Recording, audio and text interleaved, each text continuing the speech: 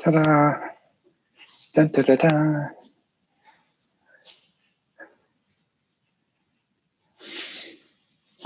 Probably should start checking in and seeing who's out there. Oh, I see Alex Fisher. Alex is running our Zoom today. Thank you, Alex.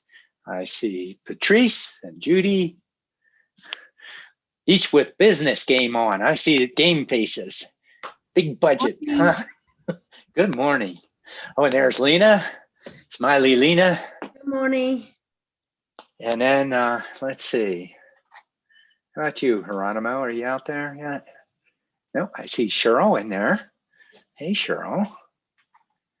Oh, that's right. I need to minimize over here, and there, and there. Get rid of those. Okay, we're just checking in. Oh, there's Stevie Pooh. All right, Steve, good morning. Beautiful morning.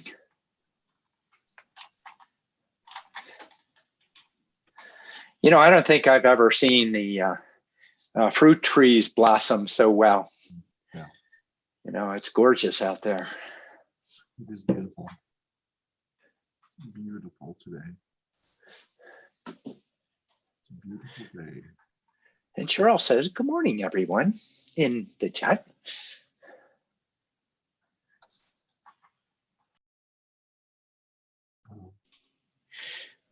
Okay, we got 8 o'clock here. So we have another long budget day ahead, but an exciting one that we'll be looking at. You know, we're going to go through a conversation in the next, actually, I probably should just call the meeting to order first. Go ahead and call the meeting to order. And I'll go through each of the supervisors, just checking in. Patrice, District 1. I am here and ready to go. Oh, fantastic. And then, District 2. We'll probably take a minute or two to catch up with us. I'll go to District 4, Judy. I'm here, and good morning, everyone. All right. And then to our Vice Chair, District 5, Lena Fowler. I saw you earlier. Good morning. I'm here. Oh, there you are. Good morning, Okay. everyone. It's Oh, a and there's beautiful day again. yes, it certainly is. And there's Siri, our Chief Financial Officer. See, I got it down today. There, Siri. And Steve Peru, our County Manager. Okay, we have called our meeting to order, and this today we're going to be going through budget discussions from 8 to 8:30. We have facilities and finance and human resources, information technology, clerk of the Superior Court, and superintendent of schools. And then we have discussion afterwards. So we have a busy day ahead of us. So with that, I'll go ahead and turn it over to Steve Peru. Thank you. Thanks, Mr. Chair, members of the board, and Superintendent Mango Pageant. Thanks for being here today. While we have the superintendent of schools scheduled for later on in the afternoon, we want to take the opportunity to look at SRS as a policy budget area. And so it provides context. And so we felt that it was a good thing to do is to have this in advance of the discussion as it relates to superintendent of schools, but also public works as well, as it's just given the nature of Secure Rural Schools Act. So again, what we're going to be doing today is providing how the funds have been set up, how the distribution between the areas has been created and maintained. Again, it provides just some context for you when you do listen later on to the discussion with the budget of superintendent of schools, and then later on, I think this week, with public works as well. And so I'm going to turn it over to Siri to go through some material that we've prepared for you. And Mr. Chair, you'll note that Supervisor Vasquez has just signed on. Thank you. Good morning, Chair Ryan and members of the board. Nicole is going to do the screen sharing. So we'll get the presentation pulled up. Great. So this morning we're going to talk about the Secure Rural Schools Act. Next slide, please. So just for some background, Secure Rural Schools is a portion. So there used to be forest fee funds generated through activities on forest lands that were distributed to counties, and that revenue had been declining. And so in 2000, there was the Secure Rural Schools and Community Self-Determined Act passed. And that was a way to distribute funds to counties to replace some of the revenues that were no longer coming in from the activity on federal lands. The payments under SRS, we'll refer to it as SRS for Secure Rural Schools, they're divided into categories of Title 1, 2, and 3, where 1 is for roads and schools, Title 2 is for projects on federal lands, and Title 3 is for county projects with some specific guidelines. And so this current allocation that we just received in April represents our final distribution unless there's a new reauthorization. Since the 2000 Act, it was set with a limited time frame, and there's been a history of reauthorizations. Oops, so if we can go to the next one, please. So we're going to step through each of these titles, but here's what it looks like right now. So we have a comparison to the funding that we received in fiscal year 20 that then gets applied to fiscal year 21. So just for comparison, you can see the dollars. So by all titles, we did receive a little bit less than last year, although included in the fiscal year 22 amount is a 5.7% federal budget sequestration.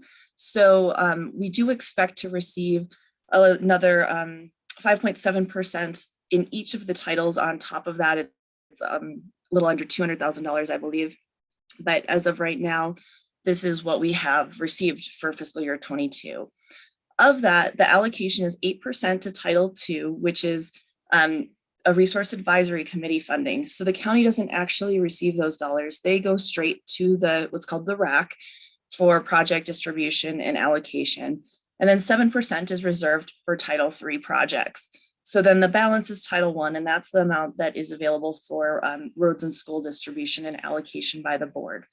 So the allocations by title that you see above is not something that the board has the ability to change the elections on anymore.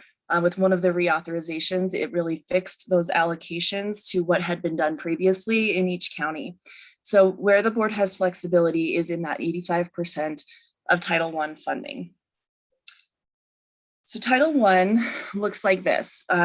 This is using our typical method of allocating the funds, where we take the balance that's available for Title I, and the first thing we do is we fund the superintendent of schools office. The superintendent of schools expenditures are located in the general fund. So this is dollars that come back to the general fund to offset those costs, as it is allowable under the Act. Then as of last year, and a few years before, when the road maintenance sales tax came into the county, the distribution of the remaining balance was changed to 25% to roads and 75% to schools. Prior to that, it had been a 50-50 allocation between roads and schools, but the board had made the decision with the road maintenance sales tax supplementing roads to change that allocation and give more to the schools. Next slide, please. So I'm going to turn it over to Superintendent Mango-Padgett to talk about the Title I allocation. Good morning, everyone. As Suri stated, the Secure Rural Schools Act is one piece of the Payments in Lieu of Taxes, or PILT program, that was established by Teddy Roosevelt to help offset losses in property taxes due to the existence of non-taxable federal lands. The Secure Rural Schools Act program aids rural counties and school districts affected by the decline in revenue from timber harvest on federal lands. Unlike other departments, Secure Rural Schools is basically the only PILT fund the Superintendent of Schools Department and schools qualify for. I would first like to provide you with some background on how the Secure Rural Schools funding was allocated in FY21 before moving into FY22. The former superintendent worked with the board to discuss the money allocated to environmental education and pilot programs, because during this time, the increase in county school needs for social emotional learning or wellness support escalated, and over the last decade, the CCESA has become an authority in STEM education. The superintendent at the time decided the necessary services requested by schools needed to be funded. In FY 2022, the CCESA will utilize the $85,000 to support social emotional learning or wellness, and the $30,000 in environmental education to provide for early child environmental education. This year, we piloted at Loop Incorporated Schools and Knowles Elementary School a systems aligned social emotional learning program, and we will be continuing on with them and adding 2 more schools to the project. Moving forward, if county American Rescue Plan funds are not allocated to the schools department, I hope it would be considered that the 25% allocated to roads would partially fund the SERS requested. And moving forward, if Secure Rural Schools is reauthorized, I would like to discuss that the statutory side of our office be funded through the general fund budget, and that the ESA would receive the $530,000 that currently funds the statutory side. Please note that if the Secures Rural Act is not reauthorized for FY 2021 and beyond, the expiration of the Secure Rural Schools and Community Self-Determination Act will create dramatic budgetary shortfalls for all of our rural counties across the United States. When the authorization for the Secure Rural School Act lapsed in FY 2016, federal forest payments to counties decreased by over 80% on average.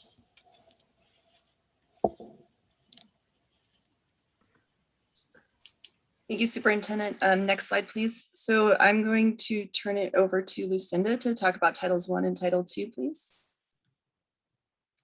Good morning. In terms of the roads, as was shared, there's a portion that historically has gone to roads.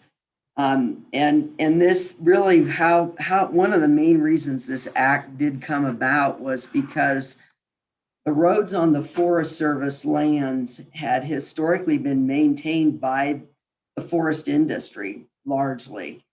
And the Forest Service also collected funds from the contractors to maintain roads outside of their projects as well. And so when the decrease in the timber activity occurred, then as you're well aware, a number of those roads the county moved in and took over the maintenance of those roads. Those decisions were made, 30, 40 years ago. And part of this act was to try to address that issue that much of the road maintenance, particularly across the Western US, had shifted to counties. The funds that do come in are put into the transportation fund, and they're applied to, various road maintenance and capital projects. It's one of the funding sources within the transportation fund. Next slide, Nicole. The other piece to this, another title, is Title II. As Siri mentioned, it's the Resource Advisory Committee that's established by the Forest Service, but we were actually involved in developing the membership of that group. It's defined, the membership is defined by the federal law, but we did have input as to those appointments. We did provide input to the Forest Service. That's a standing committee, and with these funds now coming through this current allocation, from what we've heard to date is that the Forest Service will put this group together, have this group meet again, likely early this fall. There will be a process where they will request proposals. It's a competitive process. And that RAC, that Resource Allocation or Resource Advisory Committee, they allocate those funds as they see fit. The funds are intended for projects on federal lands or those that support federal lands. Some of the recent RAC approved county projects are museum flood mitigation, the project that we recently did on Forest, just above the Mount Eldon Estates area, that alluvial fan stabilization project that was funded by a RAC grant. Historically, we funded community cleanups, or at least a portion of the community cleanups through a grant. At one point, we funded all of it through this granting mechanism. And then we also had a Schultz flood mitigation project that was funded back in 2012.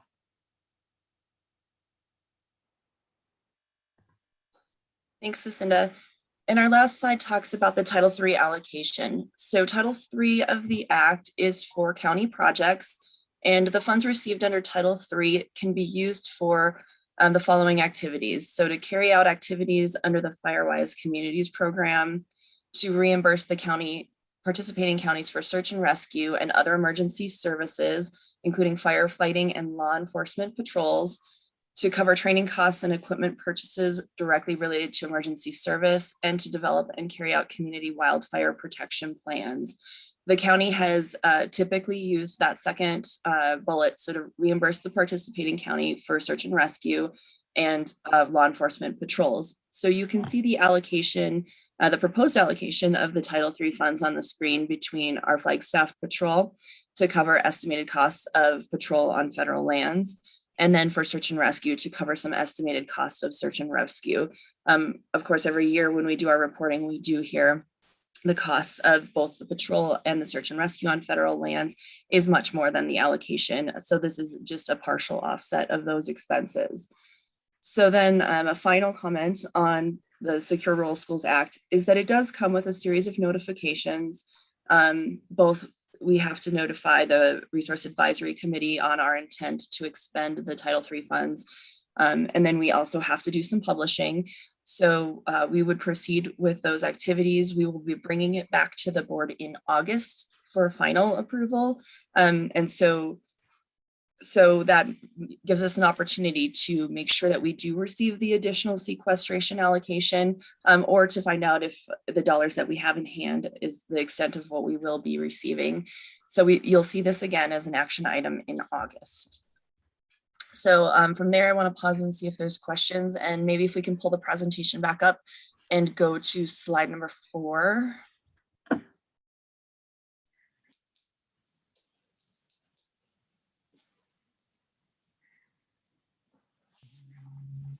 Well, while we're waiting for that, I guess we can turn it back over for discussion, and if it's helpful to pull that back up, we can.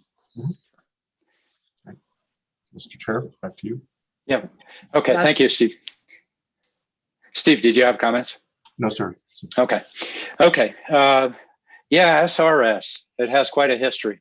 I was part of the lobby way back when, during the 2000s, when pretty much our timber fees dried up, and we basically didn't have money in there, and we were very successful. The discussion was timber industry had evaporated.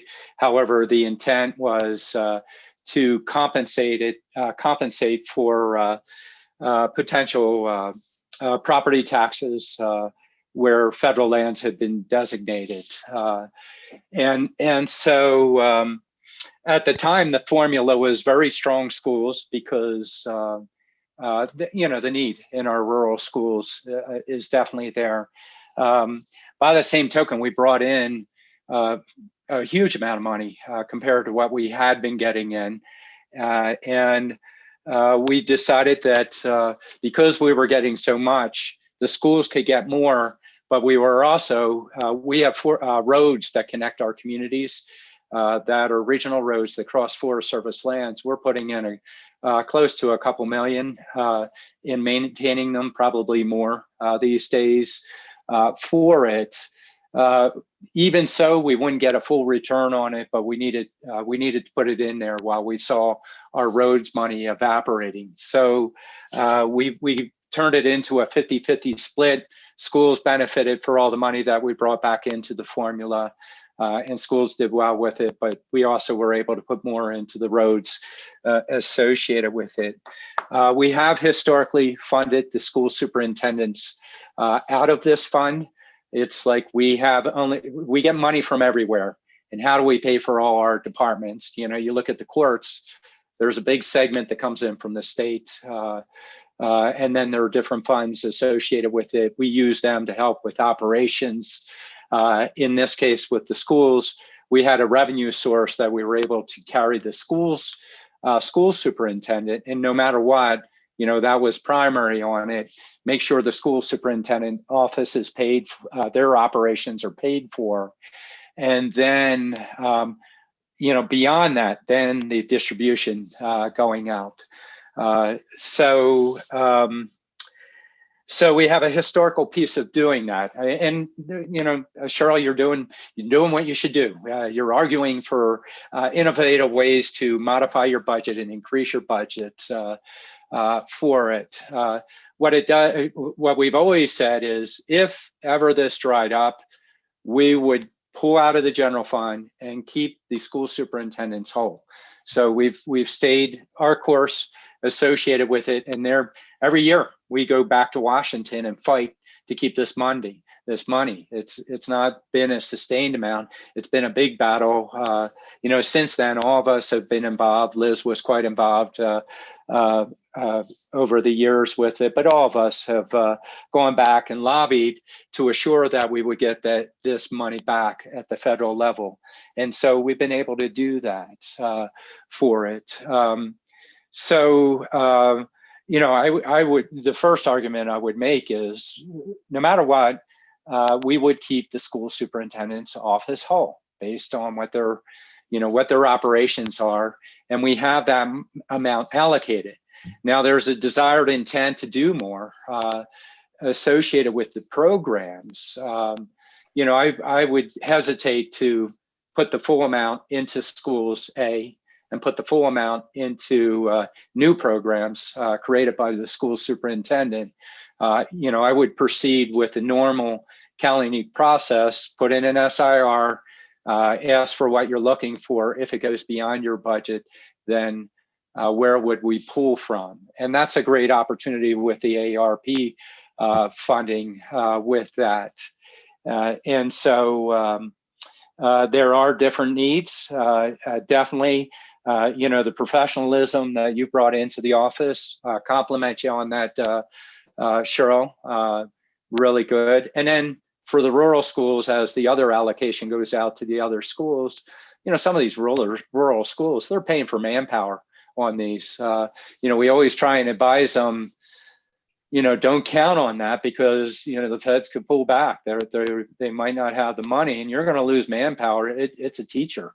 Try and treat these funds in a different way, but their budgets are so small that they put it in manpower. It's just a challenge, and why we fought legislatively to continue to do that. A little bit more. Then Prop 403, as noted, came in.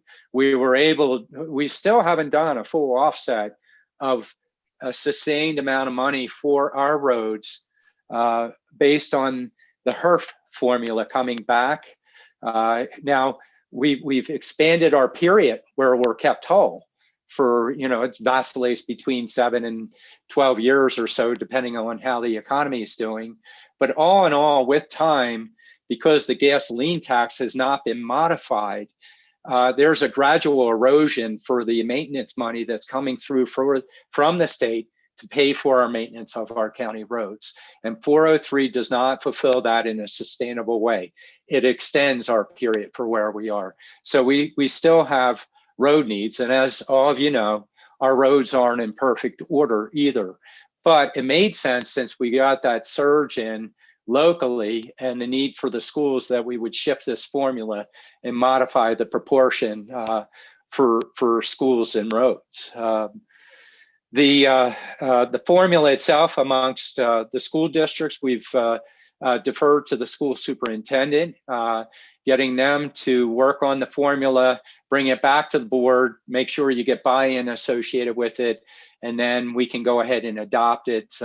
If you want to modify it, there's been pushes. Flag Unified says, hey, we've got all the people, we should get the lion's share of it. Our pushback at board level and with superintendents, varied with superintendent, was these smaller districts, they don't have expertise out there. They don't have a psychologist. They don't have that financial capability that Flag Unified does. And so the formulas are not uniform all the way across for the rural districts. So, that's another element associated with those conversations, how we got to them. Doesn't inhibit you from doing that, Cheryl, reaching out to the schools if you want a portion of that money. But it would be a discussion with the superintendents. You could bring a recommendation back to us that would modify the formula, but it's complicated. It's, it's political, to be honest with you. By the same token, for us to approve, we look at it and see, are certain measures being met, accommodating those schools or the expertise of the rural areas? Do you have a buy-in associated with it? So it's there's a need on every side associated with it. So a little bit more of how this has vacillated back and forth. And one last piece is the accommodation school. I see the accommodation school is getting money out of it, which is great. But when we set up the accommodation school, a discussion that happened with the accommodation school was school districts have this responsibility. It was school superintendent wanting to create a school to foster and enhance this type of programming. Board's discussion back on the accommodation schools was that needs to function on its own budget. We will go ahead and improve the ability to have an accommodation school, but it's got to support itself on doing that. It was a great measure. It accommodates populations that school districts weren't coming through and supporting, even though it fell under their auspices. But it really has done a really good job associated with it. So looks like I have Supervisor Horstman, and I was just filling in a little bit more history from the board side of where our conversations have gone and what's happened with this. Patrice? Yeah, and Chair Ryan, thank you for that history. And I'm somewhat familiar with secure rural schools and also the history here in Coconino County, but I think it's really important for you to lay that out. And I agree with you. I mean, education is so important, needless to say, but we also need to maintain our rural roads. And it looks like the county already, the County Board of Supervisors already made an allocation of the vast majority of it going to schools and 25% to the roads. So I think you did a very good analysis of the whole thing. It's hard. It's like you have two unbelievably important priorities here for our county and limited assets. And I mean, isn't that what this whole discussion for the next 2 weeks is all about? So I really appreciate your history on this and your analysis. And I actually agree with your analysis, meaning no disrespect for the importance of both programs. I do have a question, and that is, there is, to my understanding, another payment in lieu of taxes that goes to our schools, and that's federal impact aid program. And my question is, does the accommodation school, I know Coconino County, Flagstaff Unified, obviously Page, they get a large share of impact aid dollars coming in, payment in lieu of taxes for federally impacted lands. And does the accommodation school, does county school superintendent's office get anything? Does the accommodation get any federal impact aid dollars? The county superintendent of schools office does not get impact aid dollars, but the accommodation district does receive impact aid dollars. Do you have any idea how much that is? I've seen the amount. I'm trying to think what it is. I'm sorry, I know that's hard. Yeah, I can have that for you at the meeting later this afternoon, because then I can give you a percentage, because the majority of their funds that support the district are transportation funds. They get some ADM and transportation and impact aid. Right now, they're not really working with title grants, and we're looking into that moving forward.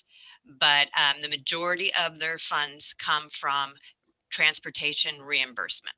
Yeah, thank you very much, Cheryl. I really appreciate that. So, And the one good news, if there's good news in our limited resources. The reauthorization, I know these are annual reauthorizations, both for secure rural schools as well as for federal impact aid dollars. But hopefully we have a friendly administration and for the reauthorization of these funds, because they're so important for our county, for our communities, and certainly for education. So thank you. And Superintendent, I so appreciate your your advocacy for our education, for our students here in our county. So thank you so much for all you do. And actually, let me see. Cheryl wanted to follow up, and it looks like I'm going to have Judy up also. Let me give the floor to Cheryl, and then we'll come back to you, Judy. Just one thing I want to be real clear is one of the things I am asking for consideration is that the Secure Rural Schools funds have historically funded, for the most part, the constitutional or statutory side of the office, but there is statute for the discretionary side to provide services upon request. And we have a very large department there.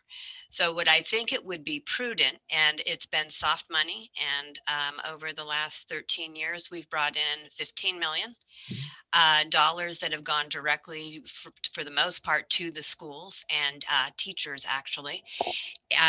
But what I'd like to consider is a phase-in plan that, since it is a constitutional office, that the statutory division be funded out of the general fund, and that some of that funds could be some support money for the discretionary side if Secure Rural Schools Act is reauthorized in the years going forward.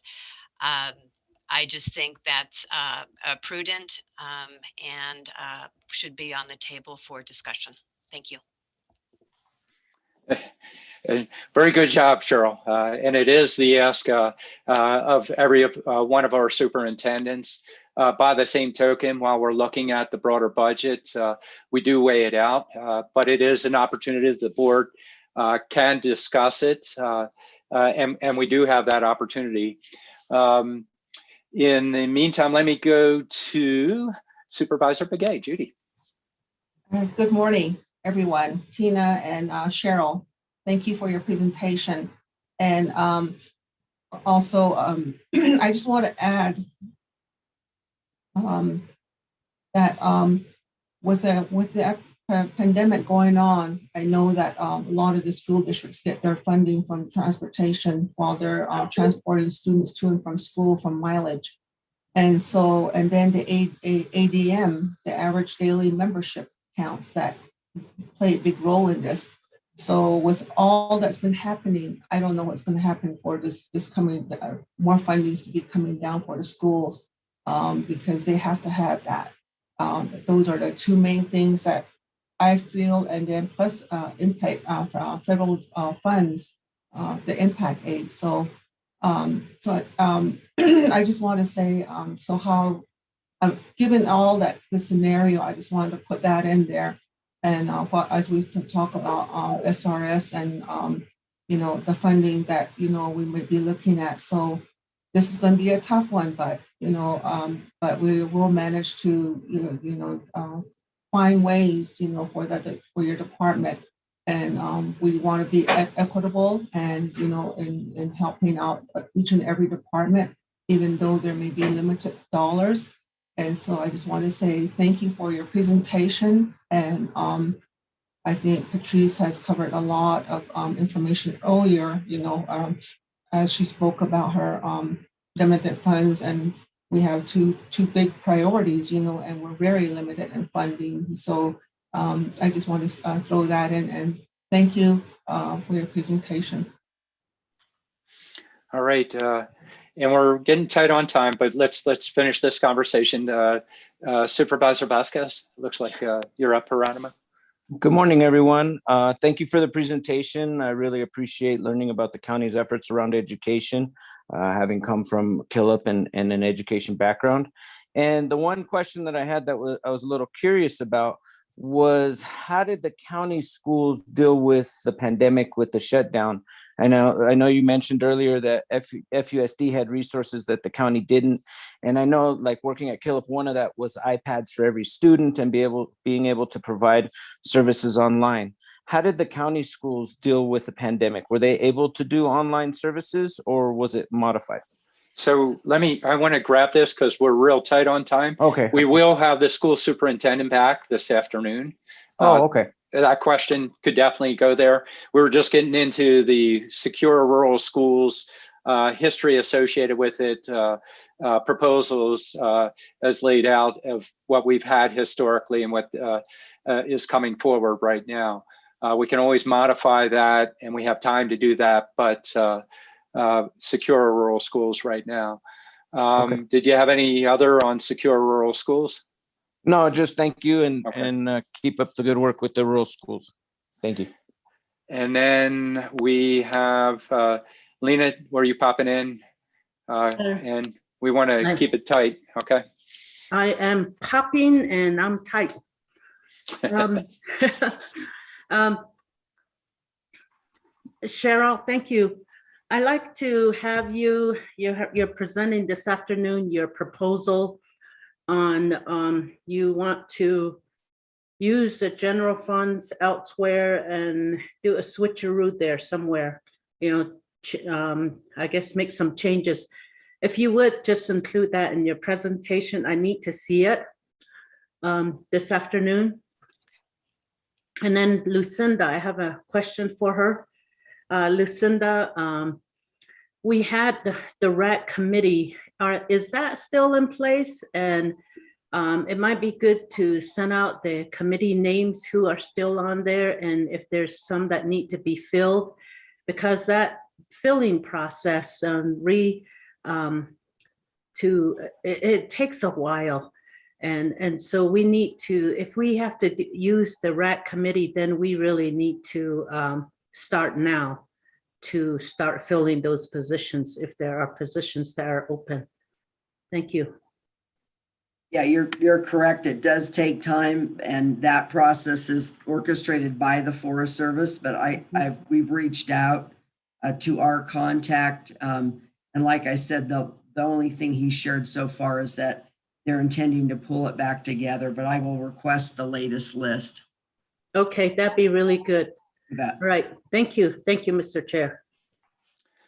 You're welcome. And at this point, this topic often takes longer, and as it would today, but we do need to get on schedule. We'll have an opportunity to have further discussions with the school superintendent. We also have the opportunity to bring SRS discussions back either later this afternoon or later in the budget process.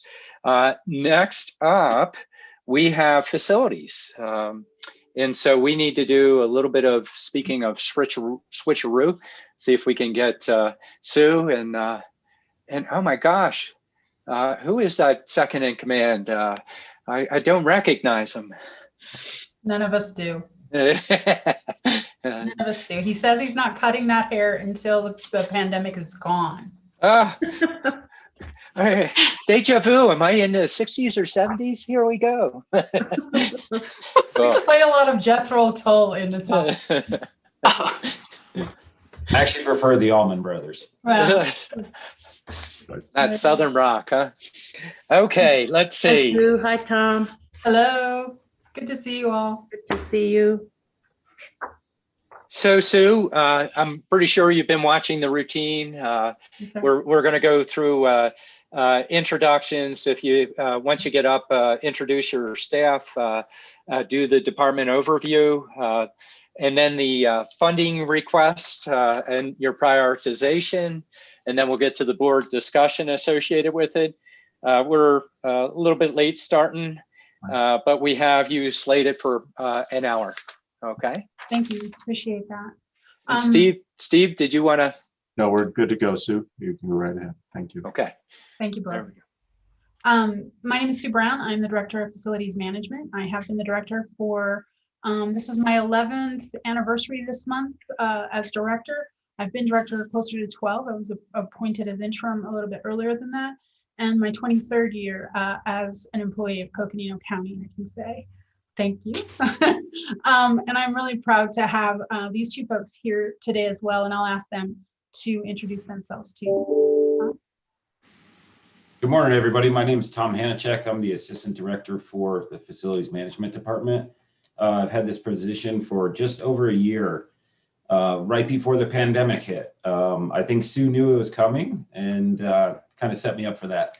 But I've been with the Facilities Department for just over 4 years now, and my first 10 years I spent with the Parks and Rec Department. So I've been a county employee for just over 14 years now. Tammy? Good morning, everyone. I'm Tammy Suho-Vieco. I am the business manager for the Facilities Department.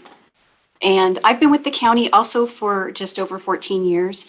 I started with the county attorney's office, and then last year transferred to the sheriff's office for a brief stint. And I've been with facilities management now for 6 months. So that's our team today. And hopefully we can answer any questions you may have. We have a presentation. We did not go formal. We did not do a PowerPoint, and I apologize for that if that's your preference. Didn't realize it, and we had so much information, it felt like it would have been too busy of a PowerPoint. So instead, if you're okay with it, we're going to tell a little our story of the last year of the life of Facilities Management Department. It has been a busy life, as has all of our lives been. And as we started to put together our discussion for today, we realized that it very quickly could be a little overwhelming. So please stop me if there's any questions that you have or anything, or if Tom's promised me he will stop me, and Tammy too, if I go on about one particular part. But we have so much that we want to convey to you, and so many important parts of it, that I'm going to kind of jump right into, if you're okay with it, a brief overview of exactly what we do as Facilities Management Department. Typically, historically, the Facilities Management Department has 3 separate lines of business. The first line of business is the age-old one, operations and maintenance. So we operate, maintain, repair, and replace the components of our buildings. We do that every single day, including Saturdays and Sundays on many occasions, because the county does not stop, and neither do we. We have on-call folks 24/7, 365, including snowstorms, power outages, and other lovely acts of nature. And we are a busy group. We are 25 people strong, and the vast majority of those staff are in the operations and maintenance section. The next section that we have is our strategic planning and capital construction area. And that is actually, there is no manager for that right now. That is one of the vacancies that we've held throughout the last year and a half. Those folks will focus on programming, planning, facilities master plan, space moves, and the general overall space allocation for the county. Though that section will also deal with leases, intergovernmental agreements, negotiation of contracts, those kinds of things. And under that staff is also the administration group, of which Tammy is a part right now. She's the single member of that program as the business manager. So we hope as the start of the new fiscal year to be able to fill that management position for strategic planning manager. Then our third group, which is very much affiliated with strategic planning, is our construction management area. And this construction manager, which is also unfilled right now, although we are very excited to welcome a new member very soon. We were in recruitment for that. And that construction manager does several things, again, working in conjunction with strategic planning. They do capital projects, and they also do capital repair and replacement. And so it's a really key area for us in terms of maintaining and operating our buildings without out of service time. So we also gain tremendous energy efficiency from this position and this line of business as well, because when we do our replacements, when we do our capital construction, we want to make sure that we are building as energy efficient structures as we possibly can. When we replace old equipment, we want to make sure that we are replacing it with much better equipment, more modern equipment, where we can gain energy efficiency. So that's our crew. Unfortunately, through the pandemic, we've only had one line of that. We've only had our operations and maintenance crews. And we have come together as a whole team to be able to survive the challenges of this last year. And it's a credit to all the 25 people who work out of this department every single day that we were able to do that. Every single person contributed to our success at great cost in some cases to them. Cost of time with their families, cost in fear because our work is done in the workplace every single day. We didn't get to telecommute at all. Tom and I started a little bit in the beginning, but found quickly that that just wasn't possible. So our group has been here pretty much throughout. And there's challenges. We have parents and childcare and everything else. So it was a very difficult period of time. But again, we did it as a team and we're very proud of that. So when we talk about an overview of what we've done in the last year, there are obviously some massive highlights that I'll go into. And I'm not going to give you the full story. There just isn't time, but we'll start, of course, with the pandemic. From the very beginning, I want to send out kudos to Dr. Marie Peoples, Incident Commander, to Kim Musselman, Incident Commander and Director of HHS, and to the entire HHS crew, because from the very beginning, we worked very closely with HHS to do as much as we could to provide the organization with PPE and standards and practices to keep them safe from the virus from the very beginning. Through conversations with Dr. Peoples at the very beginning, we had our marching orders of what we needed to do. That was to supply the organization, and it soon became clear our community partners with hand sanitizer, with masks if they were available, with disinfection materials and those kinds of things, and we did that. But in doing that, what we found is that we had to become, I don't know if anybody ever watched the show MASH, Radar R. Riley. Radar was charged with finding these obscure things in the world, and we became 25 different radars. And we could work the Google like you wouldn't believe to find what we needed to find. And that also included critical things because we got the sense that sourcing key materials, key equipment, replacement parts for our ventilation systems, et cetera, was going to soon become very, very difficult. So early on, we started sourcing those parts so we could put some things on the shelf and make sure that if something went down, we could actually get it fixed. It was not easy, and I have to commend all of our management team and all of our supervisors for the incredible job they did at finding things. Very soon, it became clear we could not find hand sanitizer, so we pivoted. We pivoted to making hand sanitizer. We have 3 different great recipes. We're very proud that the nurses at the testing and vaccine sites call us and request their favorite version. And we get it out to them as often as possible. Huge kudos to James Harbottle, who is our operations manager, who very quickly became affectionately known as the brewmaster. He is the man of barrels and barrels of 99% isopropyl alcohol and aloe vera liquid and can make a great hand sanitizer. We have extra barrels if anyone needs one. We bought barrels of alcohol, glycerin, and aloe vera liquid from as far as San Antonio, Texas. Not easy during the beginning of the pandemic, but we managed to do it. We did other things as well. We created an entire disinfecting protocol that follows CDC guidelines with help from HHS in verifying that what we were doing was going to be correct. This took a lot for our staff because in the early days, we didn't have proper PPE. If you recall, there was a shortage of masks. And that was a real challenge for us because we were very aware. We were in the thick of it, along with our cohorts, for instance, in the courthouse, who were still going in and out with great big populations of folks around. And we had to do that on the fly and figure out what the best ways to do that. In some cases, we were doing up to 3 or 4 disinfections of public spaces and employee areas per day in our most crowded areas.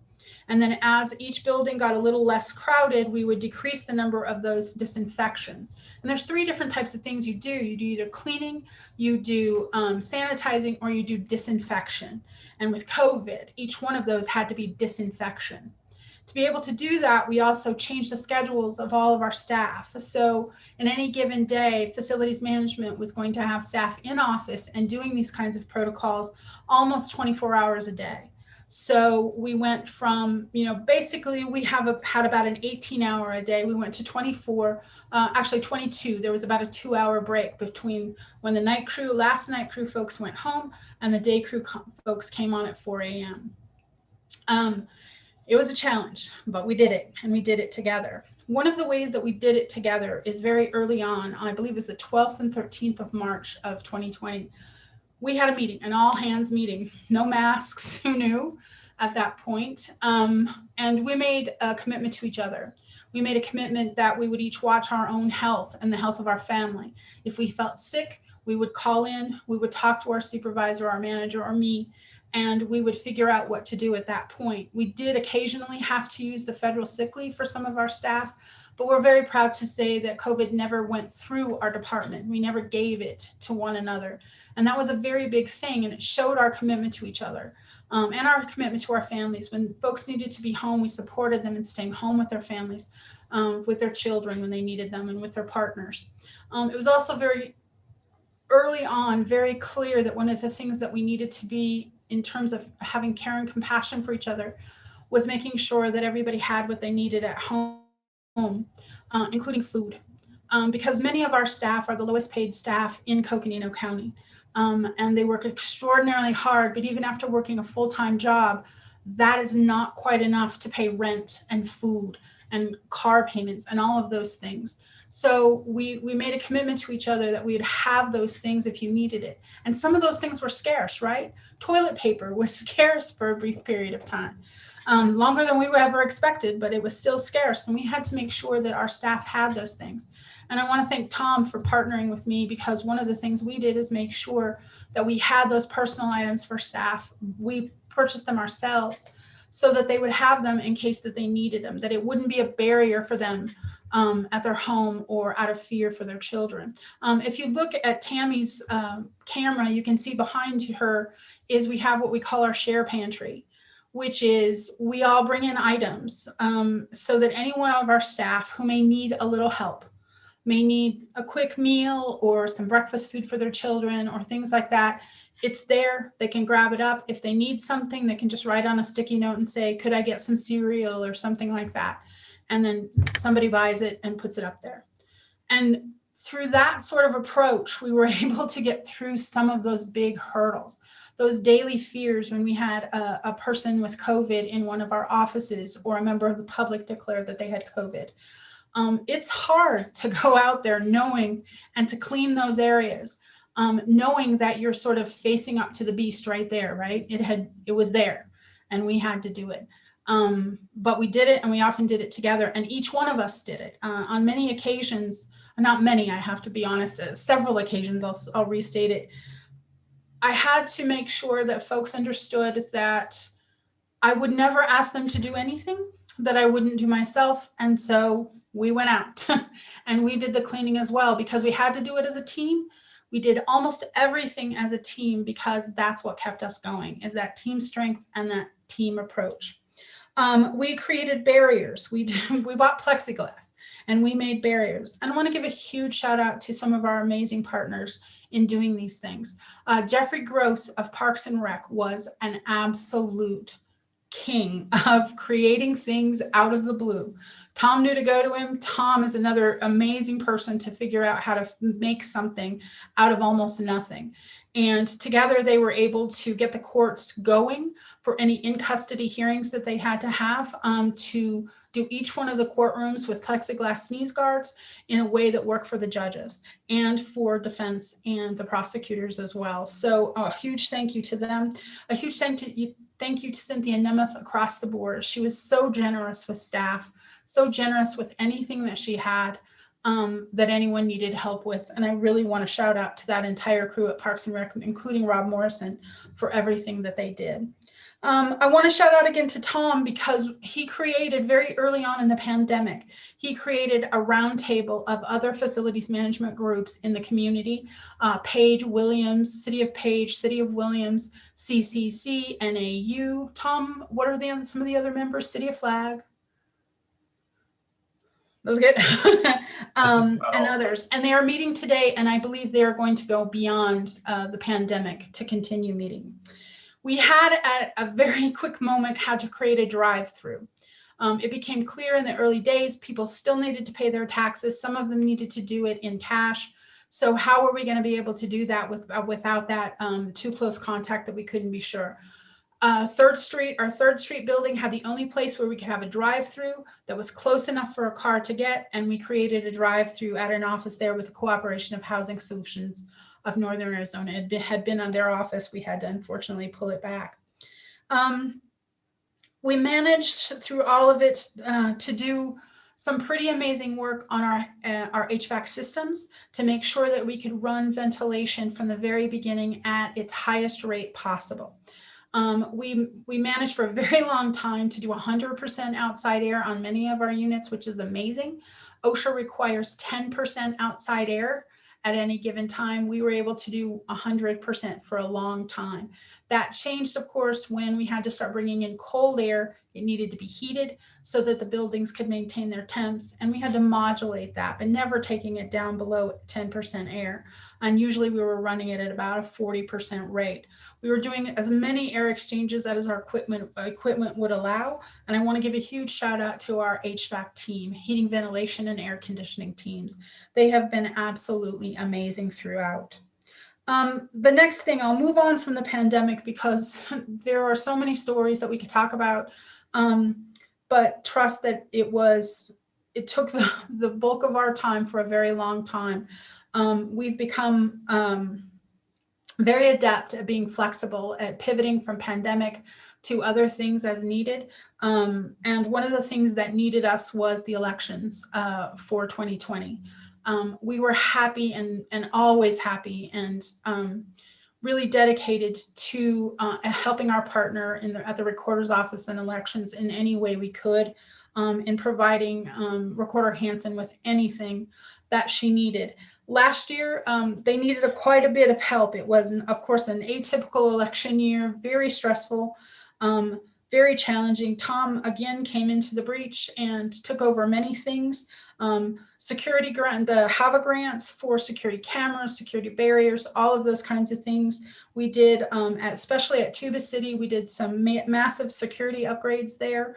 We put up a carport, a camera system. We also opened the mall satellite office for elections.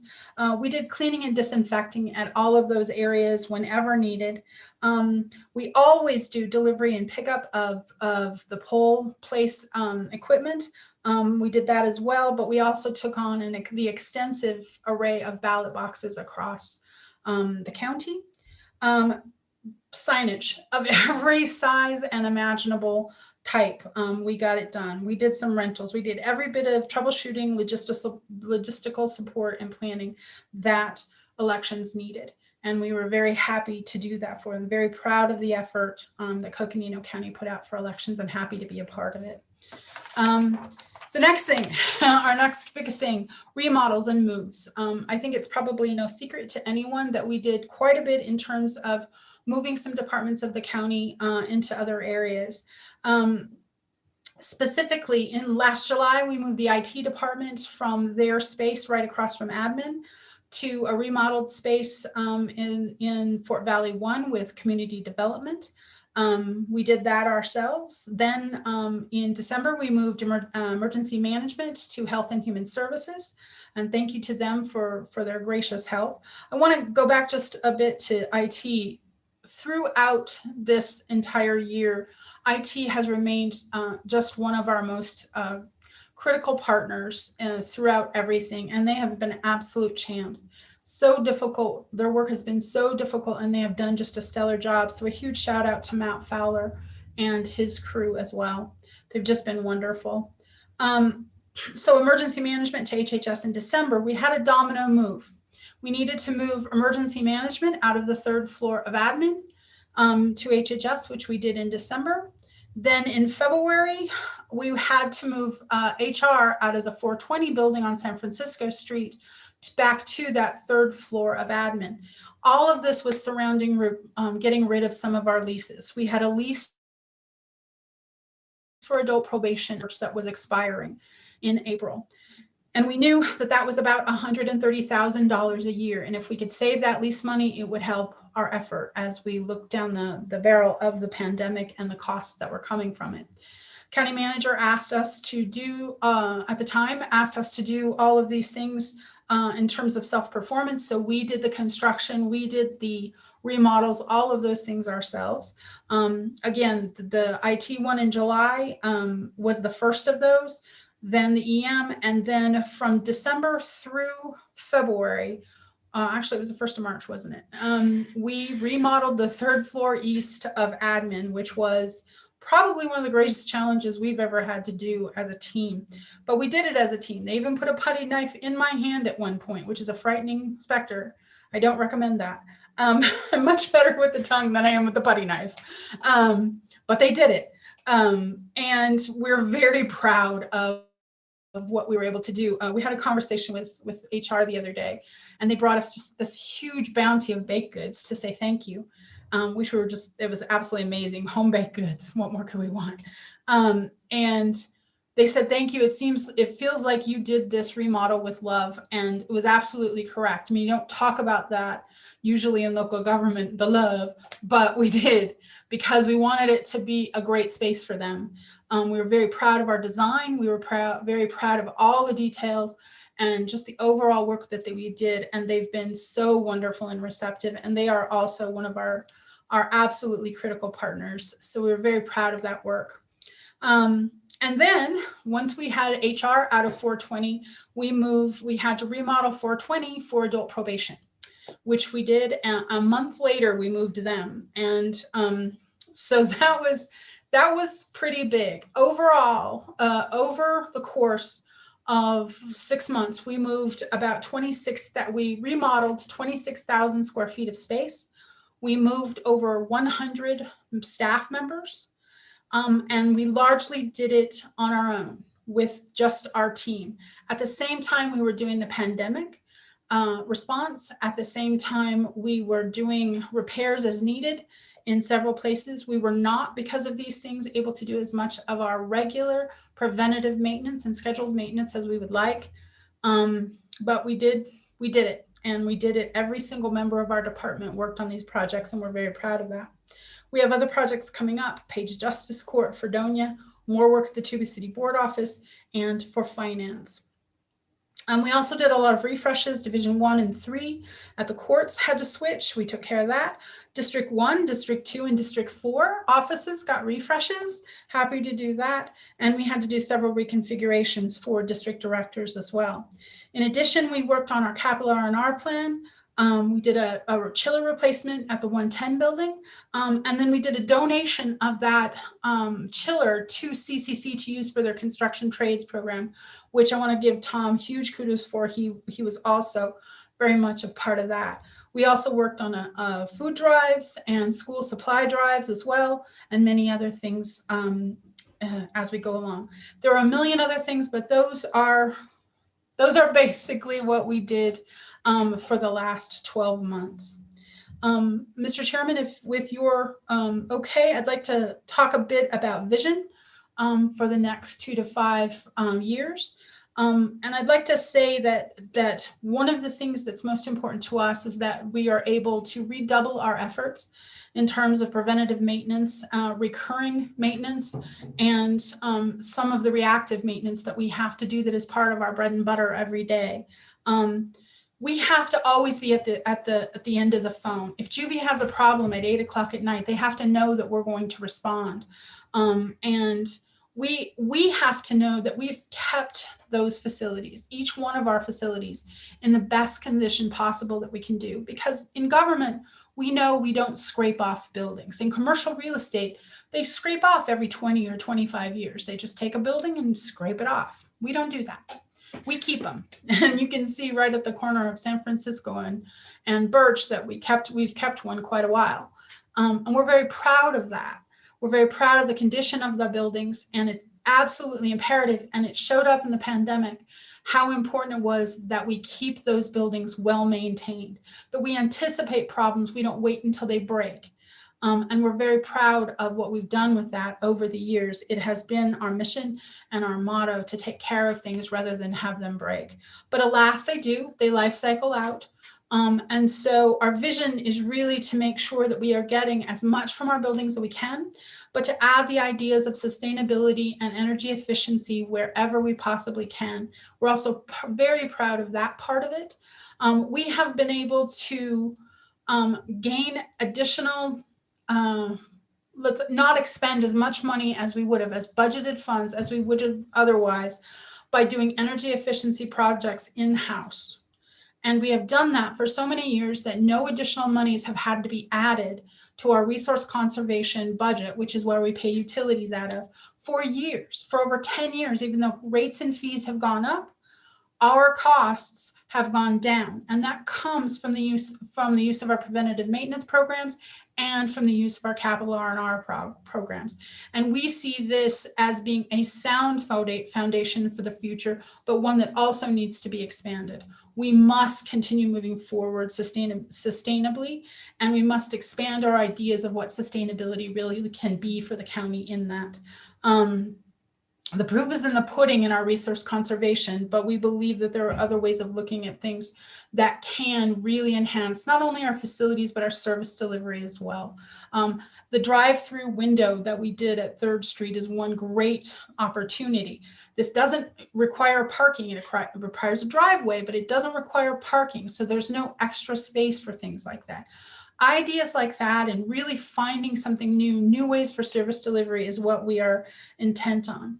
We're also intent on our capital repair and replacement fund.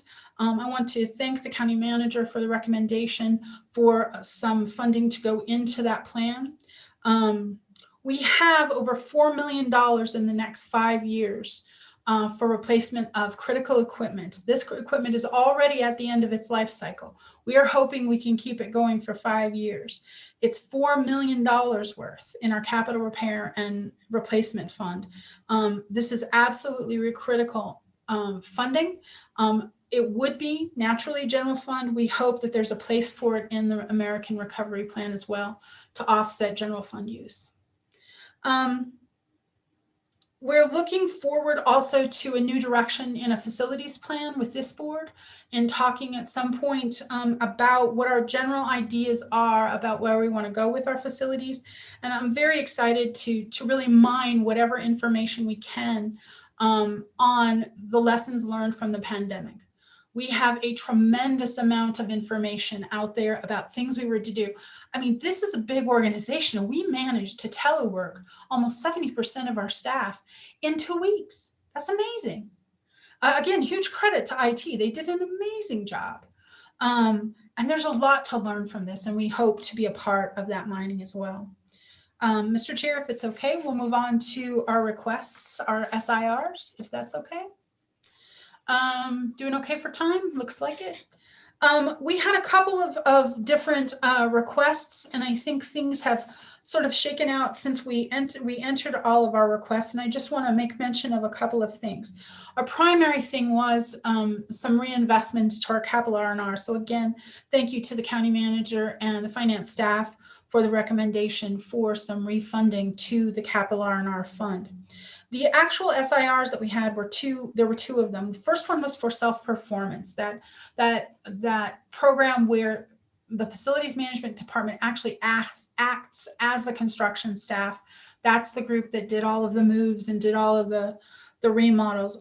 There is no denying in self-performance we can save money. The problem with self-performance for us is that it also means there's a lot of the work we can't do, which is the preventative maintenance, the scheduled maintenance, those kinds of things. And ultimately, those things, if they are ignored for any period of time, will have a cost. And it's difficult to balance those two. So I look forward to further conversations with the county manager about what the best place for self-performance is in FMD. But at this point, we agree that it's not time for the funding for that SIR or that FTE that was included in there. And we are fine with looking at that at another day and having further conversations with the county manager about that. The other SIR that we had submitted was for fleet. We were up for replacement of one of our trucks.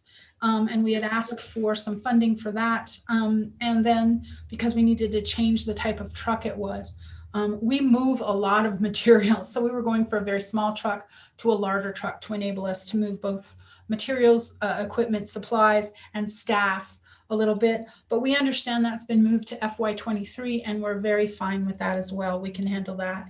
So in terms of our SIRs, we are fine with the recommendations going forward and do not have any problem with it at all.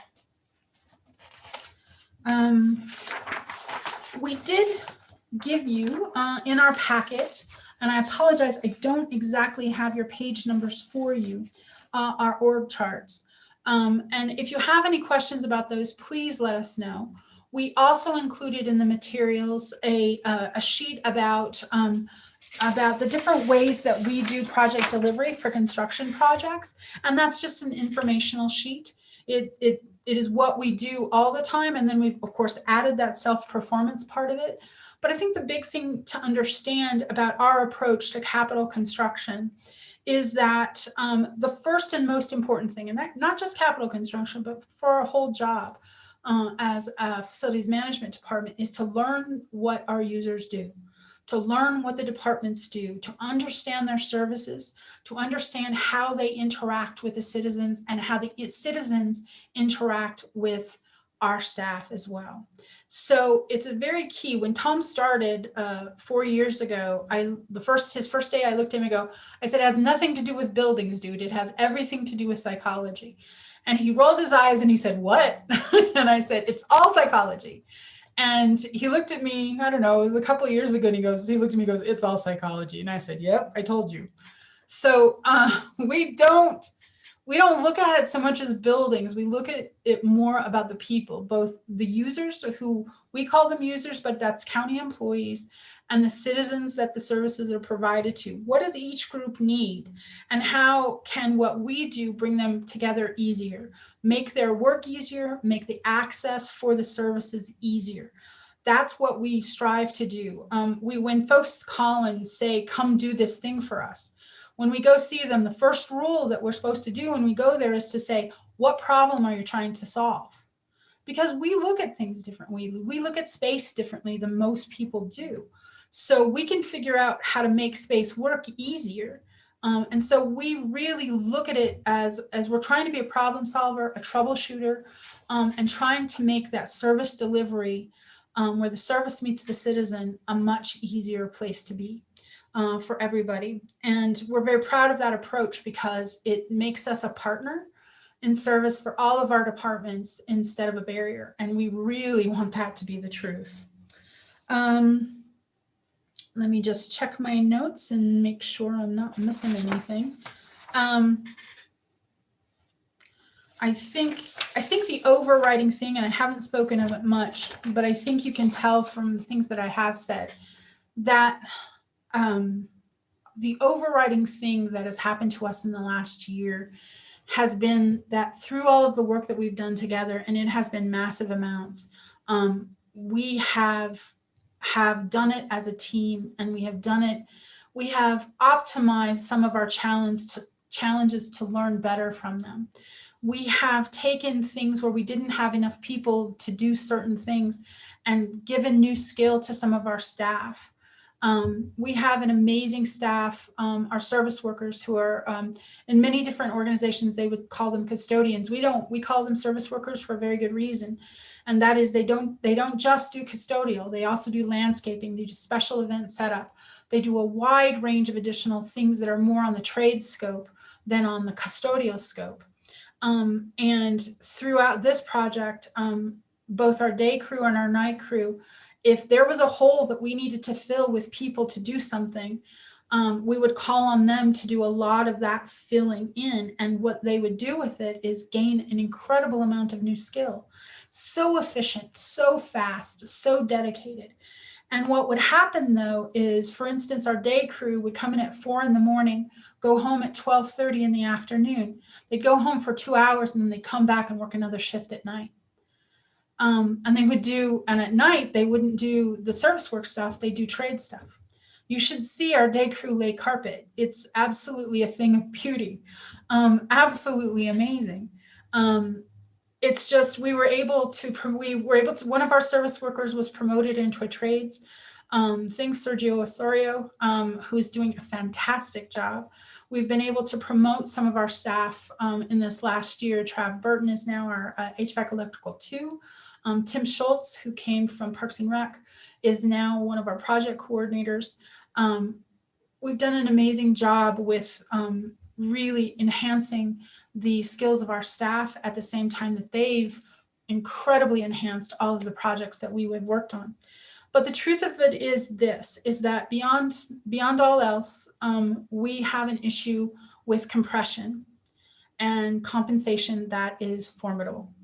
And we fully support any recommendations about additional compensation. And we fully support the conversation and some sort of solutions for compression. We have 3 classifications that are now compressed into one. Grade 5, grade 6, and grade 7 are now all compressed into grade 7. That is not an effective way to deal with this, and it is not fair to the people that are in those grades. It is a massive problem, and we really, really support working on compensation in general, but compression in particular as well. So we support the recommendations, any recommendations about working on those problems as well. The last thing I want to just say is about our contribution to, obviously, the financial situation brought on by the pandemic.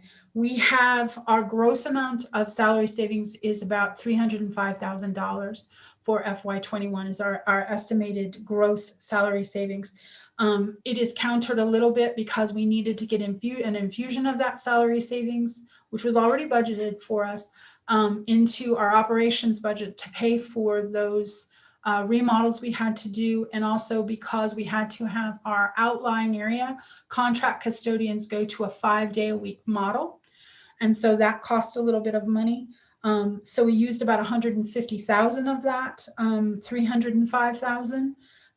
But we feel it was well worth the cost. But we also are looking at having contributed back into operations substantial monies for operations from resource conservation. I believe we contributed about $100,000 there.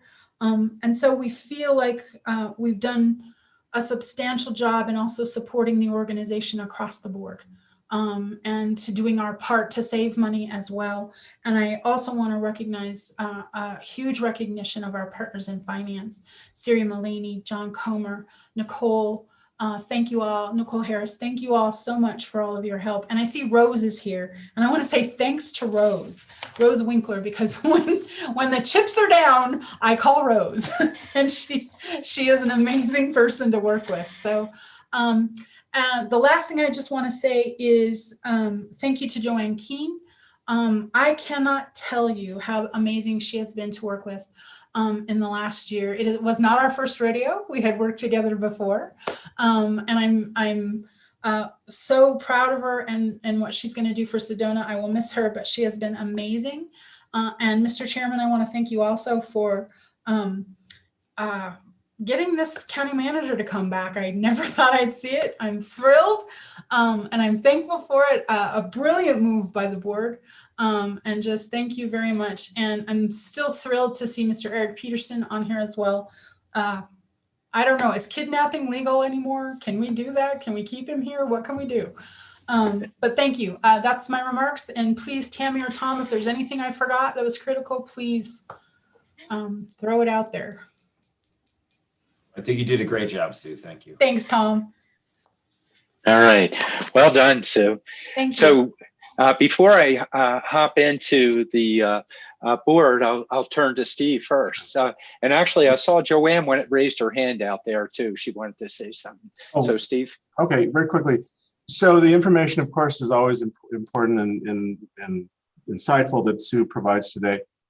I think it provides the opportunity for us to take, we're kind of at a crossroads when it relates to facilities. I think we are needing to come back to the board to discuss downtown.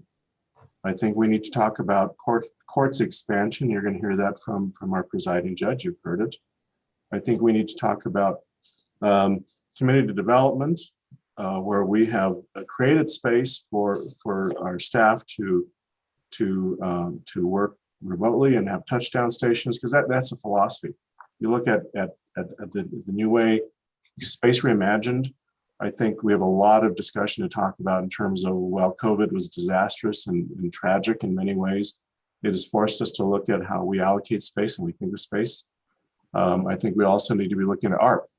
And so while when we get to the ARP discussion, it's facilities with Sue and leadership from Joanne, they put together a formidable list of potential investments that ARP could be used for. And so we have, again, that's conversation when we come back to you all with ARP discussions that will be part of it. So today, when we look at the increments, a couple of increments, but I think one that I want to talk to real quickly, when we look at the direction of self-performance, meaning, are we going to continue to do in-house construction? My recommendation is that we do not, that we look at our team to do our maintenance and planning of the facilities we have.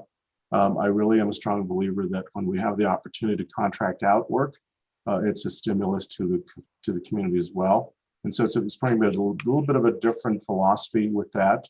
From a management standpoint, of course, as the governing board, you have that opportunity to weigh in on that as well. But again, this last year, of course, COVID was a big game changer in many ways. But when we look at the amount and the quality of work that Sue's team did with the HR remodel, the adult probation relocation, awesome work.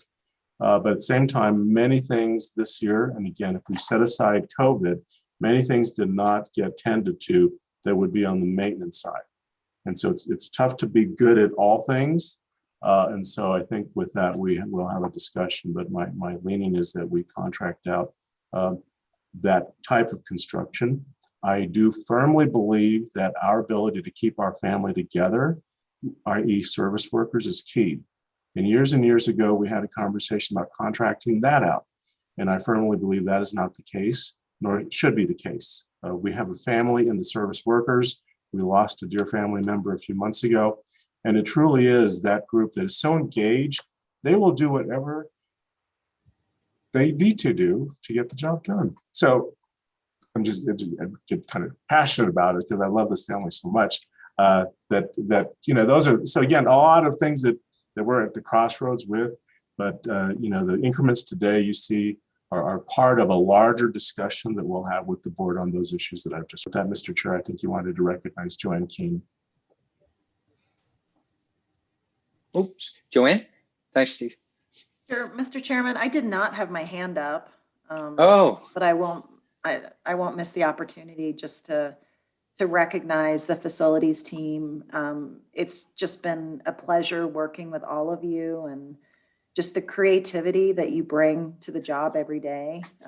It's just been really fun to work with you, and just at a really, really difficult time. You kept your team together. You had little small gatherings. You set up a food pantry. I mean, you just did a lot of things that I just think really kept that family, that team together. So I just wanted to say thank you and nice job.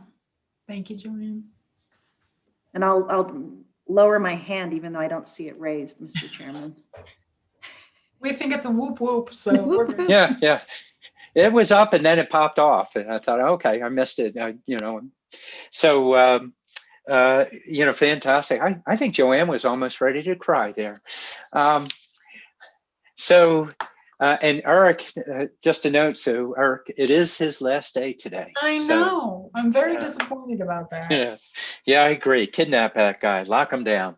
I can- So quickly, I'll go in, and then we definitely board members will want to comment and ask questions. Just a note, as you progressively go through your innovation, always in the back of the mind. I know you all have done a lot over the years. Keeping that sustainability, are we always thinking about that when we're doing it, when we're making our changes? I love the psychology discussion, hive behavior or flock behavior, absolutely, it sure is. Yeoman's task in terms of what you did during COVID, transitioning.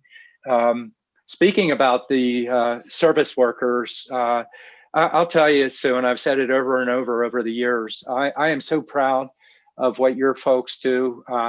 One thing that really irritates me is when you go to a facility and you have dirty bathrooms, and it's just, it shows you kind of the mentality of pride in work. Are ours clean or not?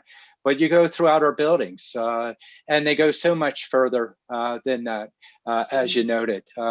There's just such a pride of our workforce in there. So, kudos and compliments to everybody. Thank you for the comments on the where are we going to go? We're looking at FTEs, but we're also looking at compensation and compression. Definitely need to hear about that. The facility, I can't read my writing here.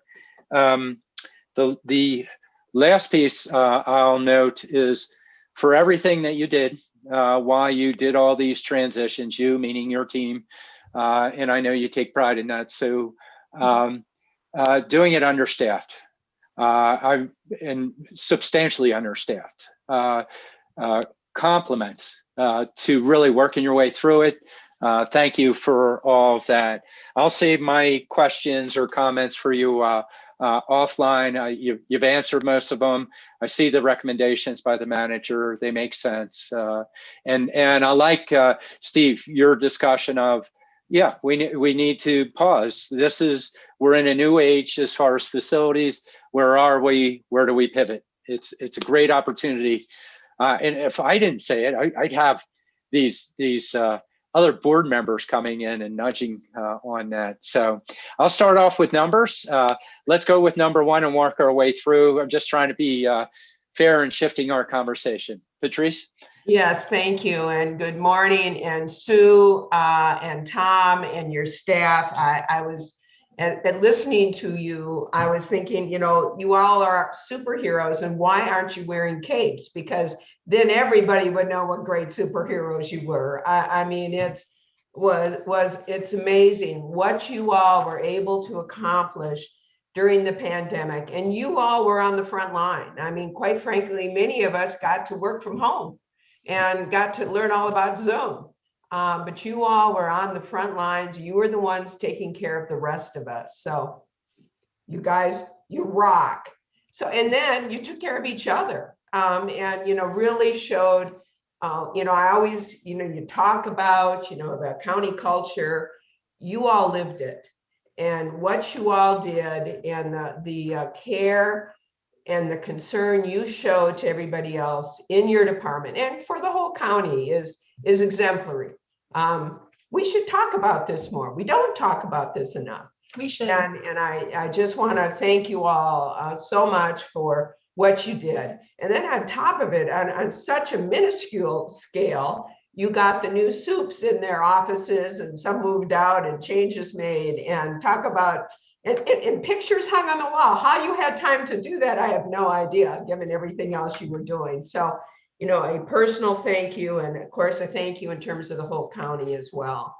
I do want to talk a little bit about, you are so right on, Sue. We've been talking about this a lot, and that is we learned from the pandemic. We learned lots, but we learned how to reimagine space. Yes. And I do agree with you wholeheartedly that needs to be a much larger topic with the Board of Supervisors. And I agree also with what our county manager talked about. I think we need to do a re-envisioning process, given the things that we learned on the downtown. Courthouse expansion is going to come up, whether we like it or not.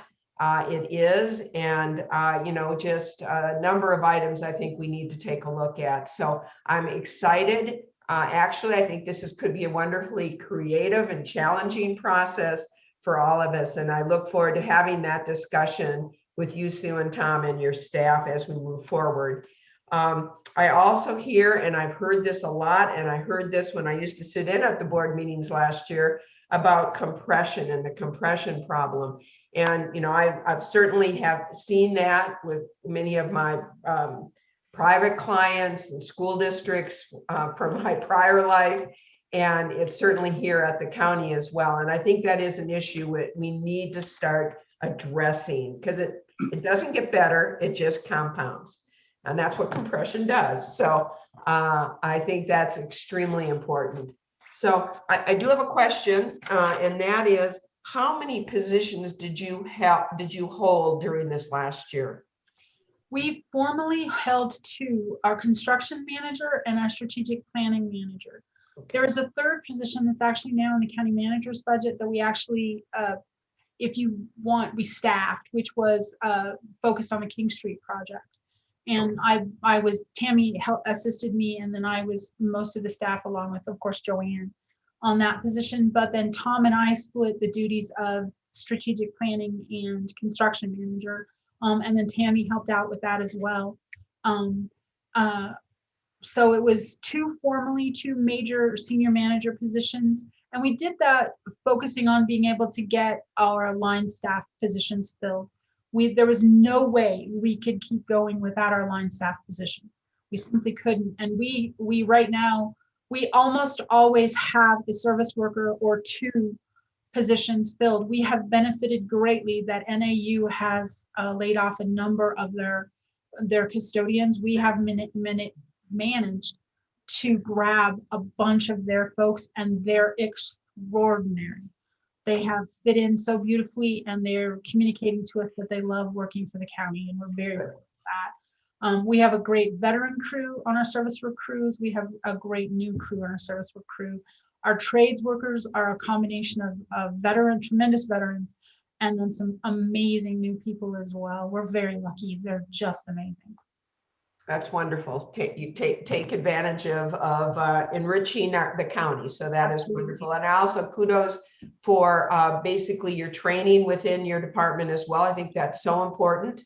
And just great job. So Sue, Tom, and Tammy, thank you so much. Thank your department.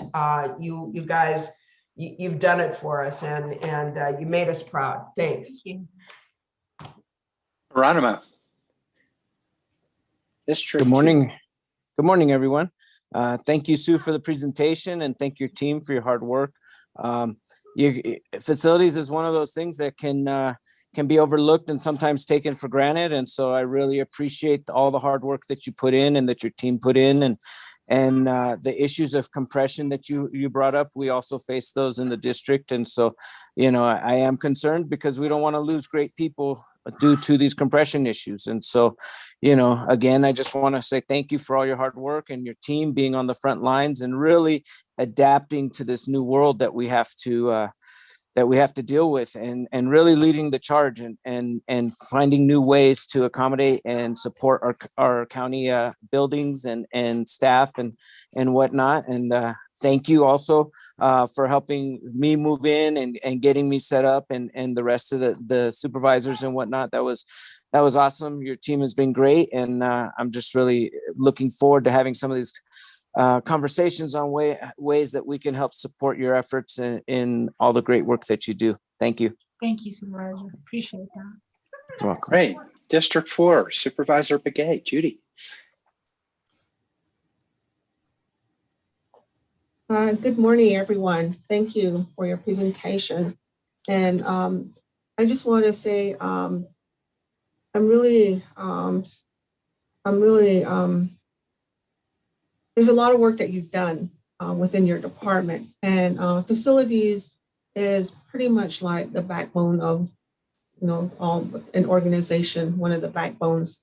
So, but there were some your tangible accomplishments that you made, like the telephone efforts, telecom efforts that you're making with other groups, to ensure that efficiency, effectiveness of the information, and then also providing PPEs to people and your staff, and disinfecting our office and to ensure safety for all of us. And then remodeling of buildings. I know that it takes a long time. And I guess one of the things we really need to look at is construction being sourced out or in-house, and how do we compare and put all the pros and cons on both sides of that. Certainly that maybe not all projects will have to go, maybe just certain ones, because I know that certain things that need to get done, they sometimes that's not enough for a construction person to be bidding on, like 1 million or 2 million. Maybe if this is like a $50,000 project, it could be done in-house. So those are things that I was thinking about. And also your partnership with Kim's office and the elections office, and serving as safety officers and also incident commanders and things like that. So certainly this is a 24/7 job, day in and day out facilities, because you have to make sure that everyone's safe. You got to think about everybody as a whole, and facilities is, even with floods, you have to be there and things like that. So those are some of the things that I was thinking about when we were making the presentation. And I just want to commend you and your staff for a job well done. And certainly, there's different ways of looking, at even everyone as being for funding requests. So I just want to say thank you again, and we'll see where this takes us. So we still have others to listen to. So thank you so much. Thank you, Supervisor Begay. Really appreciate that. And Vice Chair Fowler, District 5. Team, Morning. great job.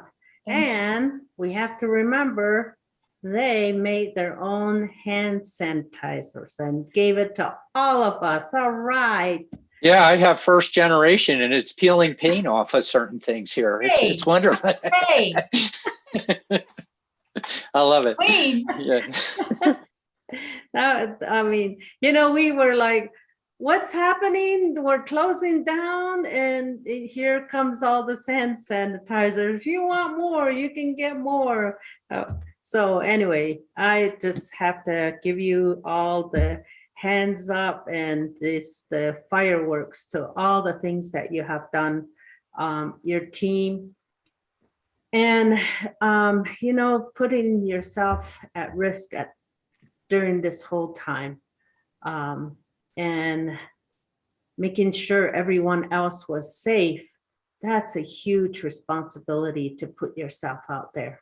So I want to just thank you, first of all, and just to you and all the team, please let them know that we absolutely appreciate coming in and knowing that the place is safe, knowing that we can just walk over, get some gloves or else, the hand sanitizers.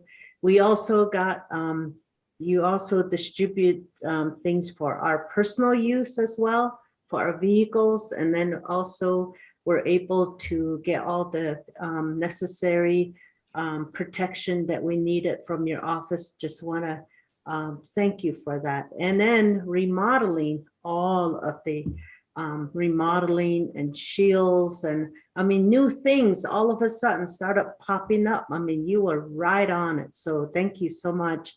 I think your request is very reasonable. I'm really happy that you're continuing forward with the master plan.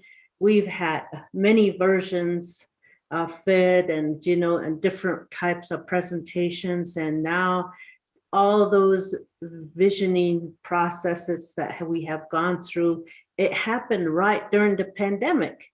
People were being moved over letting the leases go. I mean, it's just like as though nothing else, nothing was, there wasn't a pandemic. It kept on moving forward. I'm just really impressed with your focus and dedication. And so I recognize that. And yes, I think we need to look at, we've been having a lot of meetings about the arts building and trying to facilitate and trying to see what to do. Those are ongoing conversations. Downtown has always been the big conversations, court expansion, just wondering how we're going to pay for it. And then that means, all the support system that we have to pay for. Then what does that mean?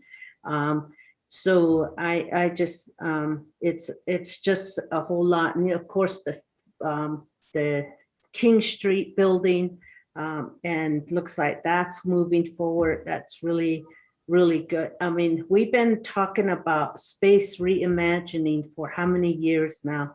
You all made a trip to Colorado, really looked at some other ways of doing business, maybe some other facilities around the country, trying to envision what could we, of those things that we're seeing, bring back home and be able to apply it here. And you have been doing that. And now it was really good that you did that. Actually, that was a good homework to do.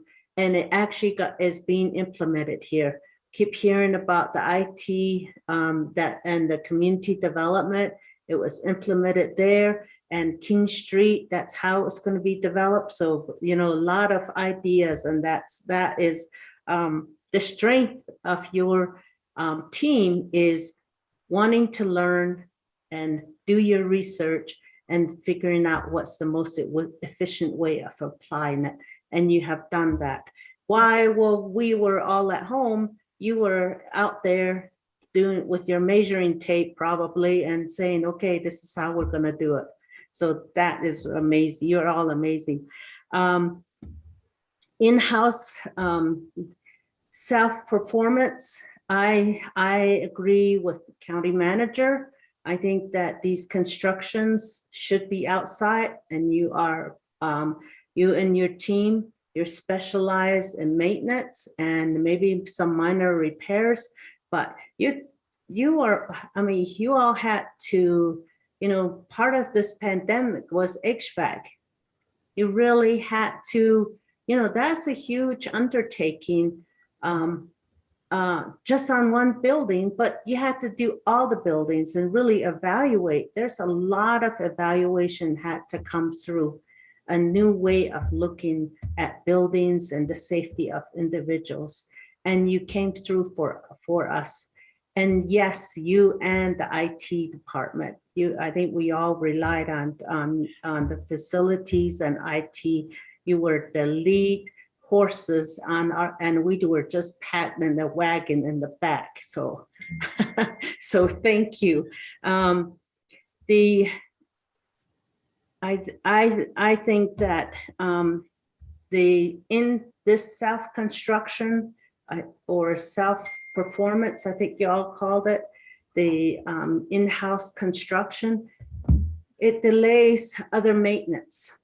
And I wanted to ask you if you could walk through a process of self-performance and the impact with your 25 staff. It's not really 25 staff, who other staff 22. that where they're supposed to be assigned, that schedule goes back. This has to be pushed. It's like an emergency thing. And their schedule is now, okay, you now know this is going to go out 2 months, 3 months, or whatever it is. Nice. So I thought maybe you could explain a little of the impact on that.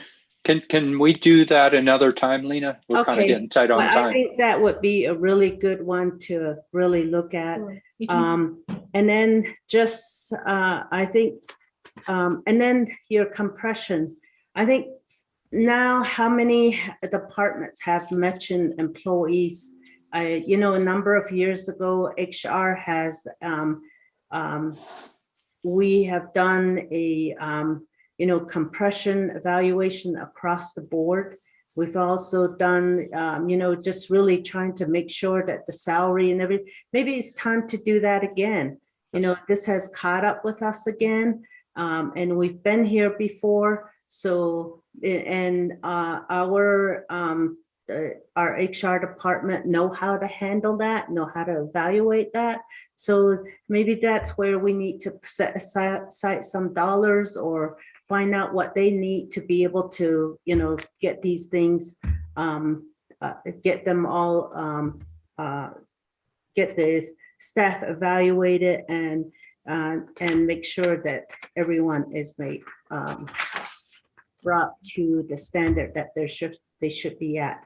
But with the timing, I just want to thank you again and really like your report.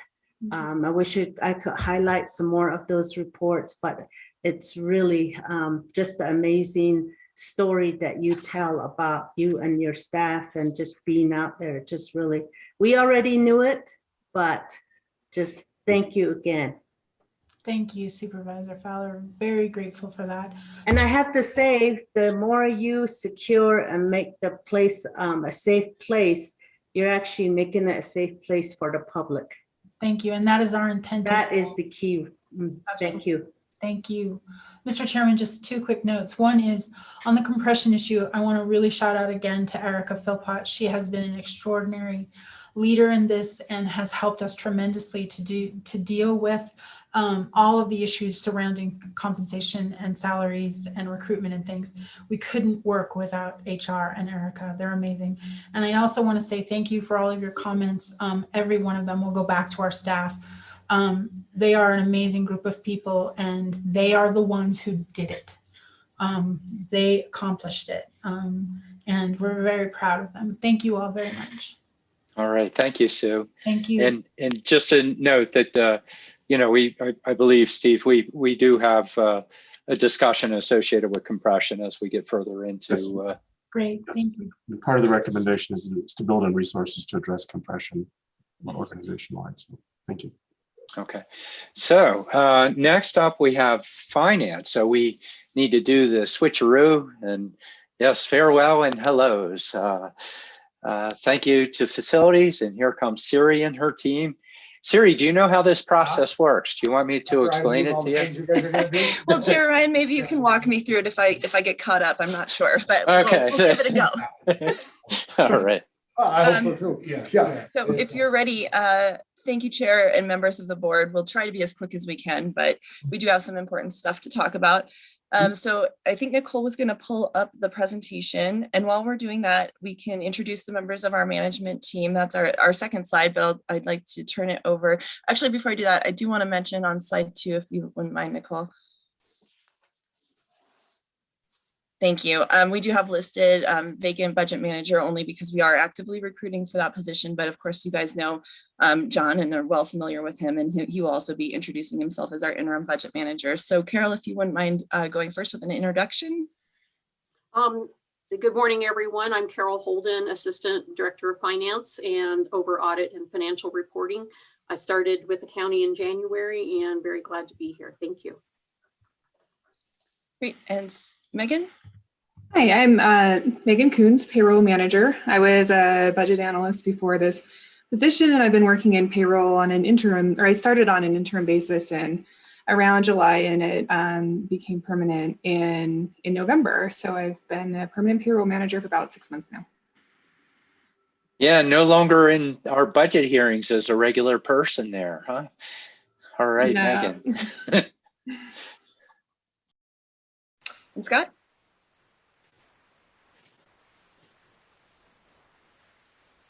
Oh, Scott, you might have to leave and come back. I think you're having headphone issues.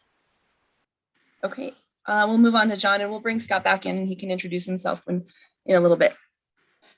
Good morning, John Comer, Senior Budget Analyst, but currently Interim Budget Manager. And before we move on, I can't say enough great things. You'll hear from them a little bit later in our presentation, but one of our greatest accomplishments, I think, in this last year has been really building a very strong management team, great people. I'm so happy to have Carol as second in command, and she's done great work in cleaning up some of the audit and financial reporting things with significant vacancies in that area. Megan, as payroll manager, has also, there was so much work to be done in that area, and she's really taken it on with very little direction and cleaned up so much stuff, and has been a fantastic addition there. You all know Scott from his years and years of experience with the county. I think he's been here since close to the beginning of time. I'm not sure, but still fantastic as ever.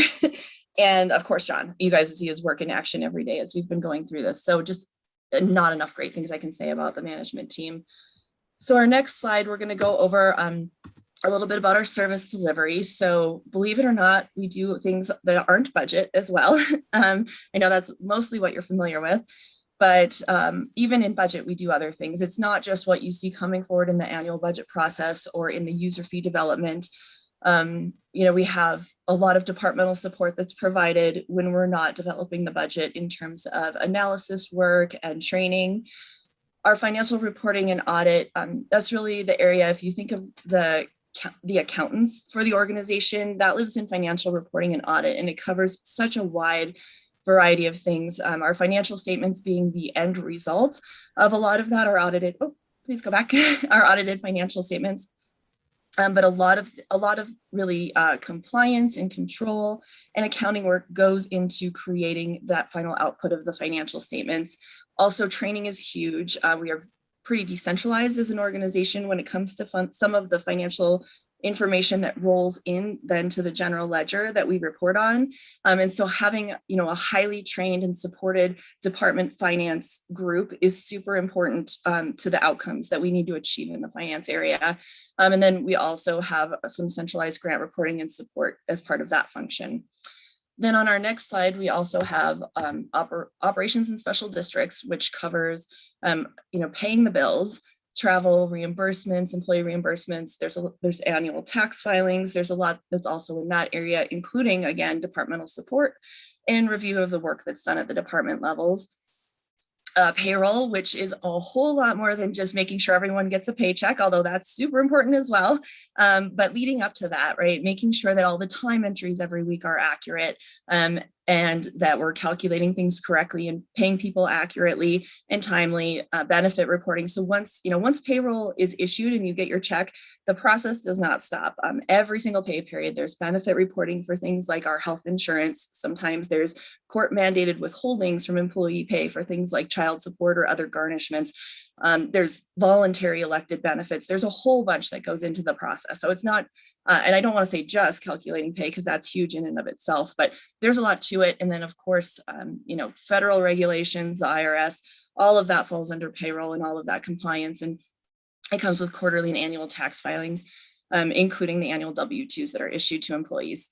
And then purchasing, departmental purchasing support. Scott is a team of one who really provides a lot of the purchasing support, whether it's a requisition for smaller dollar purchases, the purchasing card program for the smallest dollar, more routine purchases, and then the public procurements, RFPs and things. Scott is the liaison for that process for almost every department, and so many employees are touched by that program as well, and contract reviews. So really, I guess the point is, we're an internal service department, and our work touches most employees in some way, well, all employees through payroll. So, but most employees as well in these areas, whether it's travel reimbursements or accounts payable, and that purchasing support. Our work really is here for the benefit of the organization as a whole. So on our next slide, so similar to the duties, I really can't cover every single thing that we've done, but I do want to tell the story of the last about 12 months in our department. If we were to look back at our fiscal year 20 salary savings, they were about 25% of our salary and benefit budget. That's pretty significant. And then this year, you've seen the report. We're on track for another high level of vacancy savings. About 50% of our positions have turned over from the period of time of Mike leaving. Before I came on, there was significant turnover. Then, when I got here, we lost our assistant director. fortunately to a promotional opportunity for her, but still that was a big impact. And then some of it has been happy turnover with internal promotions like Megan Coons moving forward, but we've had significant turnover, and our team has continued to meet the mandates that are required. There's lots of mandates in finance, lots of compliance requirements, but with an incredibly lean staff. So that is our number one success, is just really surviving with the incredible amount of vacancies we've had, and filling those vacancies has been a challenge. And I'll talk about that in a little bit. But we have other accomplishments that we have either started or have, fully completed. One of those I want to highlight is in the audit and financial reporting, an extensive chart of accounts cleanup that is underway, but even identifying that chart of accounts cleanup needed to happen was, I would say, a big accomplishment, because some of the unresolved balances that we have are coming from the time of when we were on HTE, and we've been in Munis for 3 fiscal years now, I believe. And so even getting to the point where we recognize that some things needed more attention and cleanup in terms of those balances is an accomplishment, because some of them had been sitting on the books for several years, if not longer. And so we're getting there. We know we have more work to do in that area, but we've recognized it, and we're working on it, and that's huge. As we move on to the next slide, some more accomplishments. So payroll, again, like I said, Megan's been doing a great job coordinating the team and getting documentation of processes and lots of efficiencies and improvements put into place. And we're continuing that effort as well.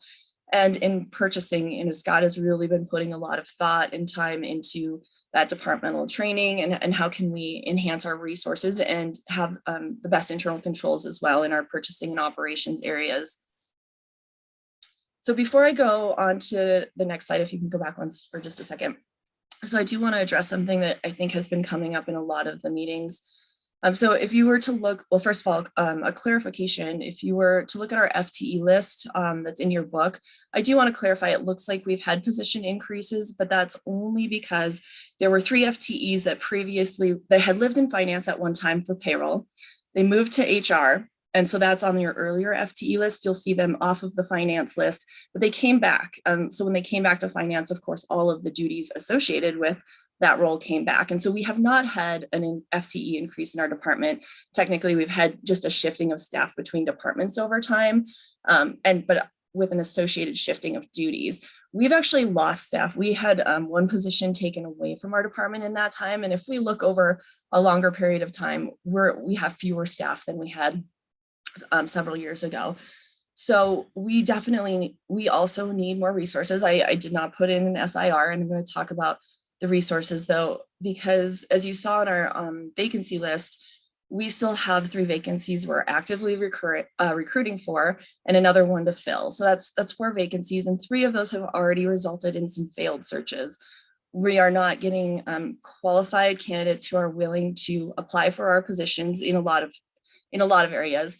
Or when they do apply and we make an offer, we've had some failed searches in terms of people not willing to, again, accept the position and move to Flagstaff for the salary that we are able to offer. So while, in the long run, we definitely need more resources. Right now, what we need is the ability to be able to offer a competitive salary and get qualified accounting staff into our department. So therefore, my personal plug is to advocate for pay increases that also move the market so that we can continue to try and get caught back up with where we need to be in order to get staff in the door. It doesn't do us any good to have more FTEs on the books if we can't fill them. So that's my plug there. Okay, so then moving on to the fun part. So our vision and priorities as a department.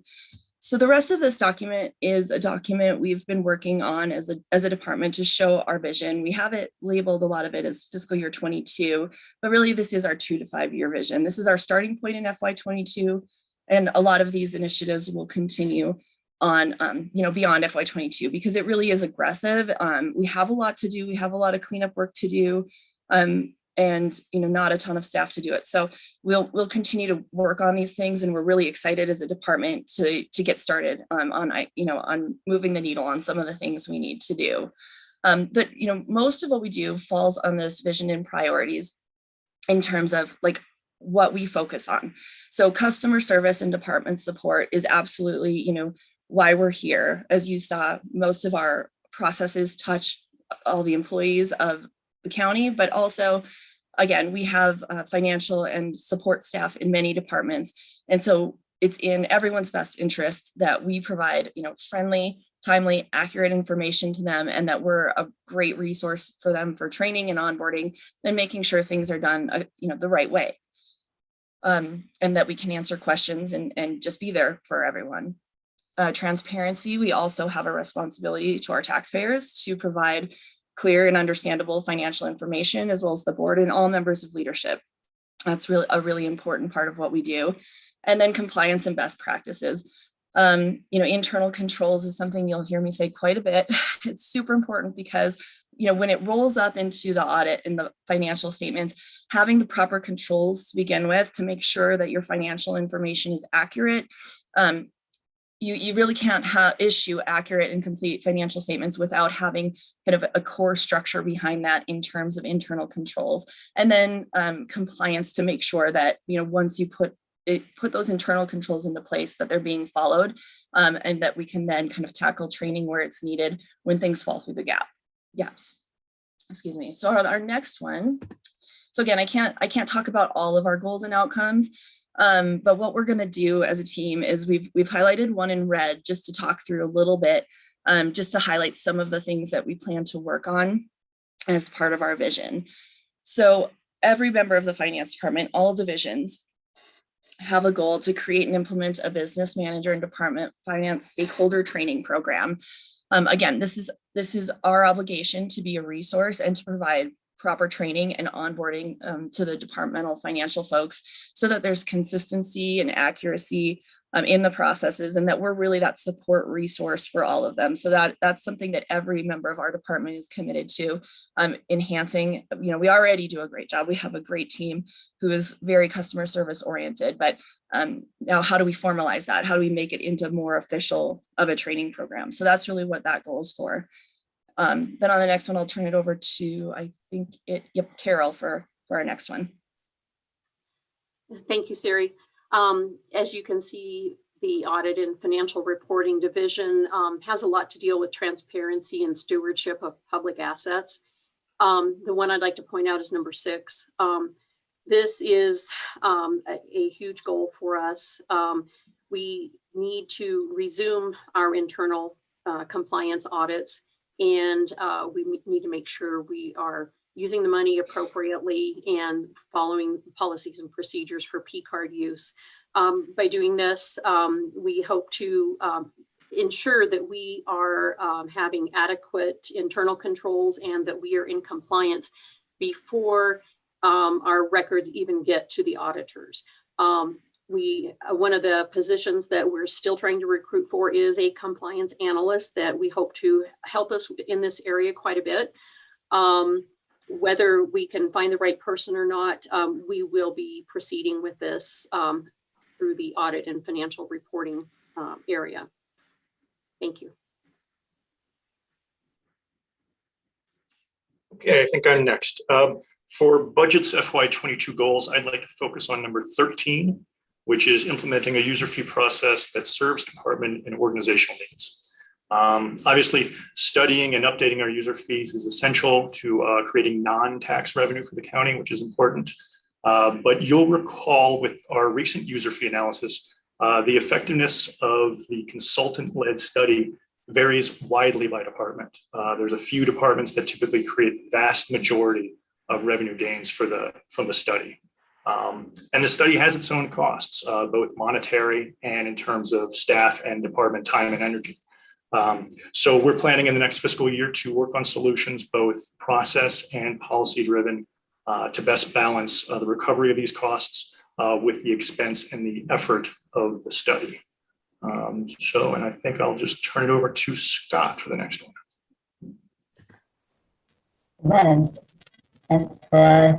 Oh, Scott, you're still a chipmunk. Can we try one more time? One more time to have you come back, and we'll come back to this slide. Okay, I'm starting with the Okay. Okay, so It's still a chipmunk.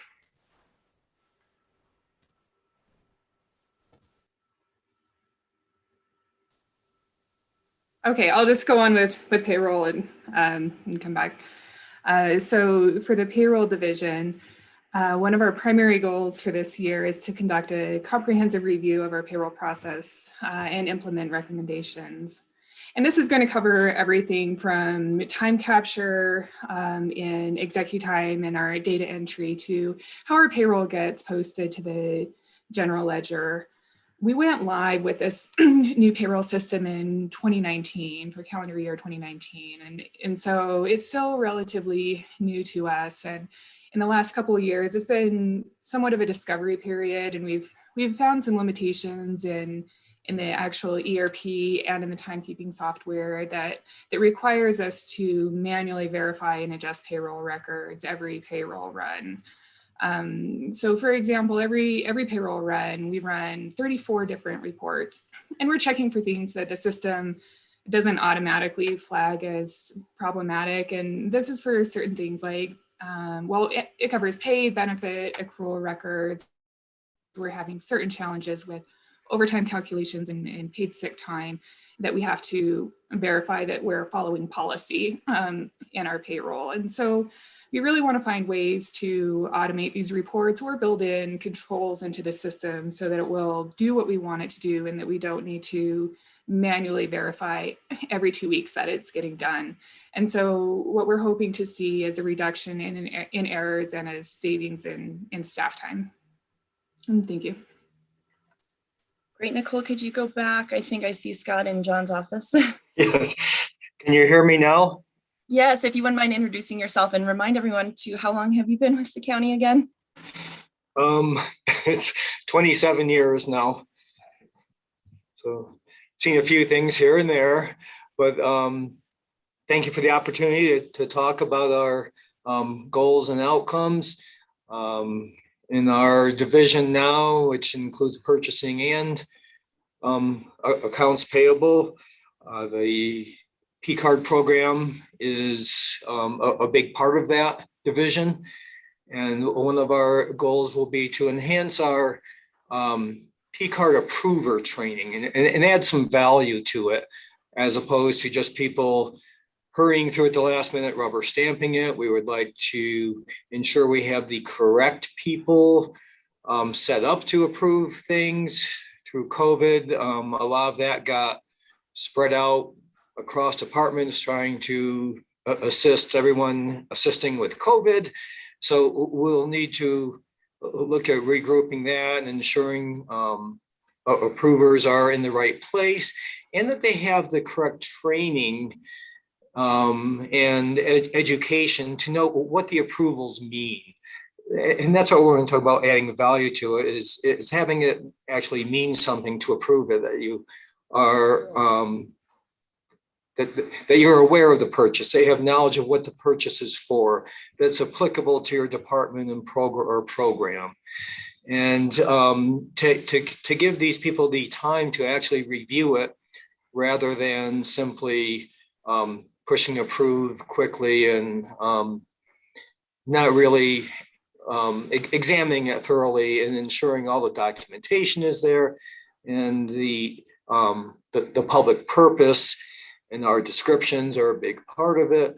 We want to ensure that all of our transactions, large and small, have a true public purpose to them. And that will be some of the focus of our P card approver training. Thanks, Scott. So Nicole, if we can skip the next one that we've covered and go to what I think is our second to the last slide. So thanks everyone for presenting those. And then just want to point out that we also have some goals and outcomes that are multi-divisional and multi-department working. So one highlighted, I think is one you're pretty familiar with, working with department stakeholders, working with different areas to develop policies, just a sampling of the policies that we're developing in conjunction with public affairs and human resources, relate to the public purpose, communicating and documenting the public purpose and public benefit and what those policies look like. So we have some areas there as well. and then of course within our division.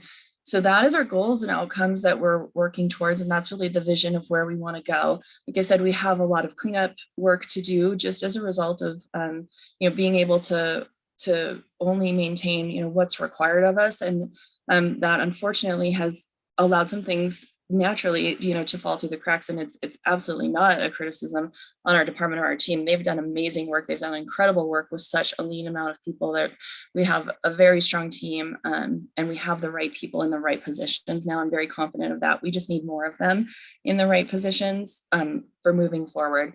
So I do want to recognize all the work of every member of our finance team, the management team that's on today, and the whole department has done great things and continues to do great things. And they've been asked to do so much and have really risen to the challenge. And then our last slide just pulls it all together in terms of those goals that we talked about, the vision areas and priorities in the beginning of customer service and department support, transparency, and then compliance and best practices. The new numbers on here align with the goal numbers on the prior slide. So goal 1 really hits on transparency and customer service and department support as the primary outcome that we expect to accomplish through that goal. And so you can see how that translates. We could, technically we could probably put every single goal in that middle part where all the circles kind of overlap, because they really, most things do relate to all of these areas, but the primary areas that are addressed by each goal is shown in the chart.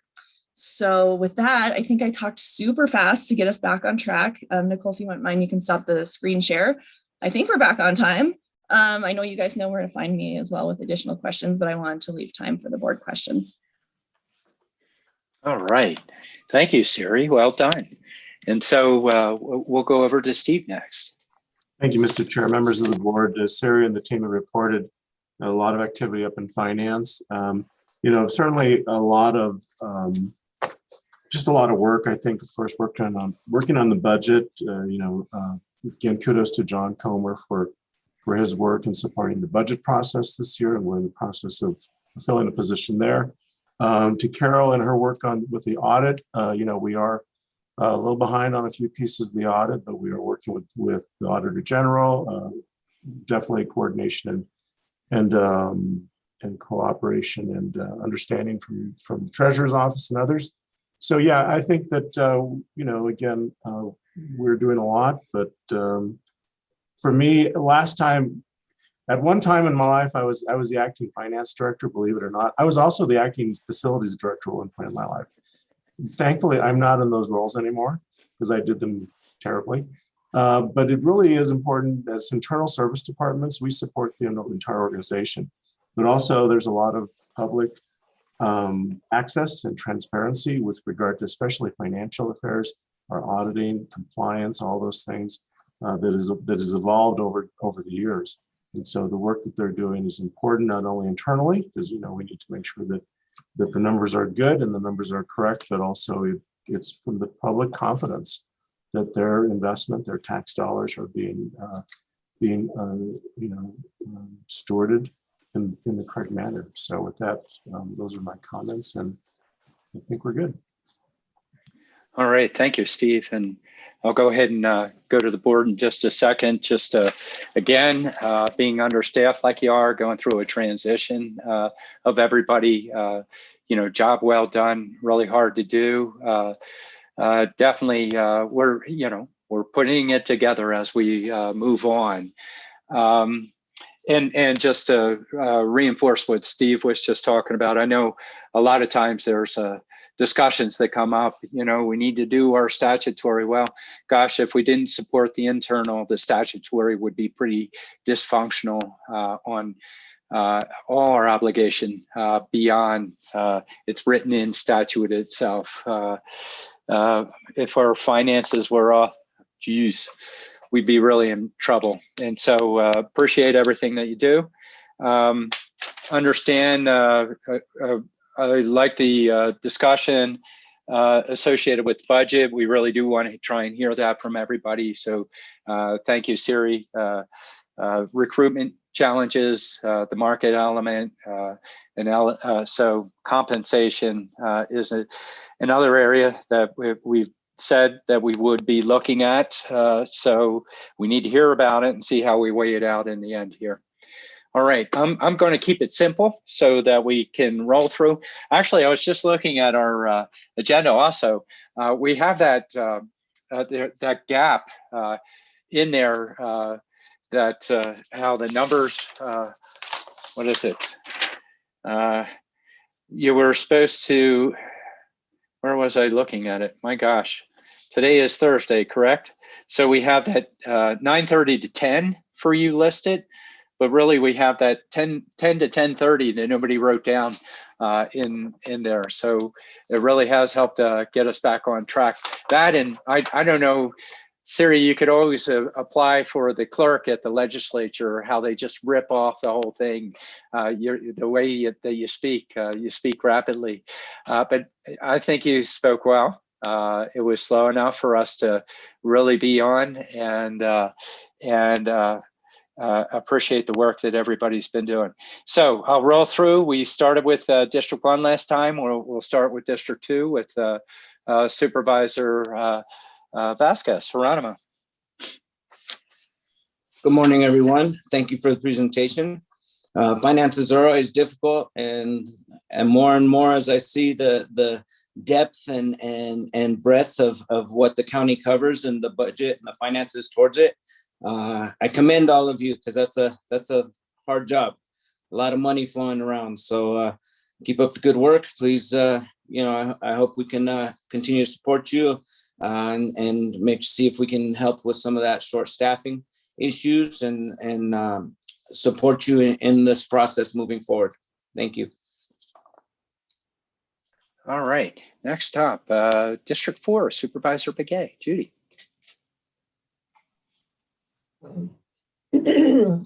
Thank you, Siri, your staff, Megan, Carol, and John, and thank you very much for your presentation.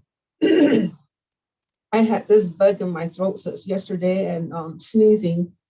And so anyway, finance is something that is that should be in compliance at all times. I just want to say thank you for sharing your information, keeping everyone informed, and that they're all involved. That's very important within an organization.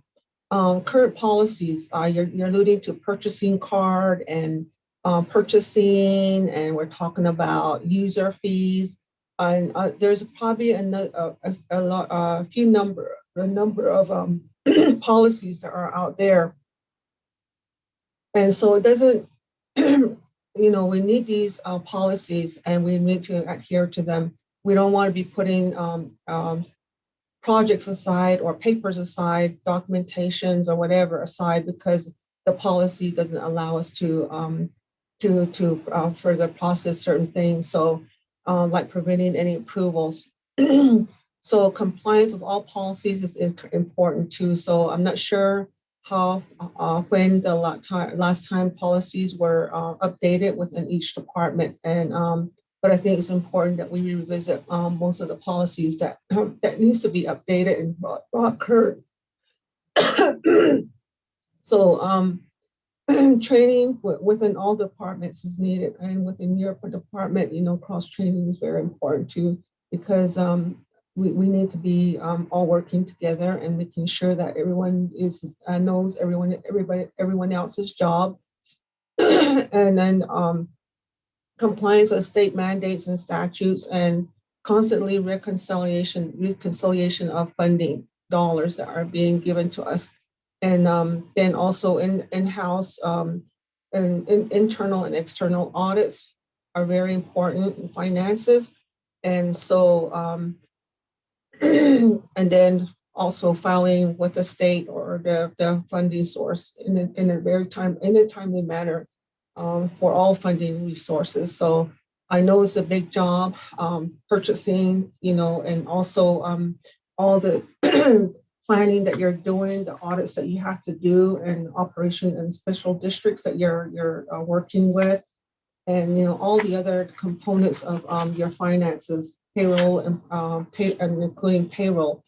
So I just want to say thank you for your presentation. I think compliance is something that I'm really gung-ho about. audits is something that we really need to stick to. Policy updates or is something that, is got to happen if it hasn't been updated. These are all critical elements of running a finance department, and much more. There's other more, because each federal dollars that we get, there's always something, some strings tied to it, and complying with those to be in compliance is very important. So I just want to say thank you. All right, thank you, Supervisor Begay. Next, we have Vice Chair and District 5 Supervisor Lena Fowler. Lena. Hey, good morning. Thanks so much. I want to first thank you for our budget book. I like the way that it is laid out. I like the questions that were asked, and that's what's being provided to us. To the team that put it together, well done. Thank you. I know, I think John and all of you spearhead the budget process every year, and you've done a really great job and just getting the answers, the questions, and getting those answered. That makes our job a lot easier. I like your 3 priorities. Those are seems like simple priorities, but they're huge, and it's a huge. It is very. It is an undertaking that we all strive for. Better customer service. We want to all be transparent because we are accountable to our citizens, and be compliant and use the best practices. I like that. So I just want to thank you for your work, and then the projects that you want to complete and that you're focused on. It is very good. Thank you. That's all I'm going to say. Just want to thank you for your work, and well done. All right, thank you, Lena. Next up, District 1 Supervisor Patrice Horstman. Patrice. Well, thank you. Thank you, Siri and team. I just always am amazed how you can take some of the most complicated accounting processes, budget processes, and make them understandable to all of us. So I want, Siri, thank you. I also want to thank you and your staff for the training that you have done to help us understand the budgets and the process, and how to move forward for the betterment of the county. I guess you can say that the bucks start and stop with your department.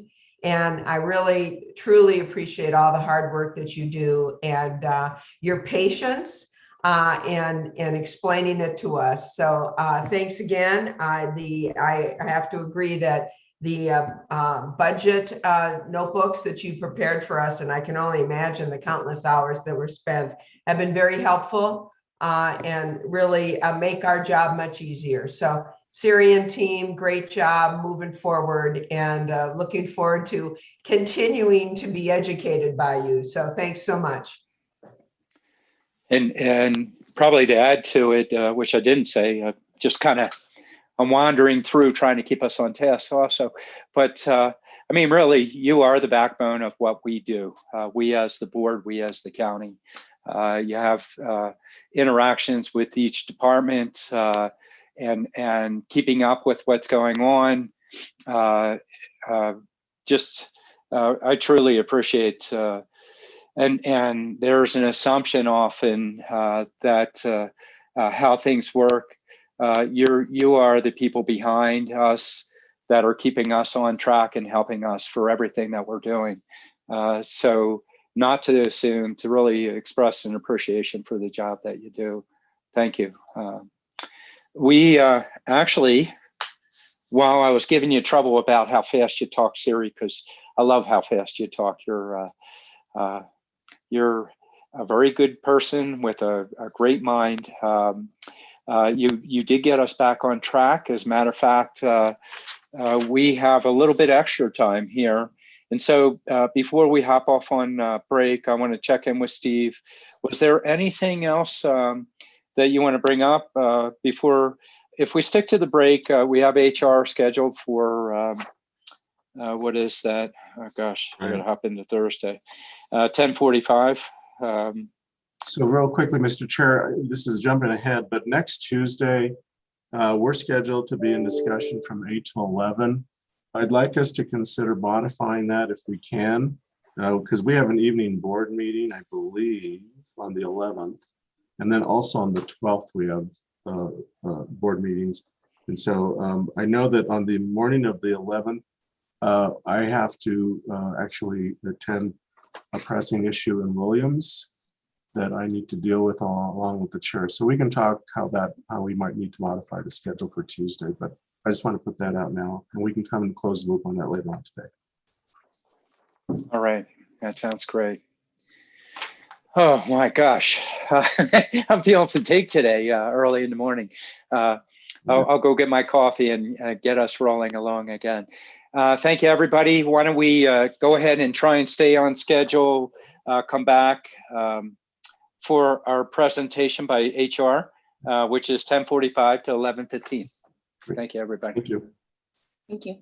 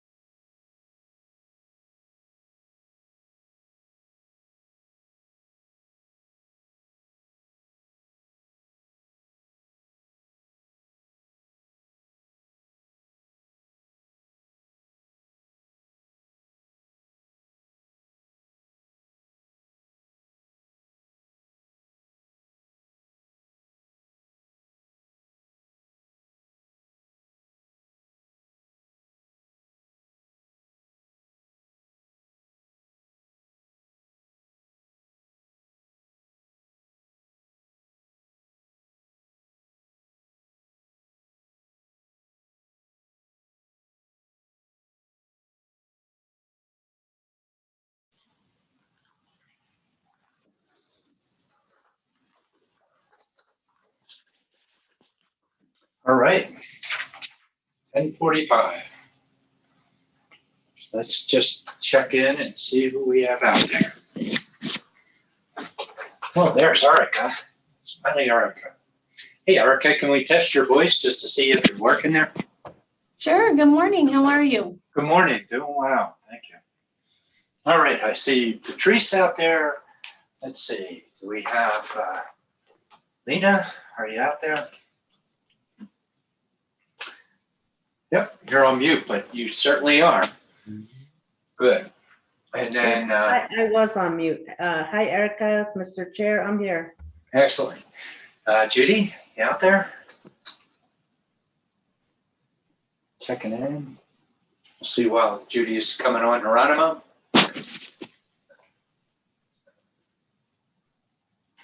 Okay, let's just give it another minute to give Geronimo and Judy a chance. And in the meantime, Erica, I'm sure you've seen the routine by now. I've seen you out there in the, what is it, the audience, I guess, the attendees. So you see what our routine will be, the going through the department overview, the funding request, and then the board discussion associated with it. And let's see, we're double checking our times, 5 to 11:15. That Great, thank you. Yeah, we'll shoot for that. See how we move with that. And then, tell you what I'm going to do is I'm going to go ahead and let's just keep us on the clock. So why don't you go ahead and Steve, you're good? No, we're ready to go, Mr. Chair. Thank you. You bet. All right, Erica, you're up. Well, good morning, Chair Ryan, members of the board. Thank you for this time today. I'm excited to talk about the human resources team and all that we've been doing in the past year. I know my team is out there watching, so in the interest of time, we're not going to make introductions, but they're joining us and are watching as well. So I do have a presentation. I'm going to go ahead and screen share if that's all right.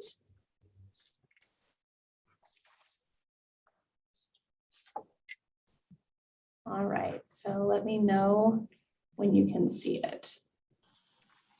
Can you see my screen? Yes.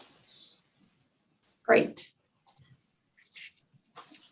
Well, during the last year, Human Resources has done really incredible work. This team of knowledgeable, professional team members has done incredible work to support all of our colleagues and our applicants, but really particularly our internal employees. And so wanted to talk a little bit about that and really the philosophy of HR behind our mission, vision, and our values. So we believe that you shouldn't have to feel like you know someone in HR to get the best service, that you do know someone in HR to get outstanding service. And so we feel like we know every single employee. We are there with them when they're applying, when they get hired, when we send them the offer letter on their very first day. And we celebrate all different types of moments in their career behind the scenes. We know when they get promoted, when they move into their first apartment or their first house, when they have a baby, when they are going out on leave, maybe they're taking care of a family member, all different types of things, when they get married and change their name. And so we see them through that work journey to retirement in a lot of cases, and we're celebrating with them behind the scenes. We see their name on forms and paperwork, and we're taking care of them because they're a member of our family. And we are cheering for them all along the way. And so that pride in taking care of people, and then the way we communicate with people in their very best and sometimes their very hardest moments is something that this team takes incredible pride in. And that was put to the test even more so during this last year, as we notified departments if there was a COVID exposure or if a team member had become ill with COVID, and in an effort to keep employees safe. We saw that there were many employees who had a death in the family who reached out about bereavement and our bereavement benefits, who had stressors in their family and were reaching out about their employee assistance program benefit, which is incredible and free and very generous. And I'm so glad to have employees come forward and ask about that, and also ask, how can I mention this to someone else? They're really struggling. How can I take care of the person who works alongside of me? We saw a 33% increase in the number of Americans with Disability Act requests. We saw a 39% increase in FMLA requests. And we saw a 12% increase in retirements. So really helping people through whatever phase they're in, whatever emotion they're in, as we would any member of our own family. And one of the things you'll see throughout our budget submission each year is that we really like to focus on our impact on our customers. And you'll see that through their stories in our budget document, that we include quotes from employee, because our impact is on people. And that's what made COVID such an opportunity for our team to step up, because COVID's impact was on people as well. And we like to say in HR that you can't spell hero without HR, which several years ago is why we did wear capes. Supervisor Horstman and dressed up for Halloween wearing capes. But you also can't spell heart without HR. And we are the heart of the organization in many ways. And we take that responsibility very, very seriously. So I hope you'll get to see some of the quotes by employees in our budget materials, but also those that are anonymous, because we want to protect the confidentiality of those as well. So something we wanted to share with you. These 6 goals of human resources are something that we are really mindful of all the time, and keeping employees healthy this year. That includes not just healthy from a physical sense, but certainly in that sense through our benefit offerings, but also their mental health and well-being, their health at work, their ability to grow at work. So lots of different things in each of this category as we focus on people.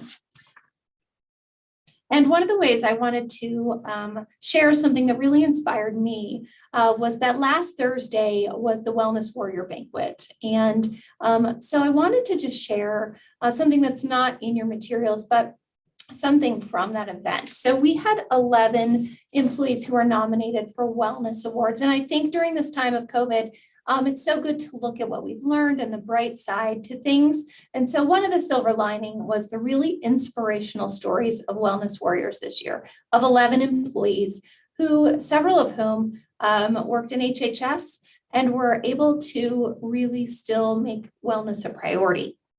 And so those nominees include Anna Gear, Brian Barg, Efelina Yazzie, Gilbert Rivera, Jess McNeely, Matt Maurer, our epidemiologist. He had a big role this last year.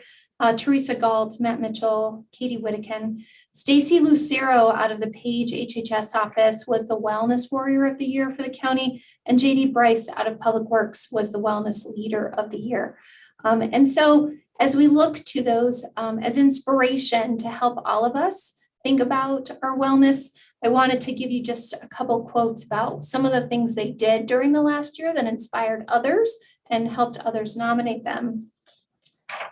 So of the group of nominees, these were some of the things about them. They bike in frigid 15-degree weather. They eat healthy, do yoga, meditate, stretch, exercise, have good mental health practices like breathing. They consistently run miles and miles no matter the weather. They see food as a fuel to drive their hobbies. They ultra run, hike, Zumba, cross-country ski, mountain bike, practice self-care, and are a model of health, wellness, and resiliency. They make nutritious meals, connect with care, successfully handle tremendous amounts of stress. They teach Chai Chi. They're instrumental in the success of the local farmers market. They eat clean, they work out, they're vegan, they take time for mental health, they exercise with their kids, grandkids, and spouses. They exercise every day. They hike twice a day. They never make excuses. They run over 2,000 miles in 1 year. They volunteer, they're part of their community. And one of them has a mountain bike worth more than their car and uses it more frequently than their car. And someone said they haven't had a Snickers since 1999, which would definitely put me out of the wellness. I would be out for sure. But they are an inspiration to each of us because we can each be really mindful of how we can improve our wellness, but also the things that we're doing well. And that's one of the things that we saw in HR during this last year of COVID was just an opportunity to pause and be thankful for the things that we're good at, the things, those silver linings, and kind of that sun will be out tomorrow kind of Annie approach to taking care of people. So this is HR at a glance, and I know that Joanne Keene has shared this slide with you at a previous meeting, just talking about HR. And you can see in the staff number that includes 2 of the NAPEPT wellness members, a 0.5 and a 0.75 FTE that are wellness for the entire trust. They're housed in HR, so we're excited to have them with us as well. And this is our org chart, which is already changed. And you can see Arena is still on the org chart. Sorry, I didn't update it since then, Supervisor Vasquez. But this is our team in HR. And then you can see on the right-hand side that Katie and Dana are our NAPEPT employees as well. And so even more important than this org chart is this picture. So this is our team. These are pictures of each member of our team smiling and laughing. And we actually had printouts of these that we hung in our offices because we did work a lot remotely over the last year. And so it helped us be connected to one another and a reminder of the strength of our team and the people that we work alongside with. So very excited.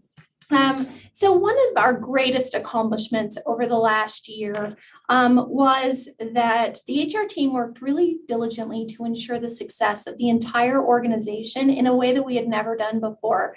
And we loaned several staff to other departments for long assignments, departments that were struggling, that had great need, that had a lot of customers, and looked for help within the organization. And because of the caliber of HR staff that we have and the can-do spirit that we have in HR, we had several folks who were just up for the challenge to be loaned to other departments. So that includes Carol Kidd going to HHS, Melanie Gordon floating to IT, Arena Contreras to the board, Melissa John to the treasurer's office, and Juanita Hernandez to the treasurer's office as well. Some of those employees didn't come back because they were so outstanding, which is really a compliment to the strength of our team.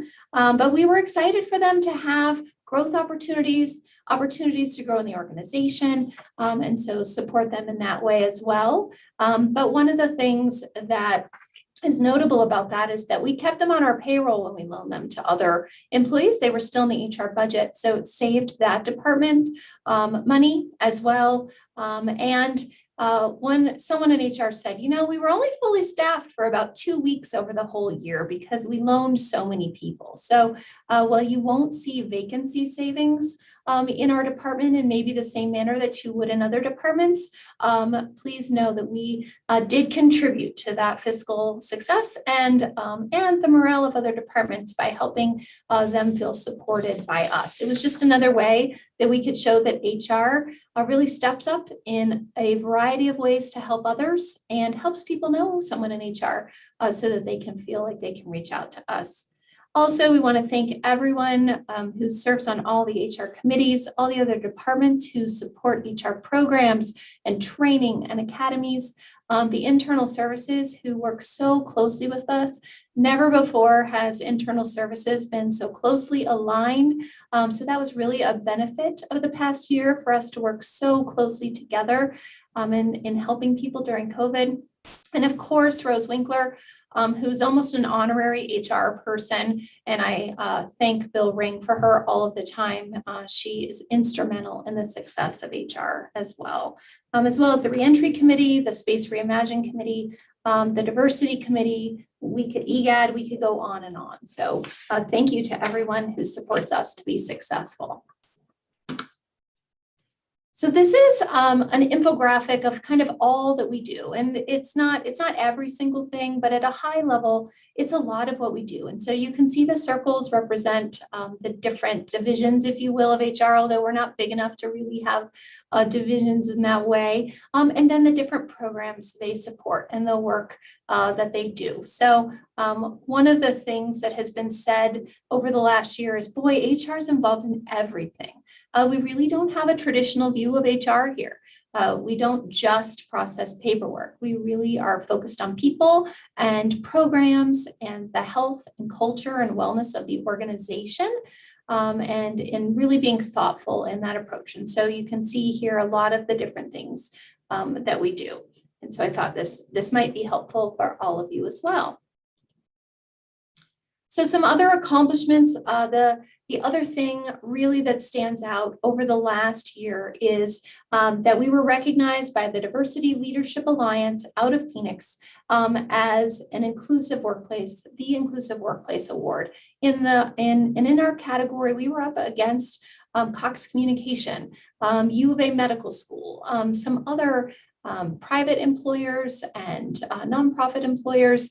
And so really, really proud of the work that we did here, of the caliber of nominees in our category, and the work that has gone into this award over several years. DLA has recognized individual leaders in our organization with Diversity Leader of the Year awards in past years, and Vice Chair Fowler is a recipient of one of those awards, as well as others. But this was the first year that we received an Inclusive Workplace Award, and really, really proud of our entire team and the Diversity Committee and the Diversity Advisory Councils and everyone who worked so hard to attain this recognition, to really recognize the journey that we're on as an organization, the work that we've done, the work left to do, but it gives us momentum in that journey, and it's exciting to pause and reflect on how far we've come. So really, really excited about that. And our Heritage Month celebrations have really increased over the last year. And so that is the attendance has. And that's something that is a silver lining of COVID as well. Something that we didn't have before. And so I have those numbers here. In the past, in previous years, during our different Heritage Months, we would have an average of 8 to 10 participants per event. We have a multitude of events throughout each month. And so we really wanted to make a way that no matter what someone's schedule was, they could attend something. But this year, having all of those events virtually has allowed us to have even more events, but also have greater participations, which was something we didn't expect. We thought with COVID, it might be really hard for people to make time. But for Black History Month, we had an average of 20 attendees. For Hispanic Heritage Month, we had 22 events in 1 month with an average of 25 attendees. For Native American Heritage Month, we had 18 events with 20 attendees. And right now is National Asian American and Pacific Islander History Month. And there's actually an event today at noon, a lunch and learn today. So thank you to everyone who worked so hard to put those together, and everyone who's been able to attend and take a moment to think about something else, to think about diversity, equity, and inclusion, to be educated on something new, and to contemplate that. And so that's been a really exciting silver lining of COVID. We've had some technology enhancements, just like everyone else has. We've had some compliance things. The FFCRA leave was a challenge. There have been changes to COBRA, changes in ACA reporting, and of course, the increase in minimum wage. We saw an increase in minimum wage this last year. There will be another one this year in January. So something else that we've worked to stay on top of, and there have been policy changes. Even just the mask policy that the board approved. So working on policy changes, we're working on some of those with Rose right now as well. And lots of different compliance pieces to make sure that we're working diligently to do those as well as serve people. So remote learning was another huge silver lining that we had during COVID. And I love this picture because everyone looks so happy. This is from our ELA graduation just a few weeks ago. But we have changed the way that we've done our Supervisors Development Academy in the fall and our Executive Leadership Academy in the spring. We made both of those 100% remote this year. We changed the format also in that we thought people might have Zoom or Teams fatigue if they were on a meeting all day. And so we made all of those classes a half day instead of a full day. And it was a big change. It allowed people who have never participated in an academy before to do so. We had 5 SDA participants from juvenile probation this year. We've never had that many in the time that I've been at the county. And we had people who said, I'm only able to participate this year because it's half days. I could never devote a whole day for 12 weeks. Also, Miranda Morales was able to participate in ELA, and so was Cheryl Barlow. So really excited to have district directors also be able to participate. So we had 18 graduates of ELA in the spring, 29 SDA graduates in the fall. We also changed some of our training and we replaced our learning management system this year to save money and are using SAFE personnel as well as part of Munis for that. So that was exciting. We've done a lot more with virtual interviewing. We had already been doing that. We saw a lot more departments rely on that a lot more heavily during the pandemic. We've shifted our workers' comp to ASIP over the last year. The Arizona County's insurance pool, who already had our other coverages, but not our workers' comp. We've made a huge effort to shift to electronic records management because in the middle of the pandemic, as Sue Brown mentioned, we moved. HR moved to our new building. Our new space is amazing. I encourage anybody who wants to tour it to come do so. We've really reimagined the way we've worked. And we're actually going back through all of our old paper files. We had some boxes of paper files that said, do not destroy ever. And so we looked in there like, what's in there? I said that to Alex Fisher this week. And she said, did you find diamonds in there? No, we didn't find any diamonds in there. But we found some things that were on different retention schedules that we were actually able to pull out and look at when can we actually destroy them. We found things that we should have destroyed already. That were in boxes labeled that way. And so taking time to go back through those files has been really, really important, as well as thinking about how we want to have our electronic files moving forward. So a big task, but very exciting. And our new space is amazing. And Sue Brown and the facilities team worked really hard to ensure that our new space was incredible. And it definitely is. And hopefully we're a model for some other departments who want to use their space differently. We're happy to talk about how we've done that and how we continue to make adjustments to how we do that as well. So a couple more quotes here as well about some of our remote learning. And so what are the challenges? Well, the minimum wage is going to go up. Again, there's been a lot of talk about compensation in a lot of these meetings. As I think all of you know, I love to talk about compensation. It's one of the things that I'm passionate about. And so that will be a conversation that we'll certainly be having this year. There continue to be leaves and accommodations, retirements, all types of things to process. Anytime anyone in the organization has any type of change, HR processes that personnel action form, and then that moves forward, and we work really closely with finance because their payroll team processes that and cuts the check. So we enter it, they double check it, they cut the checks. And so we're processing paper anytime, and sometimes electronically. People are entering things electronically. We're processing those actions in Munis, if you will. And so lots of items to celebrate and process along the way. There's going to continue to be law and compliance changes. Just saw an article this last week on independent contractor changes that might be coming along. There's also FMLA changes that might be coming. So lots of different things there. There's been a lot of unemployment fraud across all industries over the last year, and we have not been exempt from that. So working with employees and former employees and retirees who have unemployment fraud, we know our other counties and other entities have also been hit hard, other cities. There are rising insurance costs all the time. And so that's a reality of benefits and something we work really hard in the trust to contain and predict and make as smooth as possible. So something that is upcoming, and rising insurance costs as well as benefits costs. So when we talk about insurance costs, cyber liability is going up.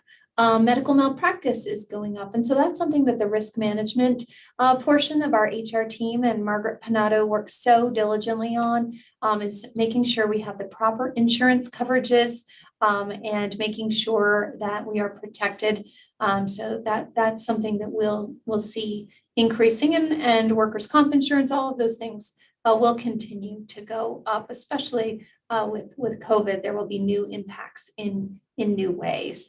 So I thought this graphic was interesting because it talks about the litigation trends, the 5 types of COVID-19 related employment litigation. And so I thought that was an interesting thing to share as well.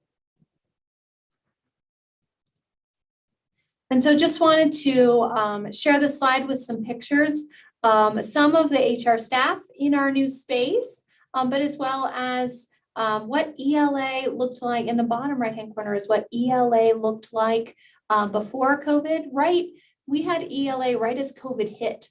And so that they had met in person a couple times before going remote. And then this year, ELA was remote, and that's what's in the upper left-hand corner. So kind of the journey from the lower right-hand corner to the upper left-hand corner. But you can see lots of smiling faces in all of these pictures, and really proud of the difference that we make every day in communities. So when I first started working at Coconino County in 2007, my boys were little, and they said to me, "What do you do? What does HR do?"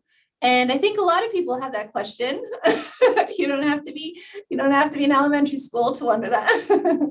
And so I told them, well, I help people get jobs so they can work here and love living here, and their kids can go to school with you and play soccer with you, and we can meet them at the park and see them when we're walking the dog, and make this the absolute best place to live.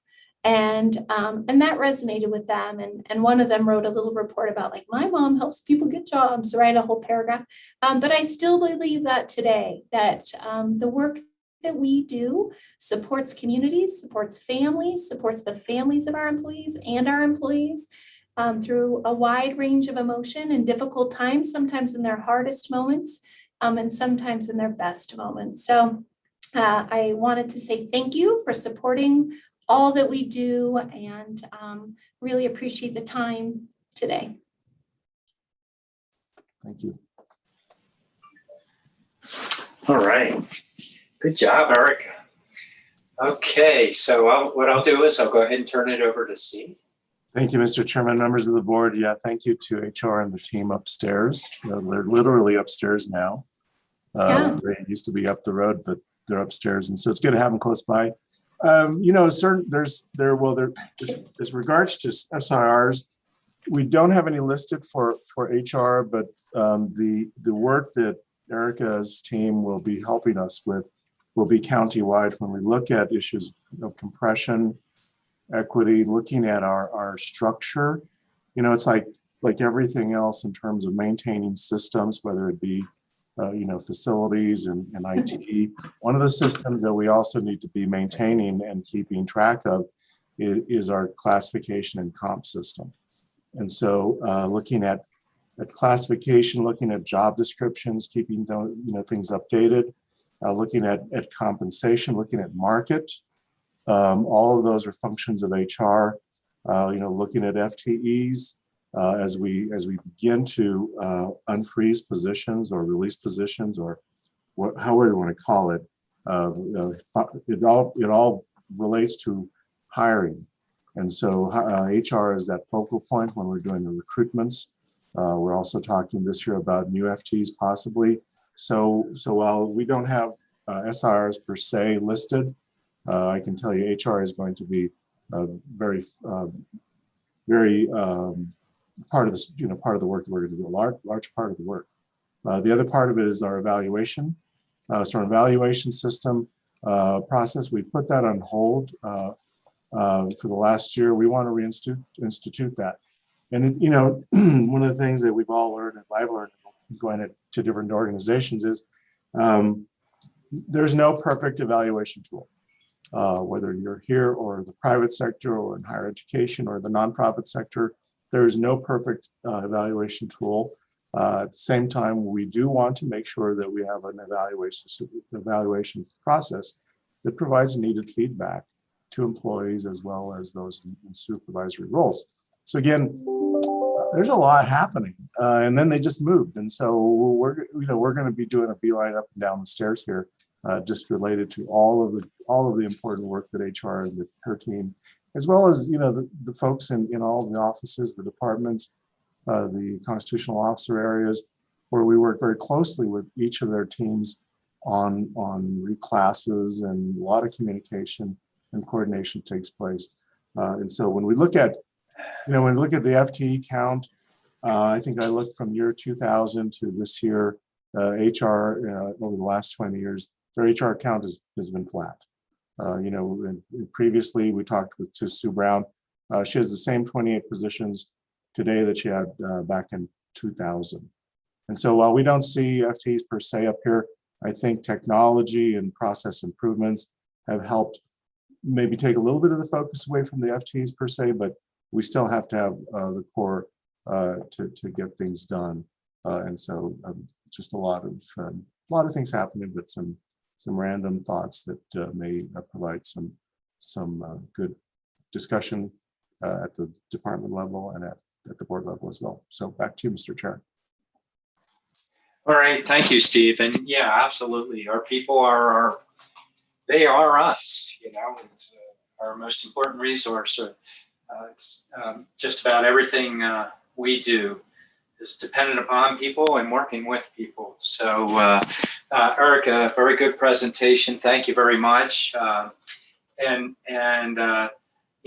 definitely we'll be seeing you back as we go through the compensation and compression pieces. A big thank you to your staff because I've been watching as COVID has gone on and how you've had people working and, as you were noting, everywhere throughout the organization. It was everybody working for each other. You set a great example. When people were in dire straits, what are we going to do? You were there to help them out and provide your people to help out. So, definitely want to compliment you on that. It's a big one, Steve, in terms of, how do we do evaluations? We wanted to tie it to pay. We haven't really resolved that one. But by the same token, by putting it on freeze, we're not getting those reviews and providing that opportunity for each individual that wants that feedback. Unless, their independent supervisors are doing that with them, which many aren't. But it still helps to have it build up within the system and that we support it. What I'll do is I'll go right into our supervisors and rolling through. We'll look at District 4 Supervisor Judy Begay. Judy. Yeah, some of the areas I want to speak to was mentioned by Steve and our Chair Ryan, but all your department vision goals and objectives are really well defined. I'm good with it. And also customer service is a must. And we need to make sure customer service is evident in every single department. And then also attracting and motivating retention of employees and revisiting compensation classification schedules, to possibly justify increases, for our staff and moving up the ladder. And so those are all very critical. And And then also to, along with that is, do we have the right package for our employee benefits? That's the other thing that, plays a role. A lot of people, a lot of times, people leave an organization or departments because of low wages and their benefits are not, good enough. And so, and I find that with all the administration responsibilities that I had in my jobs that I've held. So other than that, so that's all I have. And I want to thank you and your staff, Erica, that, you can come and made a real detailed type of orientation and presentation to us as board members. And I'm pretty sure that, it kind of all boils down to that is for now is customer service, ensuring that we get a tool going for evaluation tool, get that going for that's going to work in the best interest of the staff. So thank you very much. All right. Thank you. Vice Chair Fowler.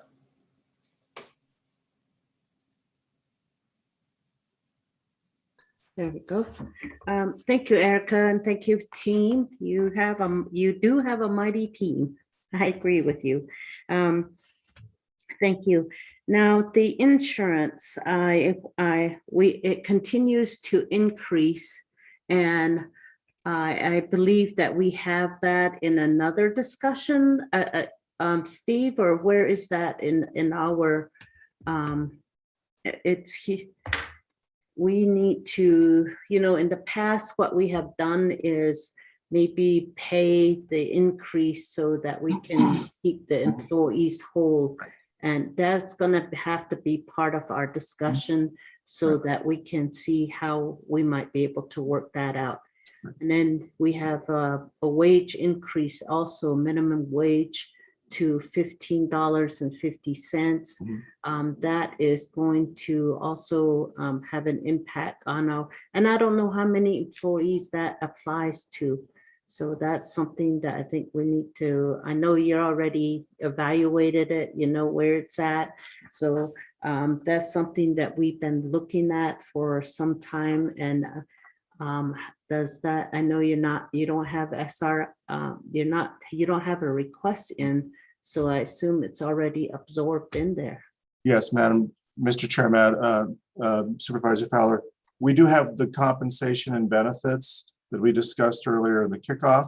We'll be bringing that back though to reconfirm when we look at the compensation proposal as well as FTEs. Also embedded in that will be the discussion with the benefits and any plan changes that we're forecasting for this year. So that'll be in the final wrap-up discussion.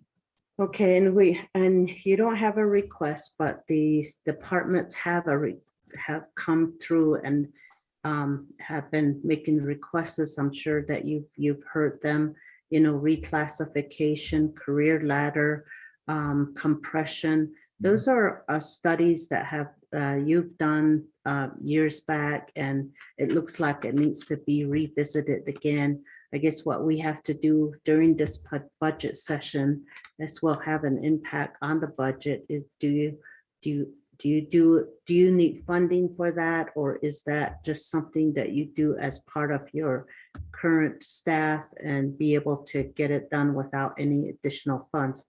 So those are going to be questions that we have to look at. And congratulations on your new office. I hope it fits you all. I understand it looks really nice. I have to sometime be at the office there and run upstairs and see and tour your office. But I know that your training, supervisor training, all the aspects of improving, providing educational opportunities and advancement for the employees, those are really really amazing.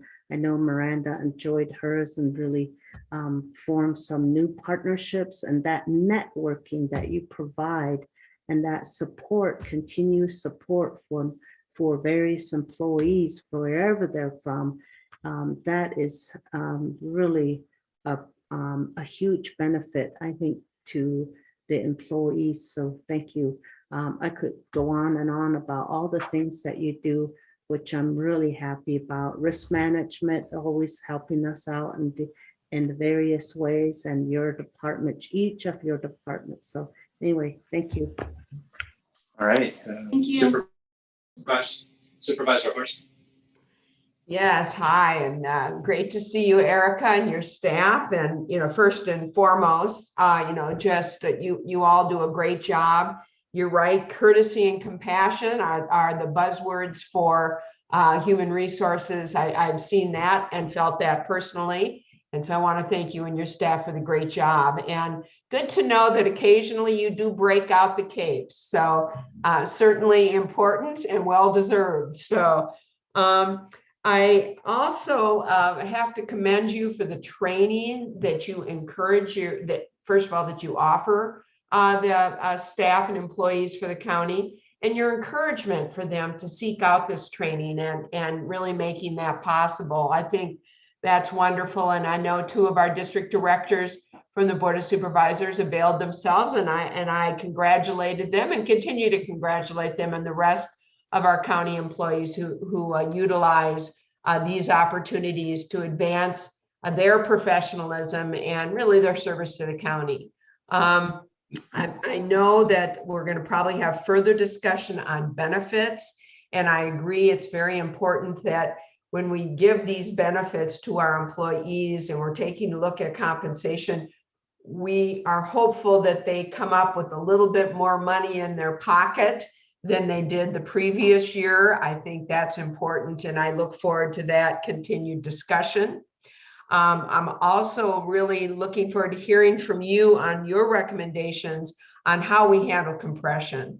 And I know that's a very serious issue, and it's being faced by more than just the county. And so I look forward to getting your recommendations on that. Also, I know we've had a number of departments that have sacrificed on behalf of the county and the people that they serve by doubling up on their work and by freezing certain positions and FTEs. I can't figure out exactly how many that is, and if we're recommending to fill these positions or all these positions or some of these positions. And I think we're going to have further discussion on that, and I look forward to that as well. So we don't want to burn people out. I mean, that's the bottom line. I mean, it's this hard decision that one makes and a balancing act between keeping track of that bottom line and, quite frankly, losing our very, very valuable employees that you spend a considerable amount of time training and working with. We want them here and we want them happy. So I'm anxious to talk to you and hear more about that. And last, I haven't been up to the new office. Everybody's talking about it. And I'm going to make a point of next time when I get over there to take a look at the good job that your office or that facilities has done in terms of creating the new offices, and to see how you all are filling your space. So Erica, it's a pleasure to work with you now in a very different capacity than I've worked with you in the past. And I look forward to hearing more from you on some of the hard decisions we're going to be needing to make here on the budget process. So thanks, Erica, very much. Thank you. All right, Supervisor Vasquez. Good morning. Thank you for the presentation, Erica. I really appreciate all the work that HR has done. I really appreciate the onboarding for me in particular, just because I just recently went through it. I was really excited and encouraged to hear about the recognition about the Inclusive Workplace Award. So congratulations, because I know that was a lot of hard work to line things up to be able to get recognized in that way. I also have enjoyed all the heritage events so far, so please keep that hard work up. And I was also very impressed with the ELA Academy. I had the opportunity of participating for a little bit, and I didn't get to finish it and do my piece because I got called to a hearing, but the part that I did get to participate in, I was very impressed with the work that the team has done. And, I appreciate all the challenges you mentioned, especially about COVID, and I'm encouraged to see that your team has created has looked for opportunities to get around those challenges. And I hope that we can continue to support you in your efforts as we're going through these conversations. I also agree that compensation and the benefits piece are really important, and we need to have those conversations as we're going through this time, and definitely want to hear your advice on those things, especially the compression issues. And then finally, I wanted to thank you and appreciate your team for loaning me Arena, and then say I'm sorry that I had to take her away permanently. She did such a good job that I did promote her to my permanent district director, and I really appreciate all your help and effort through that process to get there. So good job and thank you. Thank you. All right. Well, we'll be seeing you again, Erica. I'm going to need to move us on. We're falling behind on our time, but good. Well done, and we'll see you soon. So we're going to switch out here and bring Matt Fowler up for IT. And Steve, morning. Good morning, Matt. Oh, yep. Good. Your voice is working on the IT. That's fantastic, Matt. All right. And so, Matt, you've probably seen, a routine of what we've been going through. If you could go over your department overview, make sure you introduce your folk or your people that you're bringing forward, and then your funding request, as well as we'll go to board discussion associated with it. Steve, you good? We're good to go, sir. Thank you. Okay, you've got the floor, Matt. Okay, thank you, Chair Ryan and members of the board, also County Manager Peru. Also want to say thank you to DCM Keen and Andriani. We are extremely excited to present and have a conversation today with our board. And there's so many highlights and so many successes and so many great stories to tell. We know we don't have that capacity of time. When I talk, I'll try to slow down. And if at any time you feel like we're moving too quickly, please just interrupt us, and we can certainly slow the pace. And I know we're a little bit over on schedule, and we certainly want to add value to the conversation, really tell our story and allow everyone to understand our successes at the same time. So with that, I'll go ahead and share my screen here, and we're going to start off with just doing some quick introductions. Just for the board, since we have a new board and new leadership, I think it's important to understand a little bit of my background. Starting with Coconino County, I came in as the deputy in October of 2017. And within the first 8 weeks, I was asked to also serve as the CISO, which is the Chief Information Security Officer, due to some incidents that the county occurred. And then in April of 2018, I was asked to serve as the interim CIO IT director. And then 6 months later, I was appointed by our board of supervisors to be the department head CIO IT director for Coconino County. And if you don't mind, Helen, introducing yourself. Yes, good morning, Chair Ryan, County Manager Peru, and members of the board. My name is Helen Costello, for those of you who I have not met yet. I have been with the county almost 14 years, and my primary capacity was as the GIS manager, and recently promoted last year to be the Assistant Director of IT. And very excited to be here today and share some of our accomplishments with you. And Melanie? Hi, I'm Melanie Gordon. I've been at the county about 12 years now, on and off, and I've previously been in HR and Public Works. And as Erica mentioned, I recently came over to IT last July, so I've been the business manager here since then. Okay, great, thank you.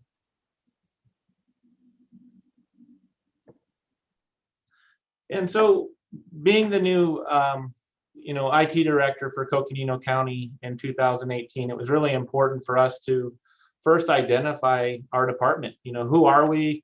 Who are our customers? What are we trying to accomplish? And so I'm just going to share a larger picture here of our vision, which really focuses on these 5 key areas. First being the people and culture, really wanting to attract and develop a strong workforce, kind of dittoing Erica Philpott's presentation. It's really important to us to invest in our people, making sure they have the right tools, making sure they're confident with the software that they're managing. And really that's for long-term retention and for operational success for our county. The second key area is enhancing services. And this really goes around economic development, about our infrastructure, getting broadband into areas that are unserved or underserved. And that's really to promote jobs, education, healthcare, public safety, community development, and so many other examples. IT security is another key area. This is an area that Coconino County and a lot of organizations, to be frank, a lot of municipalities have been weakened in the past. So for us, this has been an area that's been a really high emphasis for us since I started. Really, developing business objectives and policies around NIST, 853 compliance, which is industry standard, and just making sure that the confidentiality, integrity, and availability of our resources and citizen data never becomes compromised. The fourth area is community partnership. And really, to me, what this means is going out to, for example, NAU or CCC, the City of Flagstaff, Econa, and others, and really just identifying ways that we can work together. Many times we find that the same challenges that we have, other organizations have, and how could we work together in partnership, and especially to further promote the success of our communities. And then the last key area is service delivery. This really goes back to basically customer engagement, customer experience, having transparent bookkeeping and fiscal responsibilities, and making sure that that we have open data and that we have easy cost allocations to our stakeholders, and really making it to where they come to us with particular issues and problems, that they leave there feeling satisfied, that we're able to help them, and in some cases go above and beyond the request, really to take care of them. And what we found in our environment is that obviously there's lots of people that have a particular skill set, and maybe technology is not one of them, and that's okay. We encourage everyone to reach out to us. We want them to feel welcomed, and we want them to walk away knowing that we're doing our best to meet their needs. And so this is the 5 key areas. The reason that I'm showing this first is because everything that we do through this document, you'll see go back to these 5 key pillars.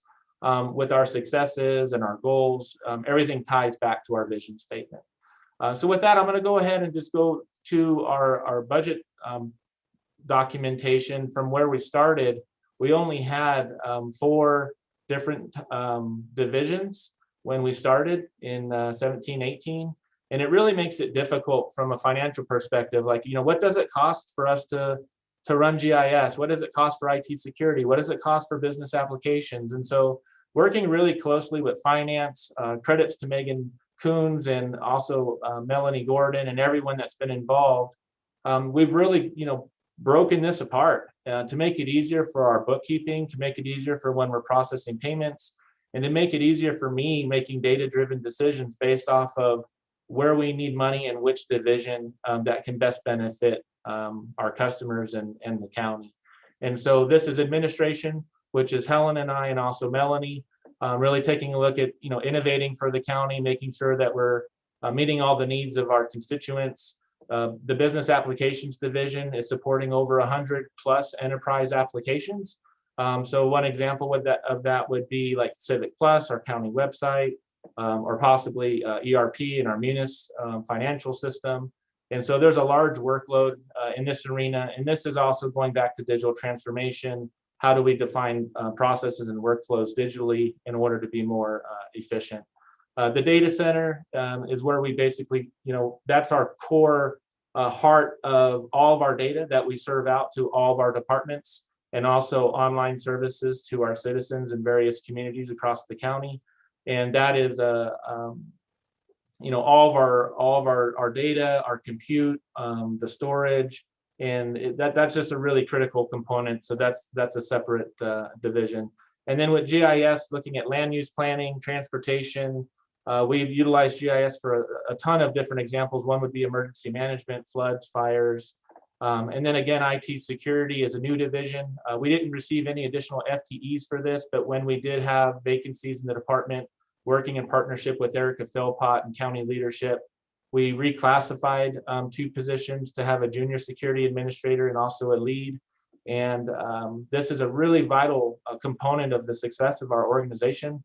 Many of you will see the phishing emails that come out monthly, and we're all continuously scanning our network, doing risk assessments, very vigorous patch management, and educating and working very closely with our elected officials and other departments to make sure that we're doing things in a compliant manner. We're heavily involved with the Auditor General on a variety of topics, in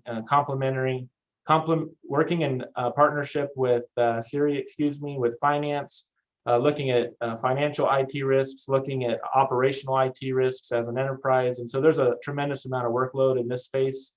Network engineering is basically our core switches and routers, and that's what actually transports the data to every building and site location. And kudos to Brian and the team for all of their hard work and setting up temporary Wi-Fi. And there's been a huge demand in this area as well, with phones and circuits and maintenance. We could talk forever, and then the final is the service delivery service desk, is really the customer engagement piece we were talking about earlier. And that's for every user that needs assistance, whether it's a monitor, keyboard breaks, or can you just help me set up my email? That's Lee Root and his team that do a phenomenal job. So taking a look at FY21 in summary regarding the COVID response specifically, and please interject at any time, County Manager Peru, if you want to go directly to our budgetary request. But I do want to try to highlight some of our successes, and I just want to make sure that we're staying on track. So at any time, please just interject. But with the COVID-19 response, our GIS department within IT stood up the Citizen Assistance, which is 3 separate applications that allows our citizens to reach out to county staff regarding COVID. Whether it's just a general question or next steps or needing assistance for something. And this to date has over 20,000 active calls that were received and responded to in partnership with the JIC, which is Eric Peterson's team. And this has been a huge success. We virtualized the call center to make it safe while they're working, not having to be in the physical brick and mortar county location and still be able to satisfy the customer needs. One of the huge challenges that we had in IT, along with various other departments, is just the capabilities of buying something. With the pandemic, we all experienced going to the store and not seeing any tissue. And so that's, a very frustrating thing that I think we can all relate to. But in the IT world, everyone under the sun was trying to purchase laptops, and how do we get our workforce to be able to work remotely? And so due to that huge demand and not having laptops available, or looking at 6 to 8 or 12-week delays on shipment, we got really creative very quickly, and we stood up a virtual desktop environment in the cloud that allows personal computers or over any internet browser to connect to with a personal asset that meets industry's standards and exceeds from a security perspective. We stood that up over a 3-day period, and it allowed our EPI team, all of our volunteers, our internal workforce to be able to continue to work successfully from home using their own personal equipment, which was a huge cost savings for the county. And at the same time, was very creative. And because we did this so quickly, it guaranteed us and reserved us a spot in the Azure cloud. And over the coming weeks after that, believe it or not, AWS and Azure became at full capacity because everybody was trying to do the same things. We stood up community wireless in various locations. One of those that was highlighted was in the city of Page. And that was really for the students and community members to take advantage of free internet to do their schoolwork.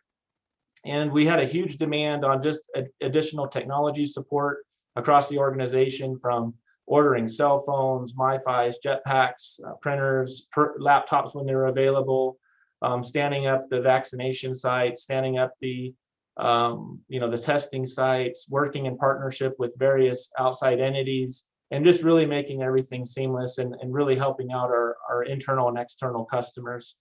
Another really big one that we did was the vaccination registration mapping. And basically what that means is that due to the confusion and early on with the vaccination initiative, citizens were being told to go and log into 50, sometimes 60 different portals just to find out if they could become vaccinated, which was extremely frustrating, especially for the elderly or those that weren't as familiar with technology. And it almost gave the feeling like you have to know somebody in order to get an appointment. And so what we did is utilized our GIS Esri platform, worked in partnership with all of our local community partners, and we just basically created a map that shows red or green. If there's availability for vaccination, that site location is green. If it's not available, it's red. As a citizen, you can easily just go and look at this visually and say, okay, great. This particular location has availability. I need to sign up with this portal, and they could, they could book their vaccination. So that was a huge success, and a lot of kudos to the team for all the hard work of getting that implemented. Our virtual private network is basically what allows our employees to work from home securely. We did additional enhancements there. Rural broadband. This has been a huge topic. It's something that we've been working on vigorously prior to the pandemic, to be frank. This is a huge initiative that, because we started off so early, that it really catapulted us as an organization to get ahead of the line and in front of a lot of other municipalities regarding broadband grant opportunities. And so with our board approval and seeking funding, we developed this website that tells our story about rural broadband, our project, which is all northern Arizona, working with outside contractors and consultants, looking at the project funding and developing a broadband team in partnership with NAU, Econa, Flagstaff Unified, and again, creating this team of Steve Burrell from NAU, and just a lot of community partners and a lot of really good people. Here's Mary Knight. Also reached out to CCC and other organizations, really to attack this as a team. And so we've had a lot of success in this arena. And then we've also in parallel been working with aerospace manufacturers on providing satellite internet, which is also heavily underway, which is another accomplishment. The IT security side, we had the election, obviously. That was a very political and highly visible initiative with the election. So we wanted to complement and really make Patty's job seamless. We wanted to make sure that she was not stressing about cyber. And so we dedicated our staff and our time to make sure that the election was successful from the Coconino County perspective. And she's a great partner, and we did great things together, and it was a success for the election. In addition to the election, we're also seeing really high numbers in regards to the types of attacks due to the pandemic. Unfortunately, adversaries are always looking to take down government, typically don't have really advanced security controls. And so we've been really vigilant in this area, making sure that we don't have any incidents, for Coconino County. And then finally, as another accomplishment through COVID is, during all of the demand and all of the different variables that we were dealing with, and also trying to satisfy all of our various departments, we moved. We were the first department across the county to move, and that really speaks to the success of the partnership and teamwork between facilities and our county leadership, and Erica and community development. Jay Christelman actually gave up some space in order to make it work. And so we're over here at Fort Valley at 2500 Fort Valley, Building 1. And, I'll be honest, it was a little bit nervous at first, like, how's this all going to work out? But we were able to save taxpayer money. The building that we were located in previously was a lease. And so, it's a great feeling to know that we don't have that additional expense to our constituents, and that leveraging technology, we can rotate out of this space and have touchdown space and still be just as effective, if not more, with our time. And it has been a huge success. And again, kudos to facilities and everyone that's involved. Going back to the people and culture not related to COVID, we inherited James Yates, who's phenomenal with our Munis platform. So it took us from 25 employees to 26. We also, working in partnership with HR, have a 0.25% of the time for one of her staff that helps out with some of the bookkeeping and billing. And so what we really try to do is meet bi-weekly and have the opportunity to identify, like, what's working and what isn't. What can we do differently? What are we hearing from our customers? And really focus on ourselves first from a people and culture perspective to make sure that we're happy, that we enjoy the work that we do, that we tie it back and have value, and tie it to the services we provide and really want to work here. And so this is always ongoing. It's about just vibrant renewal. And again, goes back to those 5 key focus areas. Enhancing services. We had, when we first started this process of trying to understand the environment, and again, me being new, I performed a risk assessment with some outside vendors for free, worked really diligently with our internal staff to take a look at all of our network infrastructure. And unfortunately, it was 91% end of life, which means it's no longer supported. And when you have something that's no longer supported, it becomes a risk, because if it becomes vulnerable to an exploit or some kind of a high risk, there's nothing you can do at that point except take it off of your network. And if you take it off your network, you take services offline, which creates an impact to the customer. So with the support of our previous board and previous leadership, and me going to them and explaining, here's a 5-year plan.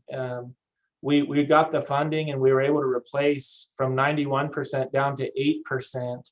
And that equates to 230 devices down to 165. And many of you might wonder, well, why not 230 to 230 if we're just replacing them? But it was interesting, as we opened up network closets, we would see that there were 24 port switches, several of them. And so it was an opportunity to say, hey, let's buy a 48 port switch. Instead of having 2, we'll have 1. And that again reduces the cost on the equipment, reduces the cost on the maintenance, makes it easier for the staff to maintain. And I'm really happy to say that we're actually down to 2% as of today. We only have 2% remaining, and again, goes to the hard work of our team. I do want to note that if we had not invested the money previously when requested, we would not have rolled over seamlessly like we did with the COVID response. A lot of the dialogue that we heard from elected officials and from our county leadership and other county management across various counties, that even the 4 weeks, 5 weeks, some 2 months in, we're still trying to transition their staff to working from home. And Coconino County seamlessly did that in 2 to 3 days, which is a huge success. But again, that goes back to having the right investments in the right places where we could work from home without any hiccup, without any issue. And so again, thank you to our board and leadership for having the trust and the decisions that were being proposed so we can have a network that is reliable in times of crisis. I'm going to try to speed this up a little bit. We're only on page 4 of 23. And I'm just going to kind of pop in on a couple of these different things to kind of get some time back and allow time for questions and answers, and maybe talk a little bit more about our budget requests. But at any time, if you have any questions, and I believe all of you have this document, please reach out. We're here to speak with you and answer any questions that you may have. I understand there's lots of information here, and so it can be a little bit overwhelming, but we certainly want to take the time to educate our board and make sure that everyone's familiar with our workload and what we're trying to accomplish as a whole.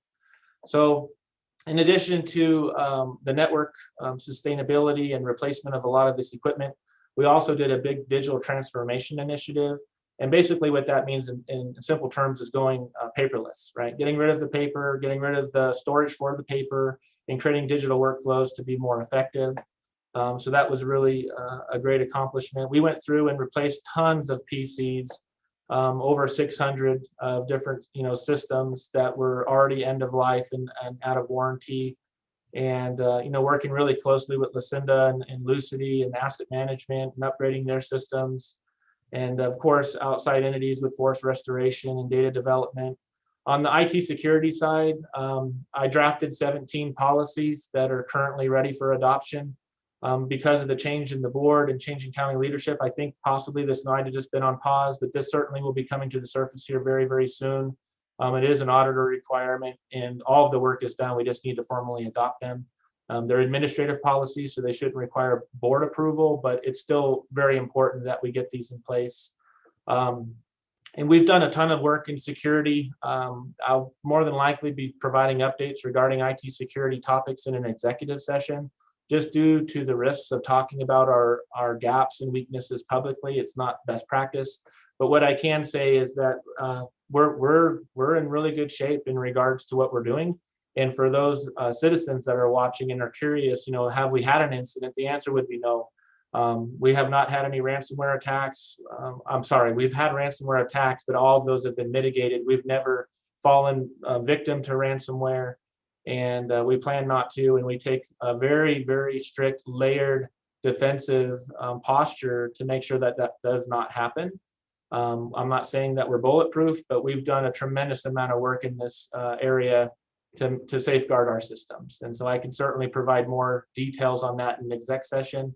A community partnership, again, goes back to the census, working with our community partners like NAU, CCC, the city, our fire districts, United Way, and others. Lots to talk about here that is great. Again, going back to the broadband, we got a lot of people interested in promoting fiber in the northern corridor and also improving services right here locally in Flagstaff. Service delivery, the team has just been inundated with tickets as people are challenged with working from home. Typically, we're seeing over 1,000 tickets per month, which is a very high number. So what we're doing is trying to look at those trends. Is there anything in common? Is it possible that we can make some different enhancements or training to try to reduce the number of calls and problems that we identify throughout our workday? And we're always looking to improve on our onboarding and process improvement, working in partnership with facilities, HR, finance, and others. Again, service delivery is about making sure that the customer's happy and making sure that we're meeting the needs of our customers.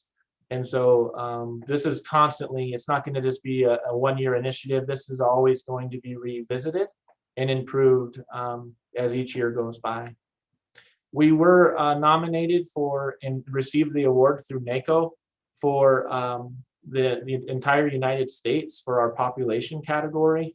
And this is a huge accomplishment for Coconino County, and credit all goes to the team. A lot of work in regards to what we've done in various fronts, and so it's not one particular division, but as a whole, and it's a great kudos for our board and for our county leadership. I was also recognized as a finalist as a CIO of the year, and again, that credit goes all to the team and all of their hard work. So one of the biggest impacts for our group and for our department really goes back to the demand. And being transparent, and this is not meant negatively, but I think it's important that you hear from me and understand our needs in our department is really about our people and the workforce and how much staff that we have based off the demand of the organization. One of my concerns is certainly burnout, to be frank, in looking at morale, having staff just work, day in and day out with no light in sight of like, when is this going to slow down? And I think it's a great opportunity for, as we have a new board and new county leadership, for us to be able to have open and transparent conversations to minimize additional priorities and to be able to clearly identify where we want the biggest return of our investments to be in from a project perspective. If you have 35 different departments and they all have various needs, that can easily turn into 35 times 35, 70. If they have 2 issues in their projects, I mean, it very quickly can become overwhelming where you have 100 projects in the queue. And then you also have, certain board priorities and county leadership. And so we're really excited about where we're heading. We really appreciate having, different perspectives and new board members and new leadership. And, obviously with the pandemic, we don't get to pick and choose, demand. It certainly is just given to us, just like every other department. But I certainly want to advocate for our team and make sure that we're not biting off more than we can chew, and that we really slow down and identify, like, what are we capable of doing and ensuring that success and making sure that our staff is fulfilled and is satisfied. And at the same time, we're doing our primary job function, which is providing services to our customers. And so it's not always about being happy as an employee. This is work. These are things that we need to do. But at the same time, we really want to take care of one another. And we do our best to do that. But sometimes just outside conditions put us underwater more than above. So, and then again, with the IT security, huge spike in this arena. Asset management is, a challenge, making sure that everyone acknowledges the equipment that they have in their possession, especially when traveling, working from home, and working remotely. And having in-person restrictions certainly changes the game a little bit. A lot of people are already uncomfortable with technology, and it's a frustration to them. And so, talking over the phone and not being able to work face to face and and touch their equipment and work like we would prior to the pandemic certainly is a change in how we do business. And so it's a partnership. We really appreciate the patience from so many of our customers, but in-person restrictions certainly has changed how we operate and provide services. Even though we still do it remotely, it takes longer in some cases because, you know, it's just a totally different way of operating. We did have some increase in costs, but in grand scheme of things, not bad. Honestly, it didn't even hit six figures. I think overall we're close to 65,000, 70,000 for COVID response from a technology perspective. And that really goes back to our planning previously in our infrastructure. There's other organizations that, you know, were over seven figures in that regard. So really good. I'm going to go ahead and scroll down here towards the bottom and start getting into some of our budgetary needs. And again, if at any time you have any questions about this document, please reach out to Helen and I or Melanie, and we're more than happy to answer any of your questions. I do want to highlight here on page 11, you can see here that there's this huge spike in money that was available on the budget in FY19. This is when Mike Townsend was here, and basically they were very excited about, you know, they didn't know what needed to be fixed or what the cost would be to fix certain things. And so when I was able to work with our team and provide that information back, it really helped them better understand, like, okay, so this is how many systems we need to replace, and now we can start defining a budget around it. So what they did is they deposited a large sum of money and just said, use it for what you need. And that Mike would present to the board and keep everybody in the loop and regarding county management. And we did a lot of investing in FY19, but I didn't want to spend all that money because even though you have the money, you don't have the resources to actually implement all of those particular tools. So that's why you see this huge gap here. And as you can see, as we've been trending right now in FY21, we are absolutely a bullseye on this one. I mean, perfect target. The money that we expected to need is exactly what is being spent. And then here for FY22, each year we're actually given 3.5 approximately.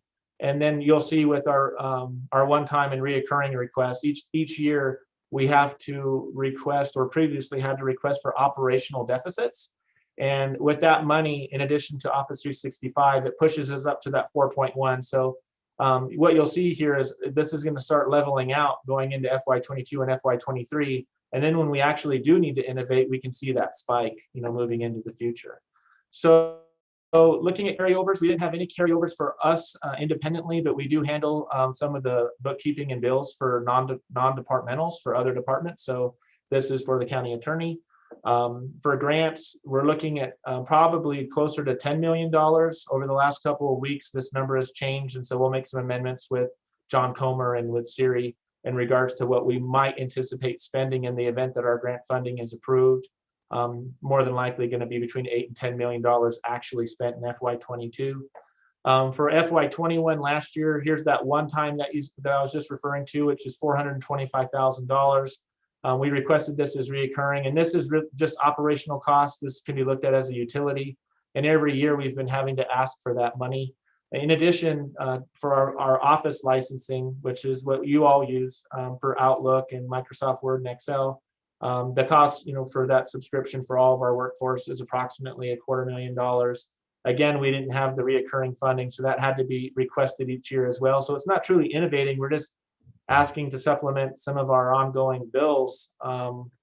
And we certainly appreciate the support of Joanne Keene and Steve Peru and others in our preliminary budget conversations, really trying to fix this particular issue moving forward.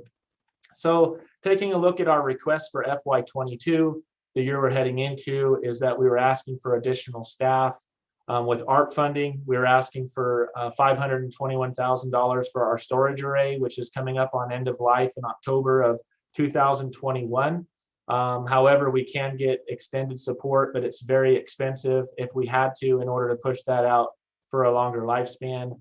We're looking to get $75,000 to really help us out. You know, we have a tremendous workload, and we really want to prioritize broadband. And because it's such an important topic for our communities, that it makes sense to me if we can allocate some money in this area to make sure that we're going to hit this out of the park.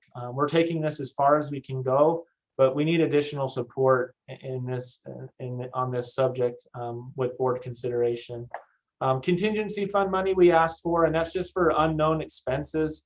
For example, like moving adult probation and moving HR and all the different things that take place. There are expenses behind the scenes that we have to scramble and figure out how to come up with those monies. And in this case, looking at salary savings certainly works.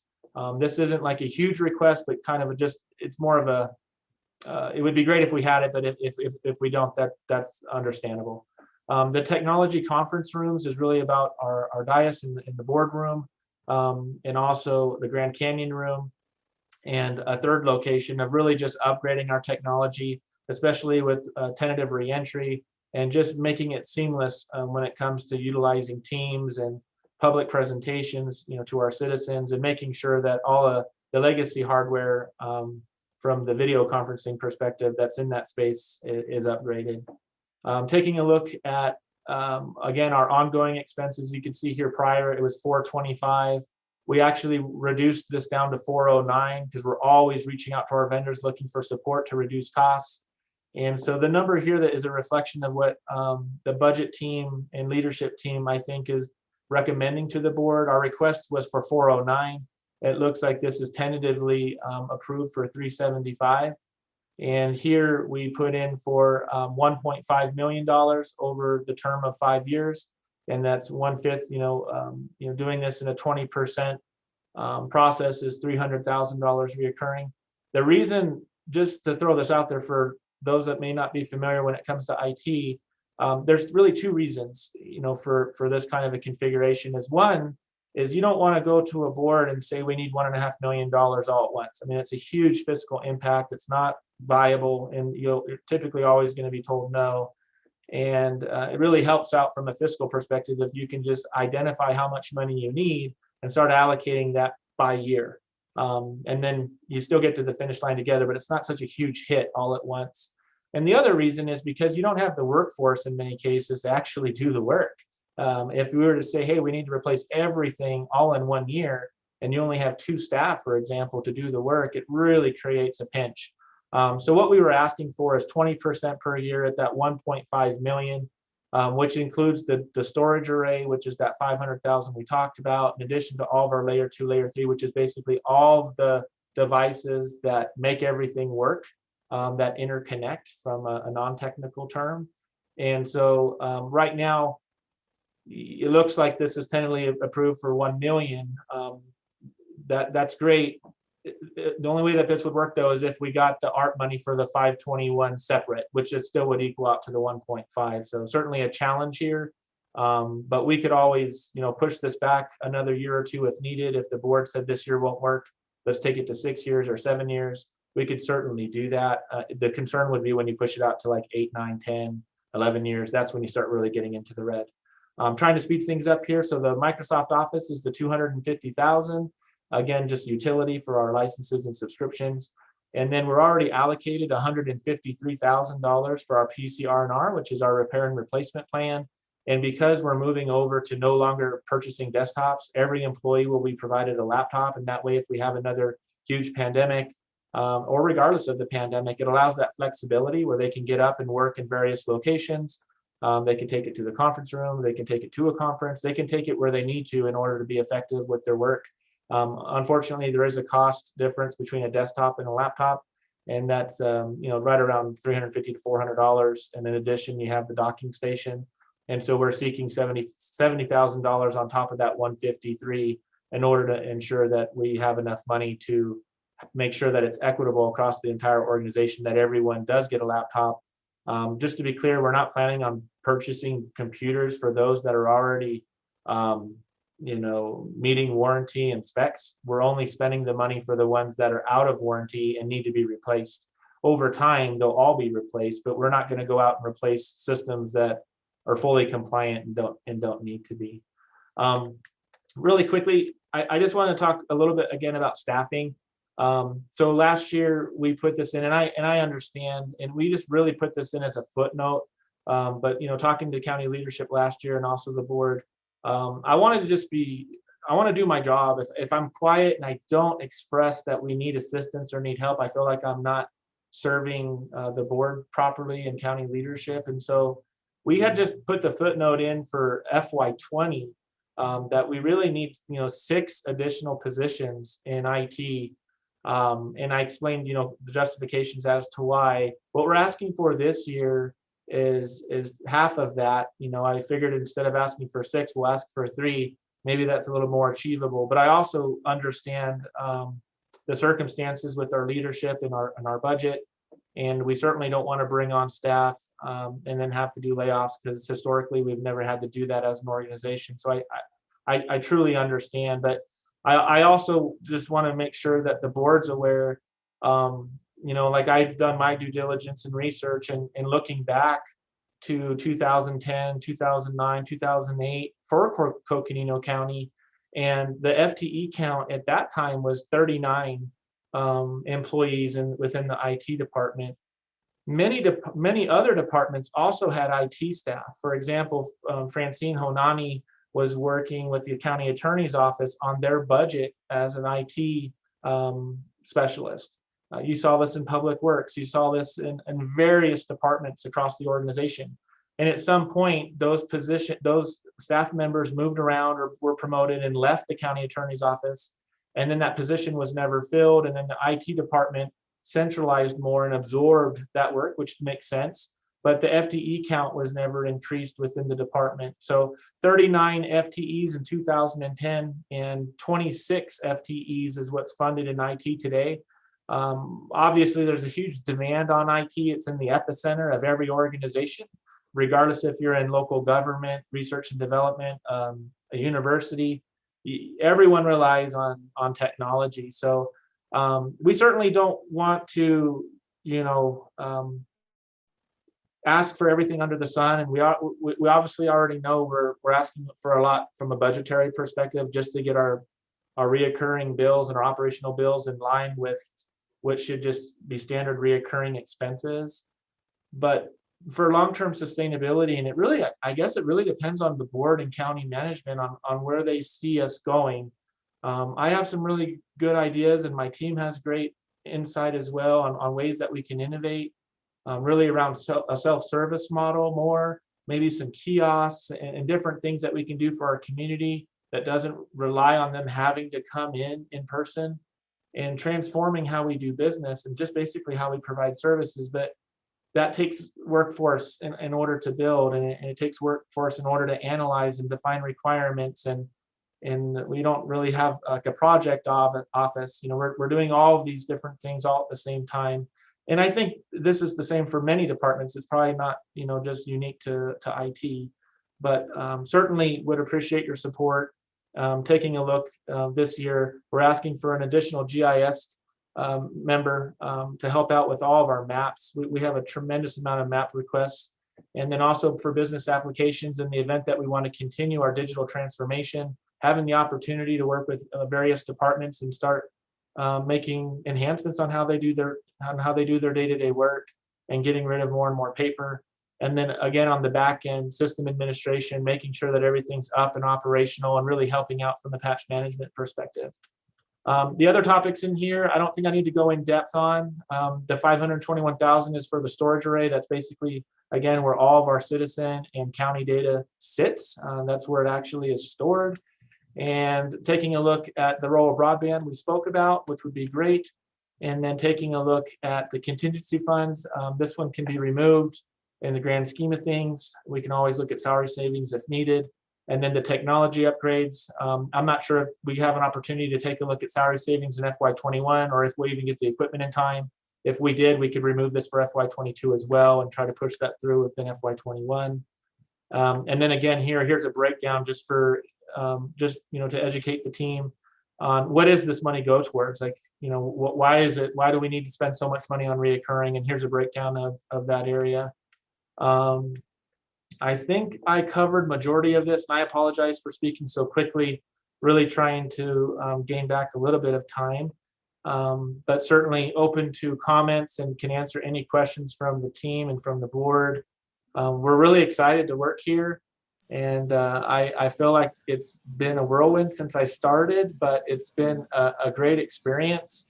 And I'm really honored to serve along, Chair Ryan and Supervisor Fowler and Begay and now Vasquez and Horseman. And I can learn, from each of you. And we have so many things going on all the time. I think we're going to stay busy for quite a while. But just want to say thanks again for listening, and really excited about the future ahead, and happy to collaborate and partner where possible. So thank you. Good. All right. Mr. Chairman. Go ahead, Steve. In the interest of time, what I would like to propose, because there's a lot of information, IT is at the heart of all things.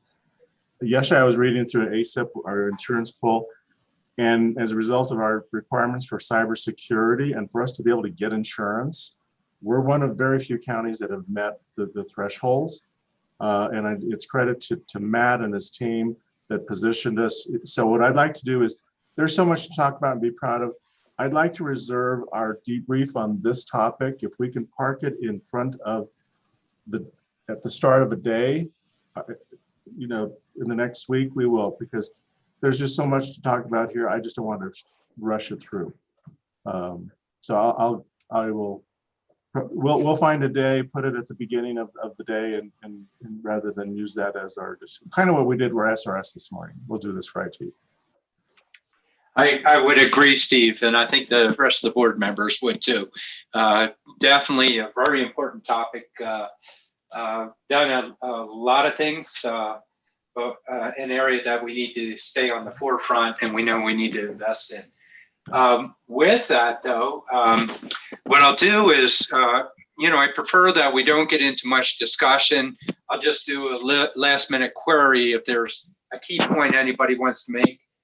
But knowing that we will come back and talk about this, we can break pretty soon here for lunch. Is there any last minute comment or query on this? Not seeing that. Mr. Chair. Oh, go ahead, Lena. I am just amazed at all that's not a proper word to use, just in awe with everything that you have done and how you've been able to, within minutes, within hours, within days, you've been able to switch us into the new world. Just want to thank you. And this, I totally agree with you, Mr. Chair and County Manager. This needs time. We need to evaluate this. We need to take some time with this. So I just want to thank you, Matt and Helen and all your team. We are in touch with you all the time because the IT is on our phones, our computers, everything that we do. We're totally connected all the time. Thanks to you. Thank you. All right. A morning of, you saw our internal services. IT exemplifies everything that we saw today. It's amazing what everybody's doing. We definitely will come back, provide you an opportunity, additional conversation about what you're doing and what we need to consider, okay? I think it'd be wise right now that we take the break. We got to carry on throughout the day, recharge. We have an hour to come back, and we'll start with the clerk of the courts, I believe, as our next one. That's correct. Okay. 1:15 is our time back. And staff, you guys rock it. Thank you so much. Thank you, everyone. Thanks, Thank Matt. you. Hey, Matt, give me a call. Thank you.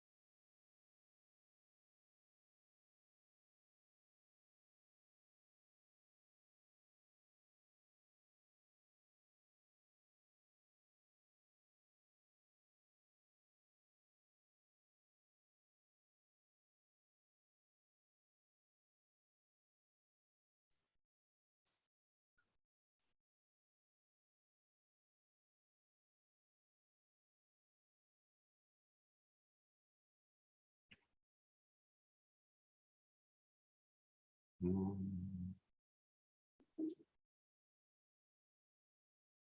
Alex,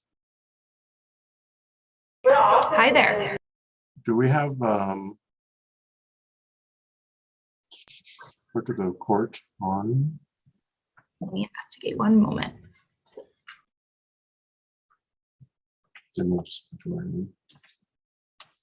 see. There's that.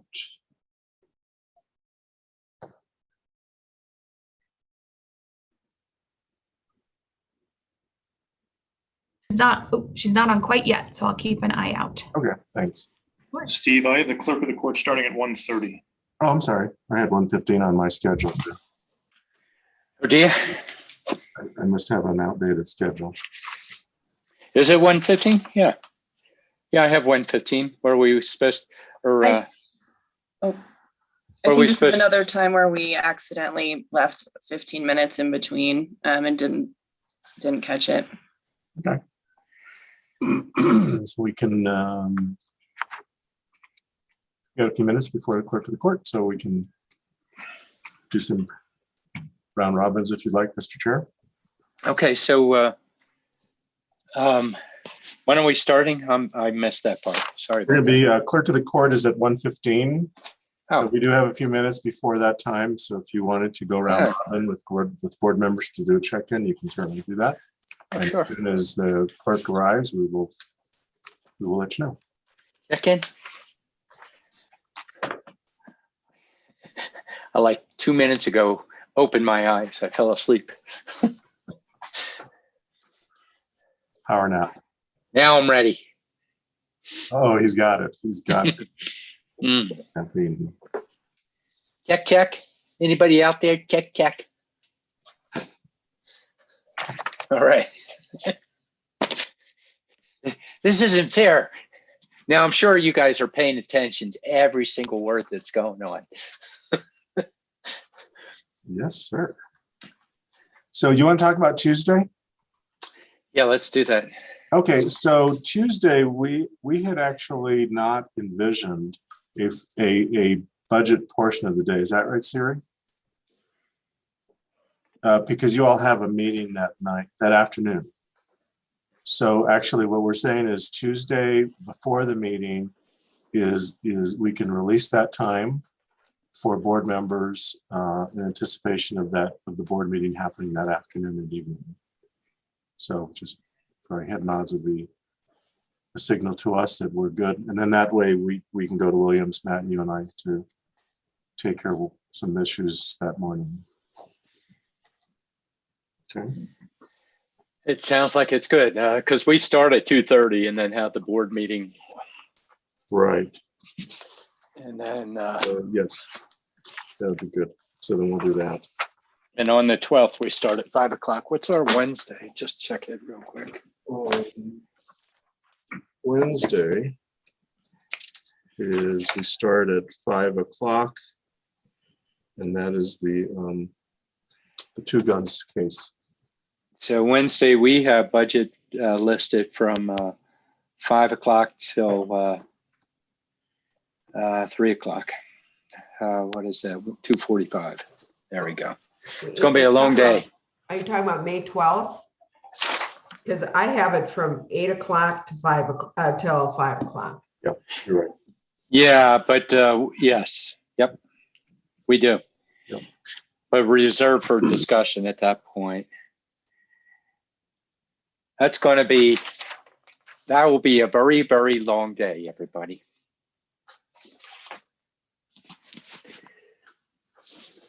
Certainly,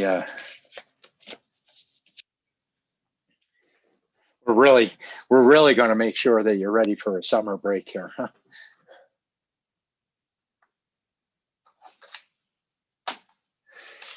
Okay. So, do we have the clerk out there yet? Is that what we're doing? We're waiting on the clerk.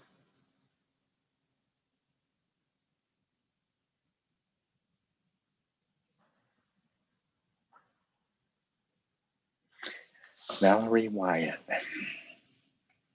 Oh, that's right. I just opened this up, didn't I? And we'll go there.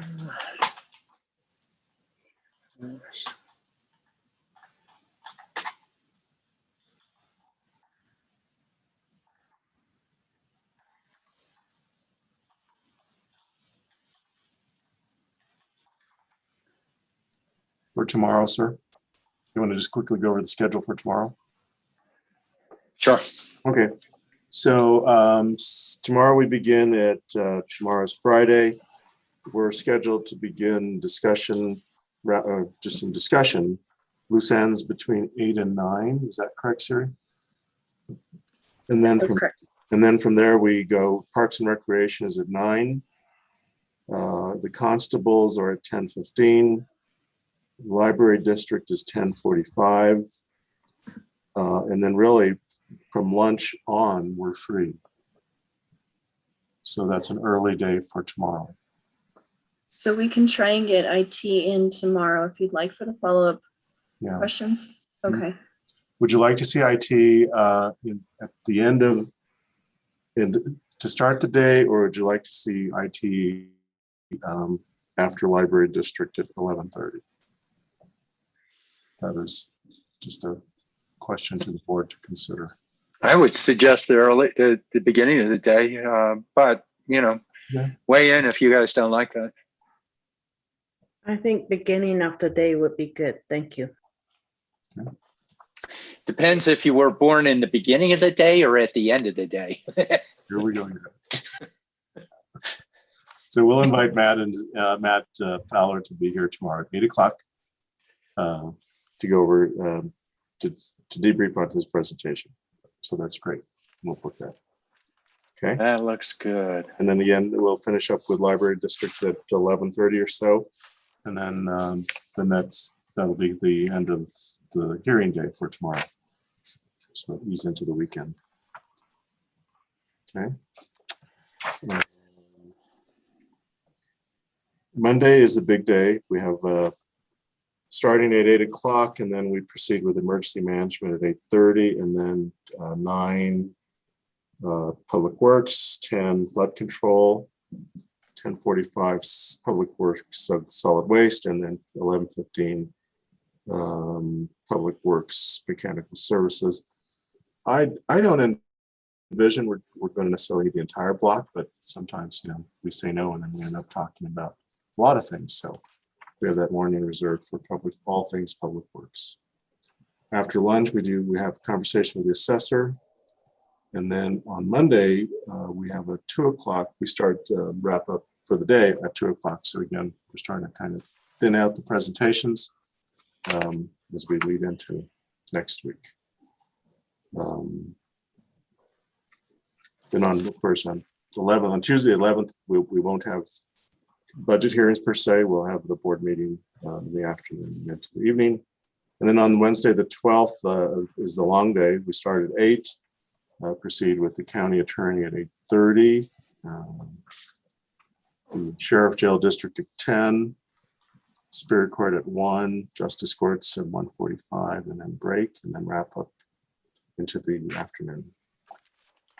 It really puts the the prep work for the Tuesday meetings and the Wednesday meetings for the weekend. It's going to be a tough 2 weeks for us here. Yeah. And then of course we have Thursday and Friday blocked for wrap up, assimilating and processing all the information, and that'll finish the week off. Steve, is it realistic that the county attorney is only going to go for an hour? I think we may need to look at that. We may reallocate some time because we do have some time in the afternoon. So if we need to kind of stretch that out a little, I'd probably say the same thing with the courts. I think so. I think we'll have a good discussion. So, we'll advise departments that we may look at that and stretch it out. Yeah. Or take away from the discussion time. Yeah. That'd be my guess anyway, much like IT. I mean, there's just so much. Yeah, a lot of good information, good conversation. So. And then the other is today, do you think that we will wrap up at 4 or 5 today? The reason I'm saying that is I'm going to get Lulu in the back of the car and drive up to Flagstaff tonight. So any idea what time you think wrap up will be over today? We can certainly, there's nothing time sensitive that we need to wrap up today. So after school superintendents, knowing that we're going to be seeing each other every day, so we can. So I'd say we could wrap up at 3 if there's nothing pending that we need to talk about. This one? Yeah. That'd be helpful if that works for everybody. Obviously, we'll do whatever we need to make do. So that would be good. Okay. We don't have our presenter. Okay. Let's see, Mr. Chair, the clerk of the court, Valerie Wyant, is on. I printed this out because this was on All right, let's check in and see. Val, are you, do you have your team here and you about ready to go? I think so. Can you hear me? I certainly can. Can you see me? Actually, oh, there you are. Yes, I can. As soon as I look up, yes, I can. Great. With the beautiful picture of the courthouse behind you there. Yes, but mine is not as pristine as Sharon's picture of the courthouse. So I think I need to get that copy of it so it's a little bit sharper. Yeah. Yeah, we got to get more background pictures, don't we? Yes. And I have joining me that I think need to be upped or, changed to a presenter, I think it is my Chief Deputy, Erin Maloney. I just sent that email to Lindsay. And then I have Shannon Bass and Leslie Clark. Okay. And Alex will promote them. Yeah. Oh, I didn't email Alex, but I emailed Nicole and John and Lindsay. They've both just been promoted. Thank you. Awesome. Thank you. So do we have all three in there? Leslie Clark, please. There we go. Let's see. Done. Thank you. All right. We're all there. Fantastic. Well, so welcome, Val. Look forward to your presentation. And a lot of folks have been checking in. I don't know if you're sure. I'll just go over it real quick, though. We'll go through. We're doing the welcome. As you start off, if you can introduce your staff and then go over the departmental overview that I think our budget guys sent out to you. And then we'll go over, the funding requests, see if how you have prioritized them, and we'll get into the board discussions. And so let me just double check. So how much time are I'm reading a different piece than you guys are, so you got to tell me when do we have a time here? Mr. Chairman, we've slated this discussion for 45 minutes. Good. Okay, fantastic, and we're starting at 1:30. All right. Well, Val, Steve, you're good, right? Yes, we're good, Mr. Chairman. We can proceed. Thank you. Okay, the floor is yours, Val. Thank you. Good afternoon, Chair Ryan and members of the board, County Manager Peru, and all of the other staff. For the record, I am Valerie Wyant. I am your elected clerk of Superior Court. I am also the jury commissioner and probate registrar. And I'd like to get started today by simply sorry, I've been in Meeting City all day. I'm going to introduce you to my amazing management team, and I'm going to start with Erin Maloney, who is my Chief Deputy Clerk, and she's over there in the orange. So Erin, if you could say good afternoon, please. Hi, good afternoon, Chair Ryan, members of the board, county management team. I'm Erin Maloney. And then I also have present with me today my other managers that oversee different individuals in the department. So I have Shannon Bass, and she oversees our court tech staff, or the people that go into courtroom and take summary minutes. So Shannon, if you could say hello. Hello. And then finally, I have Leslie Clark, and she is our manager that oversees our administrative staff, or the staff that does not go into the courtroom. So Leslie. Good afternoon, everyone. Thank you. And then I also want to go ahead and take the opportunity to share my screen. I do not have a PowerPoint presentation, but I'm simply sharing my org chart that should have been provided to you in your materials. So I'm going to attempt that now. And if you'll let me know if you are seeing my org chart. We do. Okay, great. So I'm going to start with a department overview, but starting with my staff. You know, I have been participating in some of the other budget meetings, and I have to agree with many of the other departments that our most valuable asset in the clerk's office is our team. Without them, we could not do the great work that we do, and we are very busy, and the caseload demands of this office, as well as any other, you know, task that we have, are very detail oriented. So without the team, we would not be successful. So I thought it would be good to just simply go through the org chart and tell you a little bit about our department and our story. So up at the very top, you'll see that this is me. I'm the Clerk of Superior Court, Jury Commissioner, and Probate Registrar, as I mentioned in the beginning introductions. And what that means is not only am I the elected leader and administrator of the department, but I am responsible for everybody's work that they do. If there's an error of any kind, it's not necessarily that person's error, it's mine, because I have the accountability to the constituents in the community to ensure that we're doing the right thing over here. Jury management and being the jury commissioner in of itself is very challenging. As you can appreciate, during the pandemic, things have had to be done differently for safety. We have been able to utilize another county location, that being Fort Tuthill, with a huge thanks to Facilities and Parks and Rec and Kim Musselman for enabling that to happen on behalf of the courts. We have successfully done 3 separate grand jury impanelments out at the Fort Tuthill location. And then when we are having jury trials, and we'll get into a little bit more details about those a little bit later, we are doing those by group here at the courthouse. But that takes a village to put on a jury trial. We are doing online questionnaires in advance to minimize those people that will physically report to the courthouse, and that has helped tremendously. And I also want to throw out a tremendous, huge shout out to HR. Lauren Bednar and Carolyn Kidd specifically have been instrumental in helping us with those online surveys. So a huge shout out to them and Erica. So I'm also the court's probate registrar. And so what that means is when somebody has passed away and we need to handle their estate, some things are big family fight, as you can imagine, and other things are consented and everybody agrees to what needs done, or one has left a will that leaves those last wishes so that they can be carried out.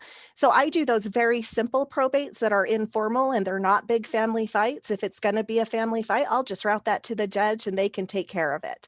So I just share that with you because as the elected clerk, I carry my own caseload, and I am still doing a lot of the day-to-day duties of even my front level entry, you know, staff. So just throwing that out there for what you take of it. The chief deputy clerk, Erin, she is my right-hand gal. She does everything that I would do as the elected clerk plus more. So there's a lot of pressure on Erin and her role. When we have vacancies, a lot of the extra work gets put on Erin. One of the things that she does specifically is she does case closeouts. And so what is that? That is when a defendant has been sentenced to either prison or probation. That is closing out everything that has to be done with that particular case. That could include reporting to various agencies, disposition reporting. So we're updating somebody's criminal history.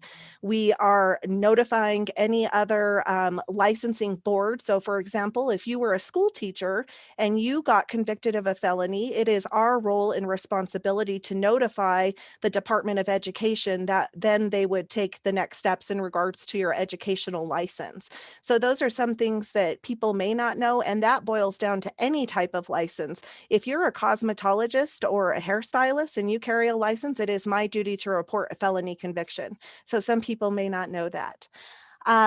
That is a very small nutshell of one of Erin's duties. I will not go into every single one, or we would be here probably for a couple of weeks.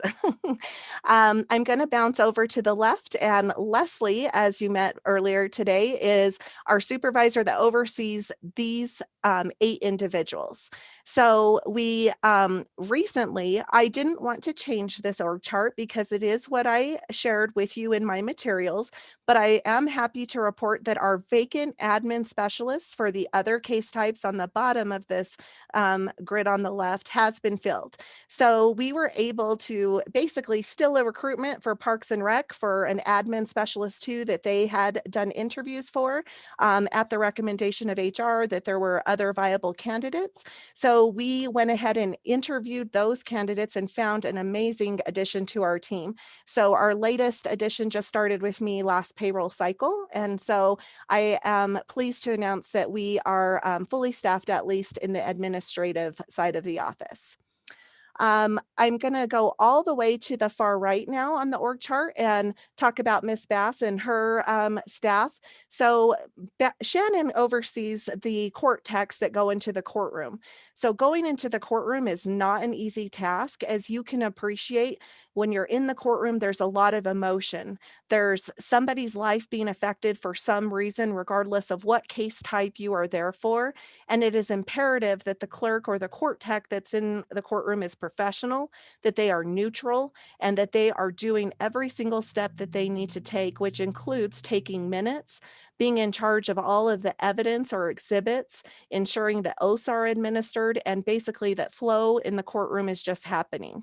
Of course, our role is very different than the judges, but we sit right next to the judge and we're working with the judges very closely.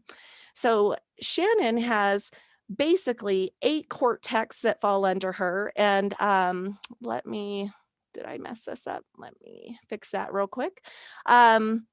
One of the things that's important to mention here is we had to change things around. And so what you're not going to see in my SIRs was a reoccurring SIR for funding for our grant funded position. On the bottom here, we have this 4D grant funded court tech, and the finance folks will be able to tell you this has really been a burr in our side for a long time, this grant. It's very challenging in that it's a 66% 34 split grant. That being that the state DES would pay 66% of that FTE, and then our special revenue bond forfeiture fund was paying for the other 34%. However, the way that that position was set up, it wasn't really sustainable. And the result has been that we have a huge deficit in our bond forfeiture fund. So in order to correct that deficit, we made a pretty bold decision, had a conversation with Lucinda before Steve joined us in regards to budget and some things that we needed to do. And what we did is we just changed that. And because we had a different vacancy, a position that we held vacant as part of the pandemic in trying to help the county on those dollars, we went ahead and put the grant funded individual onto a 100% general funded vacant position, leaving the grant with a vacancy. And then we're working with Finance and Siri on a solution to take care of the deficit, which I won't bore you with those details, but we are working on that solution, and that should take care of it by the next fiscal year, which would be July, of course. And then what our idea there was is we're still going to get that grant money. We are still going to obtain what we hope to be 66% of 100%, FTE. And once we get that funding, we will just turn that money over to the general fund. So in essence, we've hurt ourselves as far as staffing levels, but we have fixed a financial deficit in our bond forfeiture special revenue funding. And so for that, solution, there's huge gains. Our special revenue bond forfeiture fund is fastly depleting. And so it was really the only solution that we could come up with. We will continue to do that 4D work. It will be shared amongst all of the staff in the office. And as we do that, we have a formulary to then get those reimbursement, grant dollars. And again, those will just be ingested back into the general fund. So that's some additional revenue that you didn't see previously.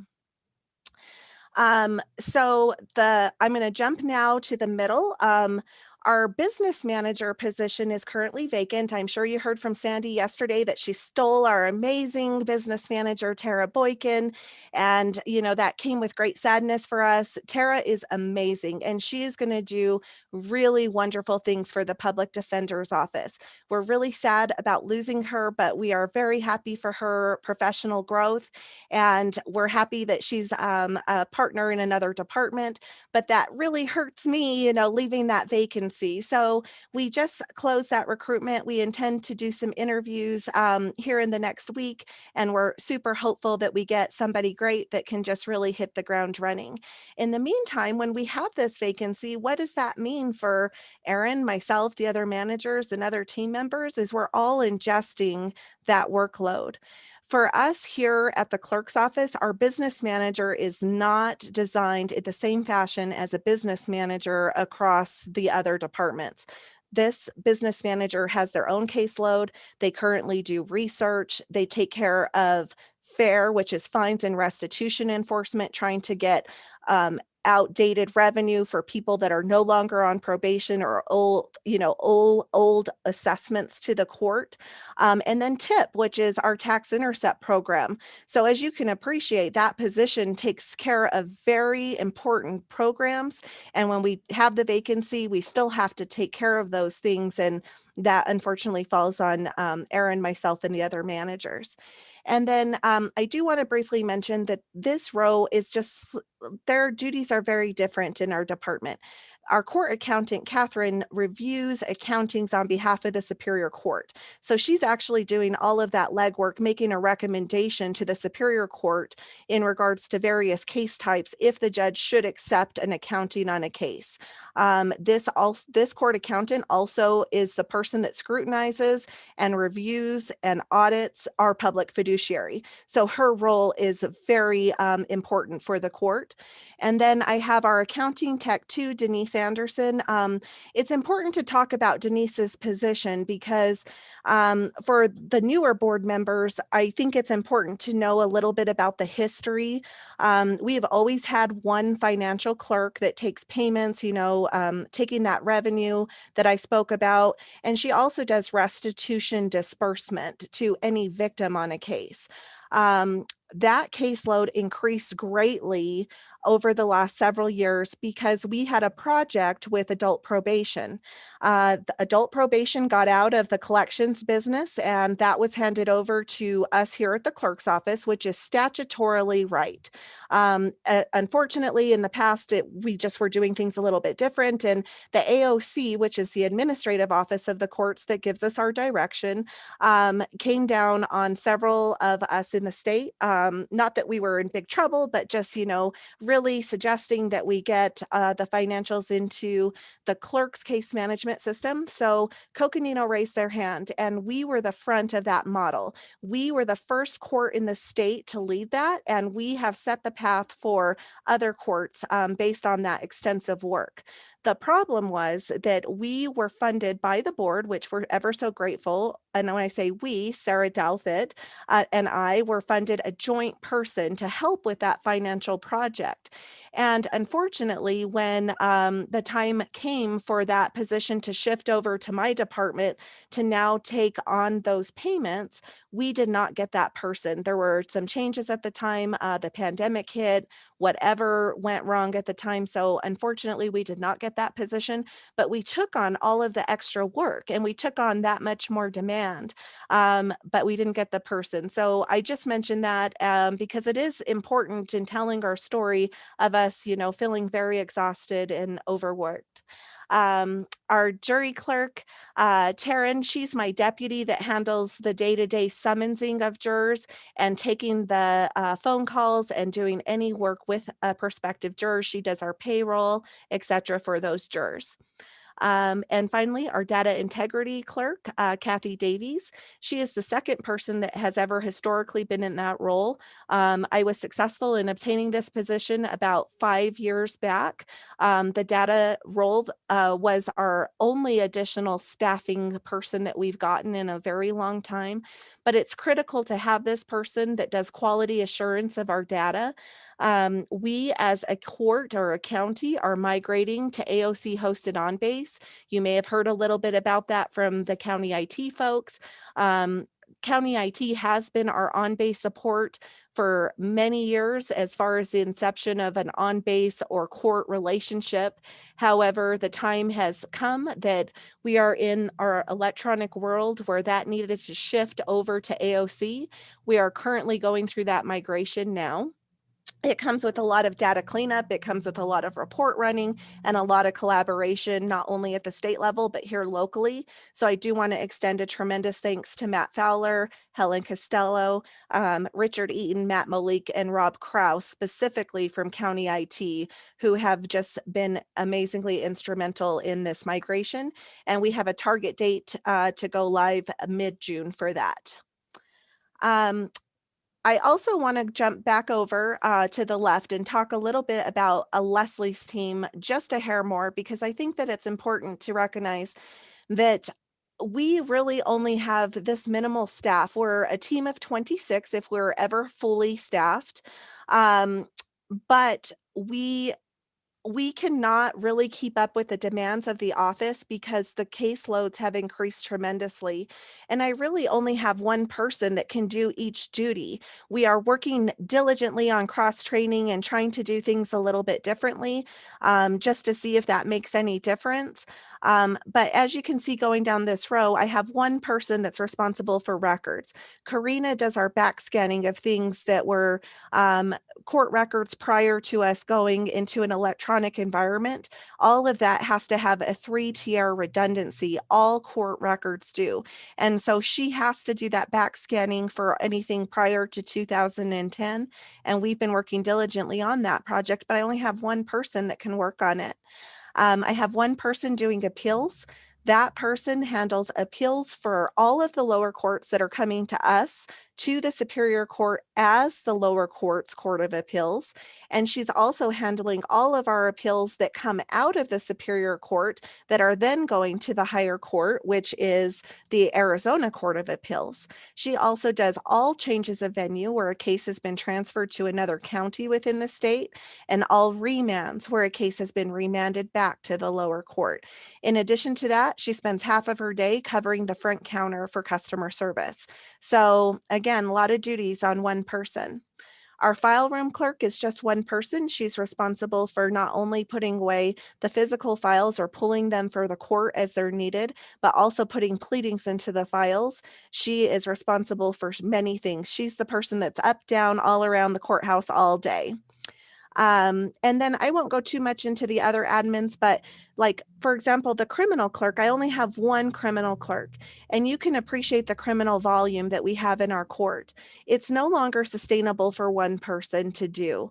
I try to be the backup, but as an administrator, it's difficult for me to be that backup. I will share with you on Monday when this budget meetings were kicked off and I was trying to participate in that. It's great with things with Zoom because you have the ability to listen in on things, but the entire duration that I've been trying to listen in on budget meetings, we're multitasking and we're e-filing. And when you fall days behind in e-filing, it's a huge detriment, not only to our legal community, the judges, but our constituents. So it's important that we stay on task with all of our mandates. And it's just getting more and more challenging to do that as more things get put on our plates. And that's part of our legislative landscape. I did put in our materials all of the House bills just this session that are impacting the clerk or the court specifically, that those additional steps would be placed on us. When we don't get additional staff, but we get additional duties and mandates, it's extremely challenging for us to do those extra tasks. I am at the forefront of advocating on behalf of not only Coconino County, but all of the clerks in the state. I am the state legislative liaison on behalf of the Arizona Association of Superior Court Clerks. So I'm definitely in the forefront of those things. And we try to, like I say, advocate and mitigate as much as possible. I'm going to stop sharing now just because I'm done with that piece of the presentation. And then I'm going to jump into my SIRs. we had requested 3 separate SIRs. And I understand that our county manager has made an amazing recommendation that we could potentially get. The SIR that we were asking for one of our people, Karina, who is that person I talked about that does the back scanning and our records retention stuff. She is paid out of several various funds, multiple pots, if you will, and it's no longer sustainable. We have paid her that way historically since we've had that position. And with those funds depleting, we need to give them a rest. We really need to migrate this position to the general fund so that we can allow those other funds an opportunity to catch back up. And then we might be able to use those dollars for other projects.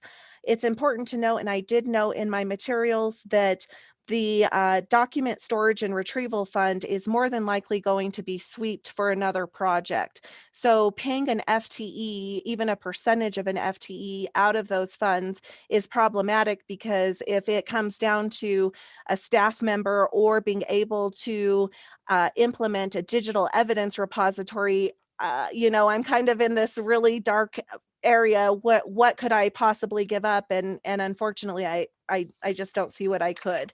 So appreciate that recommendation from our county manager. And then our second, or excuse me, it was our third priority SIR for the career ladder for our court techs, was also historically paid out of our bond forfeiture special revenue money. I did speak about that deficit. It also needs time to repair as well. So that's awesome. It gives capacity for us to grow our team. The court techs, it's difficult to go into a courtroom on day one and know what to write down, what's happening. It takes a lot of training. And so after a year of having that court tech experience and growing with the office and learning different roles, if you can do grand jury, if you can handle a complicated motions hearing and a jury trial, then you are in stride to get that promotion with our team.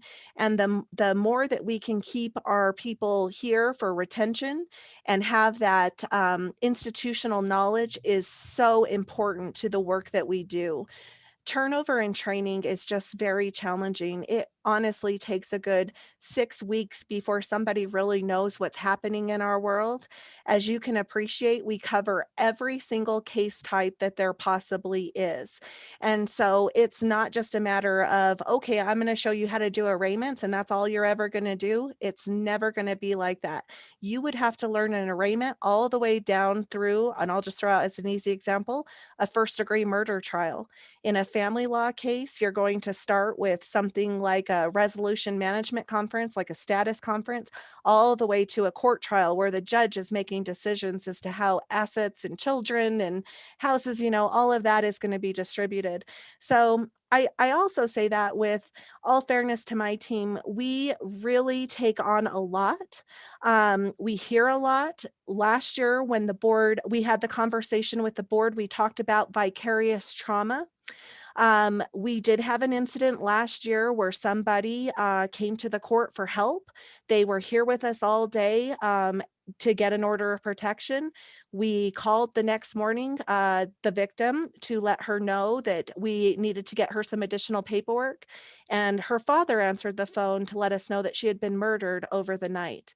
So that really resonates with us.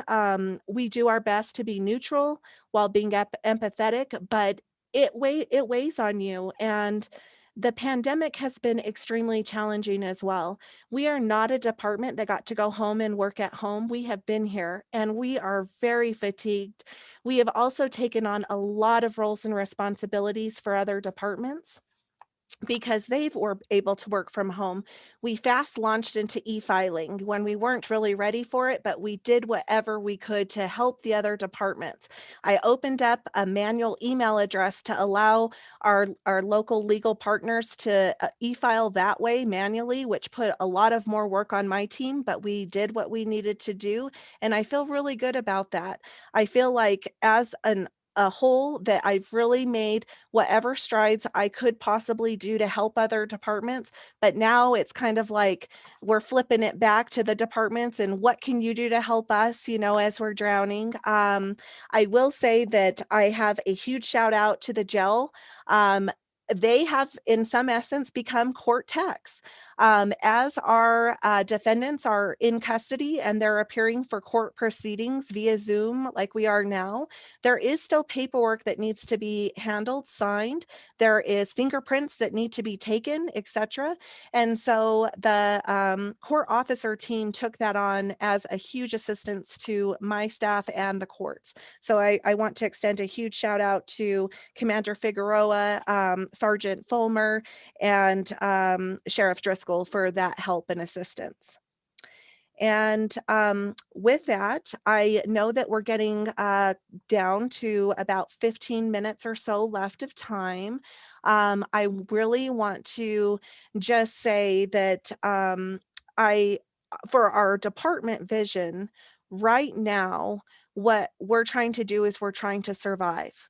We are simply trying to keep our heads above water, keep up with the demands that are on us not only as a norm, but added to because of the pandemic. I will say, and this is not out of negativity to anybody on my team, or it's just the reality of life. And it's that we are so busy and we're doing things so fast that we're starting to make mistakes. And when we start to make mistakes, it is detrimental to those out in the community. And I'm only going to use one example. And I'm not throwing anybody under the bus because I love Leslie Clark to death. And she's one of my most stellar, amazing people that knows every single thing that needs done as far as procedural steps. But it's what happened and it's real life. And I think it's transparent and fair that I share it with you. And it's that we failed to send over to the sheriff's office a Title 36 order for court-ordered treatment that needed to be served on a patient in the guidance center. And it didn't get to them timely enough to affect service, and we didn't know about it until the next week. So you can appreciate the challenges that come with that. Were we able to resolve it? Yes. That was the judge mad at us? No. The judge was extremely understanding, even came down to speak to Leslie directly, because you can imagine how awful as a person that makes you feel if you were the one that made that error. But at the same rate, I was very grateful to Judge Steinlage coming down, reassuring us that we got this and we'll just start fresh the next day. But I mention that because that is not our only mistake. It's just a very raw example of what just happened. And I just need the board and everybody to understand and appreciate we strive to do our very best at the clerk's office. We do the very best day in and day out. But Erin, Leslie, myself, Shannon, we're leaving at 6 o'clock at night every night. We are tired. Please help us. And then the other thing that I want to say about that is simply back to the court techs. I have 8 court techs to cover 6 full-time divisions. Life happens even outside of the pandemic. I have a court tech that went into labor at 32 weeks. We had a plan for when she went out at 40 weeks. But when you went out at 32 weeks, you don't have a plan. So bam, I have that vacancy. In addition to that, I have another court tech, unfortunately, that is been undergoing chemotherapy and now just learned she has to have surgery. That is going to put her off of my team for a little bit, but these are people out on medical leave. This is life. This is not, I have a vacancy and I need to do a recruitment and get somebody in here. I need help because people have life going on. So I just share that with you. And I think I will go ahead and end with that and really want to open it up for any questions that you all have of me or any member of my team. All right, thank you, Valerie. So what we'll do is we'll swing over to Steve, County Manager first. Thank you, Clerk Wyant, and to your team. Thank you so much, and then to your staff person who is on leave for surgery. And we wish her the best. As our clerk indicated, this office has been open throughout from the very beginning. And I've said this before, and I'll always say that whenever we're talking about reentry, we'll always talk about those departments and individuals who have been here from the very beginning, because they have, of course, been here from the very beginning. And of course, credit to the clerk's office for taking on additional duties to take on some of the workload from other departments. And so shouldering that as well has been important. The clerk raises a good issue with regard to, and we've kind of seen this as a theme throughout, the reliance on fees to balance out FTEs is it worked at one point in time, years and years ago. The storage and retrieval fund was well funded. We funded positions, we funded equipment out of it. It was a very dependable fund.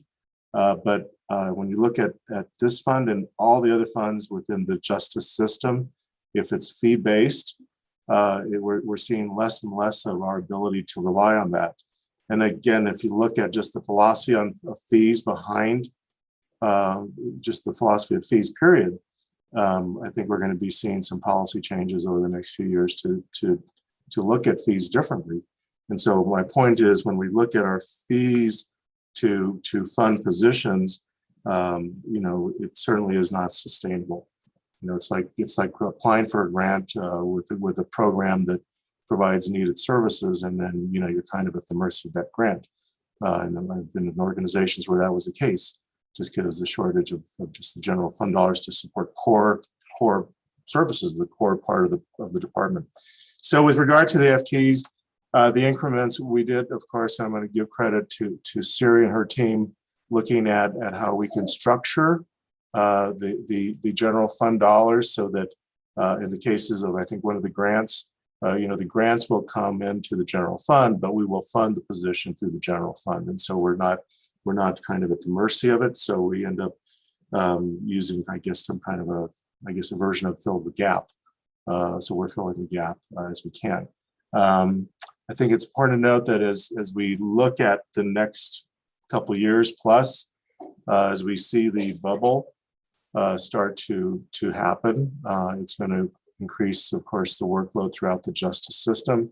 And so we'll have conversations with that, how we structure the American Rescue Plan dollars to fund some of those supports that will be needed throughout the system.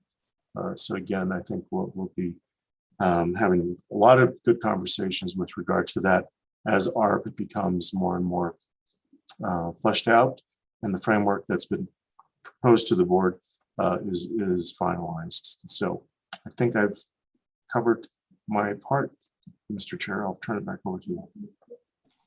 All right, thank you, Steve. Yeah, and I actually, compliment Val also on a suggestion of, relinquishing the approach associated with the fee to, have us shift over and use that, and yet move into making sure that her FTE in this case was supported by general fund. I think a piece of the question, if I understand it correctly, is pre-bubble still asking for an FTE is a piece of what you're suggesting, Val. Is that correct? Yes, because we need that help no matter what. Yes, that's correct. Okay.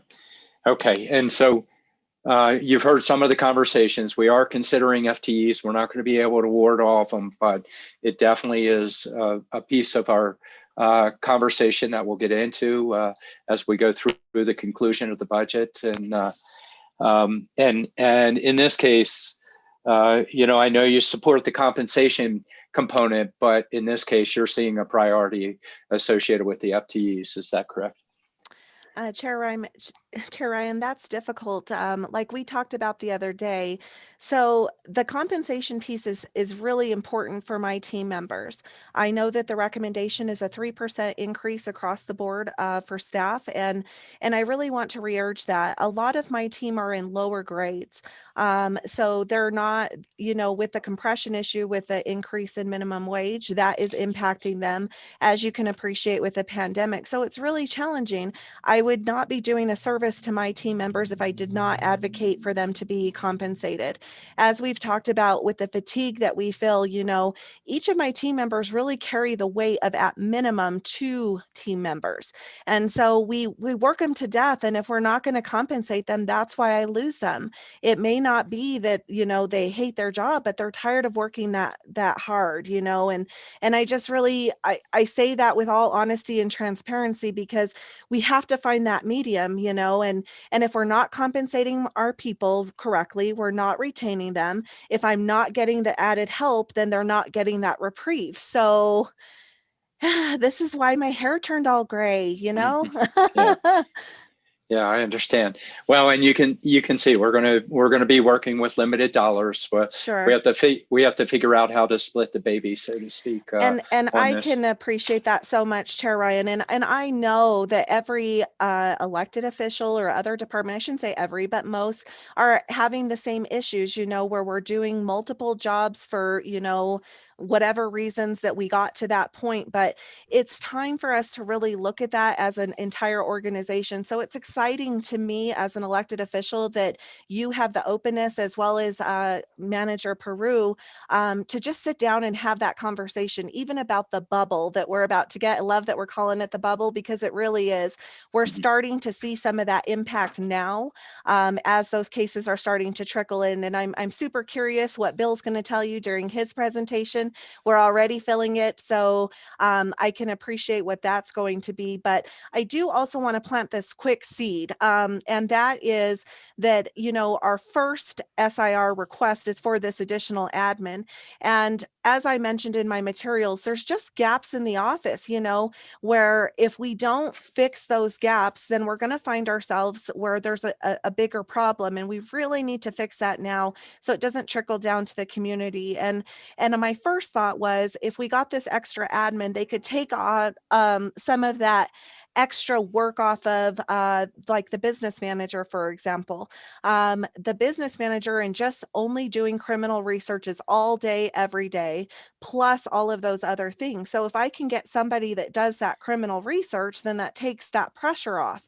And criminal research needs to be done. These are people purchasing firearms. If we do not respond within 48 hours, then the dealers, or whatever you call them, wherever you buy handguns, have to sell that gun to that person, because we did not prevent that sale. And so again, that'll trickle down to the community. And finally, what the other thought for this position was, well, 2 other things was, this person would help with updating criminal histories.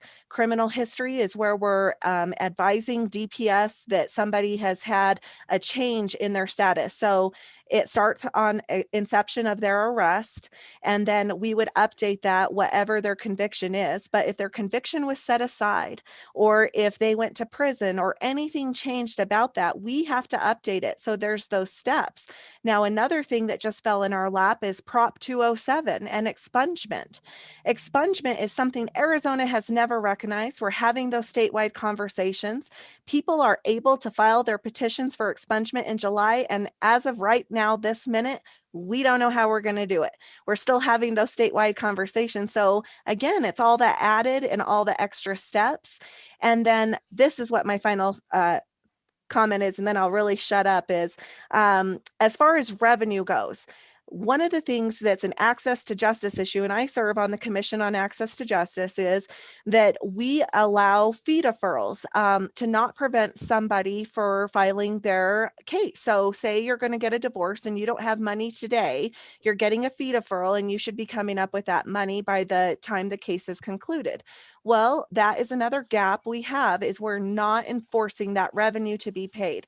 And we can appreciate that during COVID, now is not the time, but with the right person and time and energy into it, one of the things that we did as a work at home project, for those that did have an opportunity to be at home maybe one day a week, is pulling together the figures of all of that outstanding revenue. So when the pandemic is over, or when the time is right, we can start sending out collection enforcement letters, and that's only going to help with revenue. So I throw that out there because those are concepts that we can approach if we have the right staff. But when we don't have the right staff, you can't implement those programs to increase your revenue.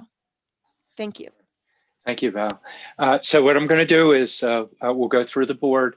We'll start with Vice Chair Fowler, and then we'll cycle through. Lena? Thank you, Val and team. Thank you so much. And we're very much aware of your very hard work and very complex. When we think about courts, we don't think about the document side and all the laws that are wrapped around that and how you work with all the judges and the judge team. So it's one legal system.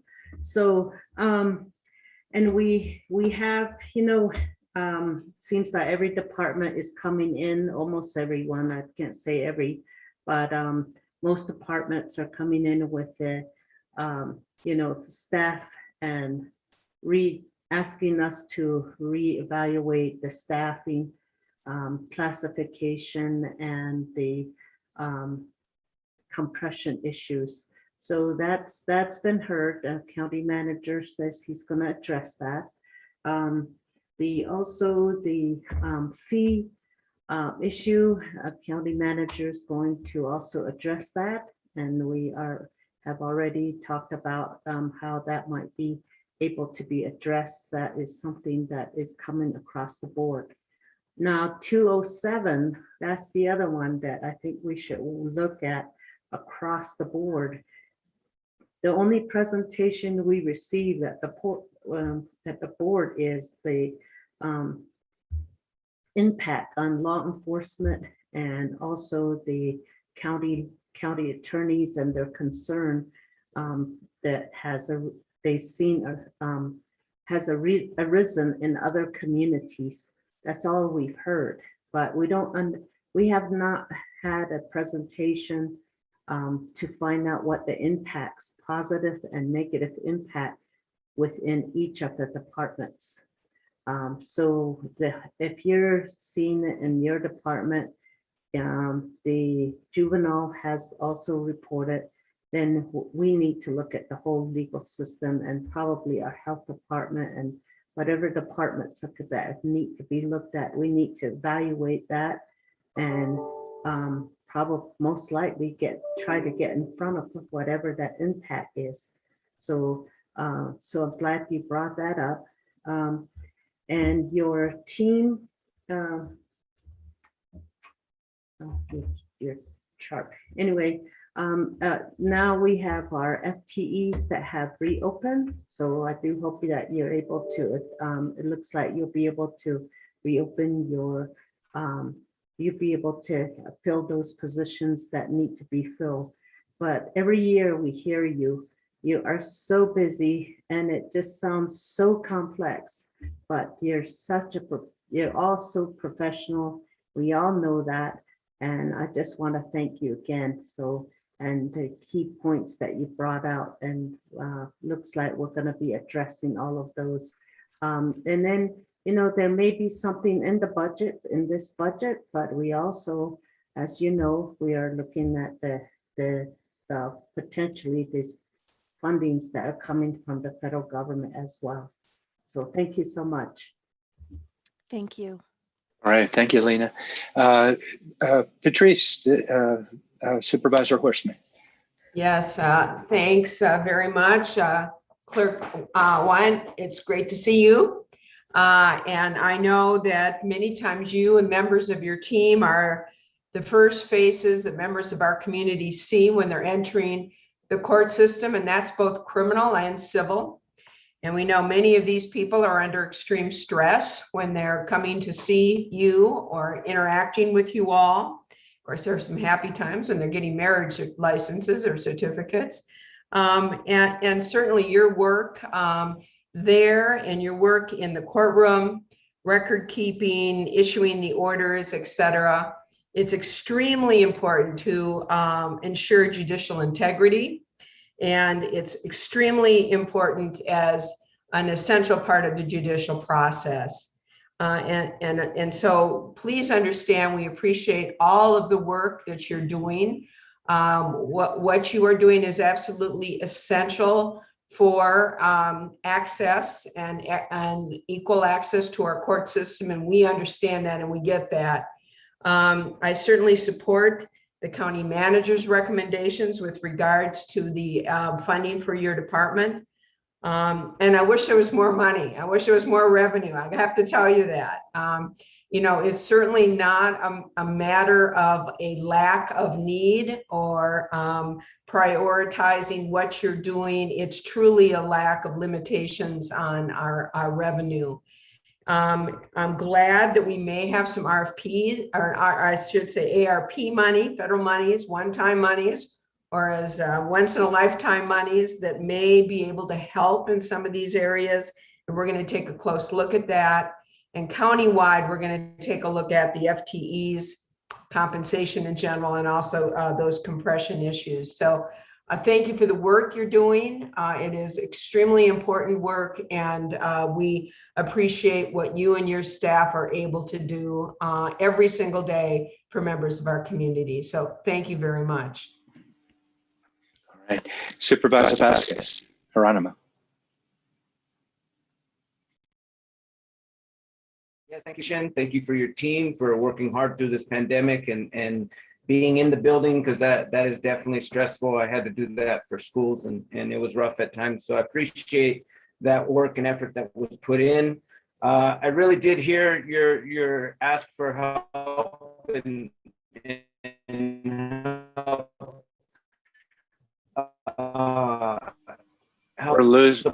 We're losing you. Your team with additional staff. And can you hear me now? Is that better? Yes, that's a lot better. Yep, that works. You threw me off there.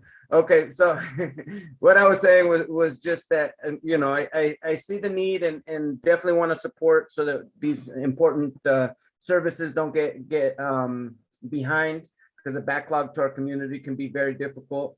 And so we definitely want to be sensitive to that and try to provide as much support as we can under the circumstances and whatnot. And so definitely taking that into consideration.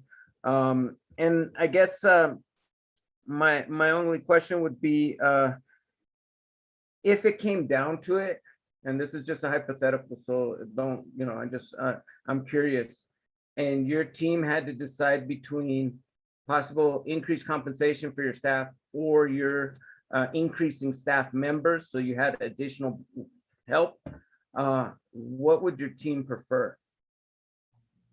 Hopefully it doesn't come to that, but I'm just curious. Thank you, Supervisor Vasquez, for the question. I think that would be difficult. I think that what I would see is those of us that, like my management team, I feel like we always take sacrifices. So we would probably be the ones that would say no to that compensation, but want it for, you know, the lower grades. But then that is challenging for my managers. You know, they work so hard, and they're the ones that are coming in on the weekends and working in the evenings. So I think that, in all fairness to my team members, I would ask them. I wouldn't want to answer that for them, because I think that they really deserve both. And I know that that's hard to say, but I really would want to ask them, because I don't want them job seeking to then leave me in a different spot because I couldn't compensate them for that hard work. So I just really struggle to answer that directly. And I don't mean to be vague, but it's a very difficult question. No problem. I almost didn't ask it as I'm listening to Supervisor Horstman. I almost didn't ask. I was like, that's irrelevant, but I thought I would ask it just to put it out there and be thinking about that, you know. But you know, definitely want to find ways to think creative and find ways that we can do both in some form or fashion. So Sure. thank you, and we'll look forward to seeing how we can best support your office. Well, and I appreciate those comments so much. And I'm just going to jump in. Sorry, Chair Ryan, you know me, I'm bold, and I'm just going to do it. But the thing is I think that is a conversation to be had next year. I think that we need to have and I know that there's only so much dollars. We completely get that. But I think if it really comes down to it, and if we're really trying to figure out FTEs across the county, then it needs to be a conversation, not the week of budget hearings. It needs to be, that conversation that we're having where we're really understanding. And, the last thing I'll say about it, as far as my office is if I don't have the capacity to do what we need to do, it trickles down to the other departments, because the legal defender, public defender, county attorney, adult probation, or other justice partners are not getting what they need to then do their job. So I think in those, more grand discussions, it is imperative that we are all at the table as stakeholders as to what our needs are, and then weed it down from there. And I think that we were making positive strides in having those conversations with Dr. Peoples and Jimmy, and a little subcommittee off of the CJCC, and then the pandemic hit and we didn't get to complete those conversations. So we are, excited to carry those conversations forward and work with you all on a solution that helps us. Great, Yeah, thank you. Appreciate that. Yeah, and along that lines, that's, it's one of those systematic, there's a lot of cause and effect as we work on these issues, and a part of our decisions that we have to work through also. Supervisor Begay, Judy.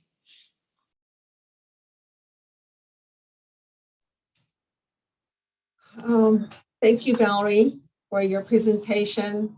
A lot of hard work, group of hardworking team. I just want to bring up the information, like your team is pretty much, there and helping you to establish any kind of duties and responsibilities that need to be carried out by your division, by your department. And your annual plan for FY22. I'm really glad that you're expanding statewide email initiatives, and a lot of this, and then also juvenile financial mitigation, and implementing the digital evidence repository systems, and upgrading the jury management systems at the state level. So I think that is good, because we need to start working with the state, local and state, all the way to the federal, through our reps and stuff like that. So I'm glad that you're making those initiatives to ensure that we're with the state initiatives that are going on. So again, as you know, we will try hard, to see what we can do, but I just want to say thank you for you and your staff coming forth. And it takes a lot of work to have a good working team. And sometimes it comes down to pay, and there's a lot of things that come into play at that time. Some people leave and some people stay, but we need to do retention. And I see that's one of your aspirations and your department's strengths. And so I really appreciate that. And then also, there's a lot of good things that you're looking at for your department. And so it's going to take everyone within the whole judicial system to be effectively working together to ensure that that we have the right tools, and that we have the right outcomes for our constituents out there, because they're the ones that pretty much voted us into these offices. So thank you so much, and with your with your whole team. That's all I have to say. Thank you. All right, thank you, Supervisor Bouquet. And Valerie, really appreciate the presentation, helping us understand the scope of what you do, although you're barely touching on it, as well as your challenges that you also have with this. We do need to move on. And so thank you for your presentation. Okay, and it looks like, I was just seeing visual cues out there. Looks like we're on track. Next up, we have our school superintendent of schools, or our superintendent of schools, and that would be Cheryl Mango Pageant. And we'll get Cheryl up with her team. And this is second presentation for Cheryl in the day. Supervisor Ryan, I just wanted to close by saying thank you to you all for hearing us today, and as always, making time for my department when I reach out to you and the county manager. That means a lot. And I would be remiss if I didn't take an opportunity to thank our presiding judge, the Honorable Dan Slayton, our presiding juvenile judge, the Honorable Ted Reed, and all of the other Superior Court judges, as well as our amazing court administrator, Sharon Yates, and her deputy, Shelley. Without them, we couldn't do what we do as well. So thank you again. It certainly is a team, isn't Yes. it there? Thank you, Val. Okay, and then I gotta queue up.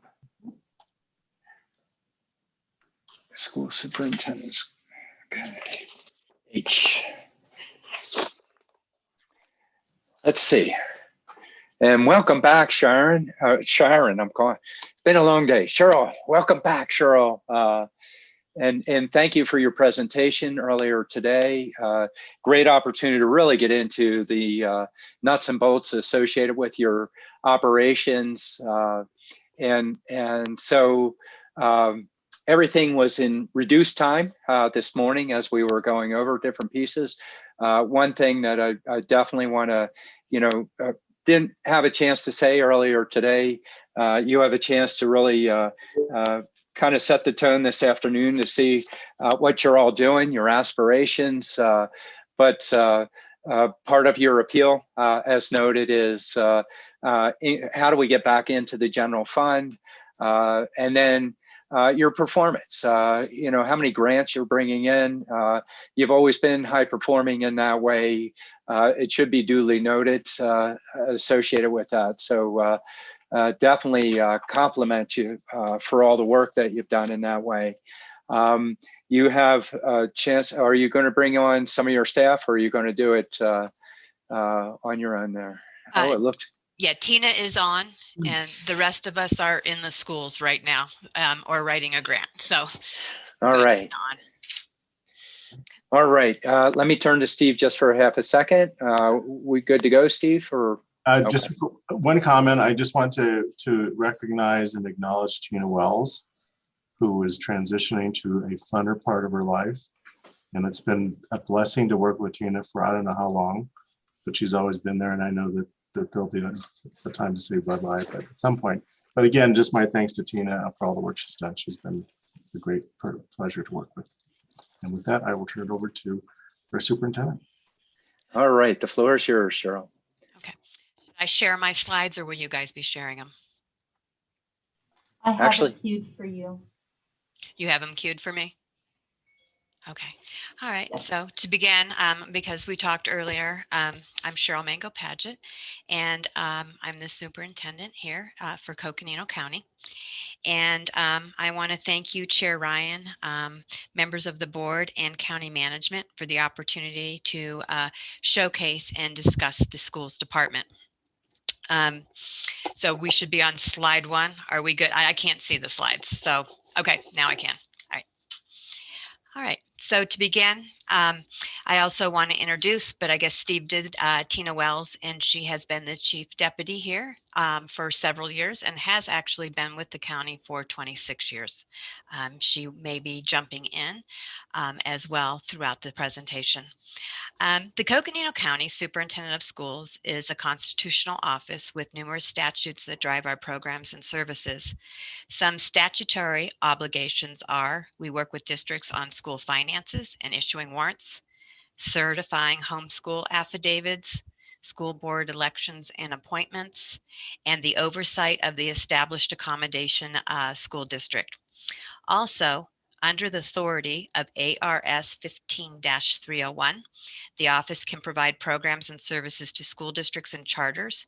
And under ARS 302B, the office is authorized to provide discretionary programs at the request of schools. And under ARS 15-365, the office may establish service programs available to any school or district requesting such programs. Under the previously stated statutes, the office currently provides numerous programs and through the Innovation and Development Division. This office works really hard to pursue educational opportunities in the innovation and development fields. It assists schools in the development and implementation of best practices and research-based reforms. And it provides a communication link between county schools, Arizona, and federal departments of education. Some of the services we provide under those 3 statutes are that we provide small school consortium for effective teaching and leading. We provide student learning and support, community development opportunities. We hosted Title III consortium, so our small schools have access to their ELL, English Language Learner Funds. We provide special education clinical services and have recently been asked to provide crisis intervention teams for our schools that do not have the capacity to provide those. And we have deployed that this year. We do grant writing, newsletters, advocacy, numerous professional development opportunities. And just recently, and prior to COVID and more so during COVID, we are working with schools on developing systems-aligned social emotional site-based programs. If you could go to the next slide, please. This past year, with only 3.5 FTEs in this area, with some temporary employees that do help us out, even though in-person learning did not occur, the office was able to provide county-wide the following professional development services virtually. A positive outcome of COVID-19 was that districts outside of Flagstaff capitalized on the CCESA's virtual professional development from the late spring, and the data here is up through the 1st of April.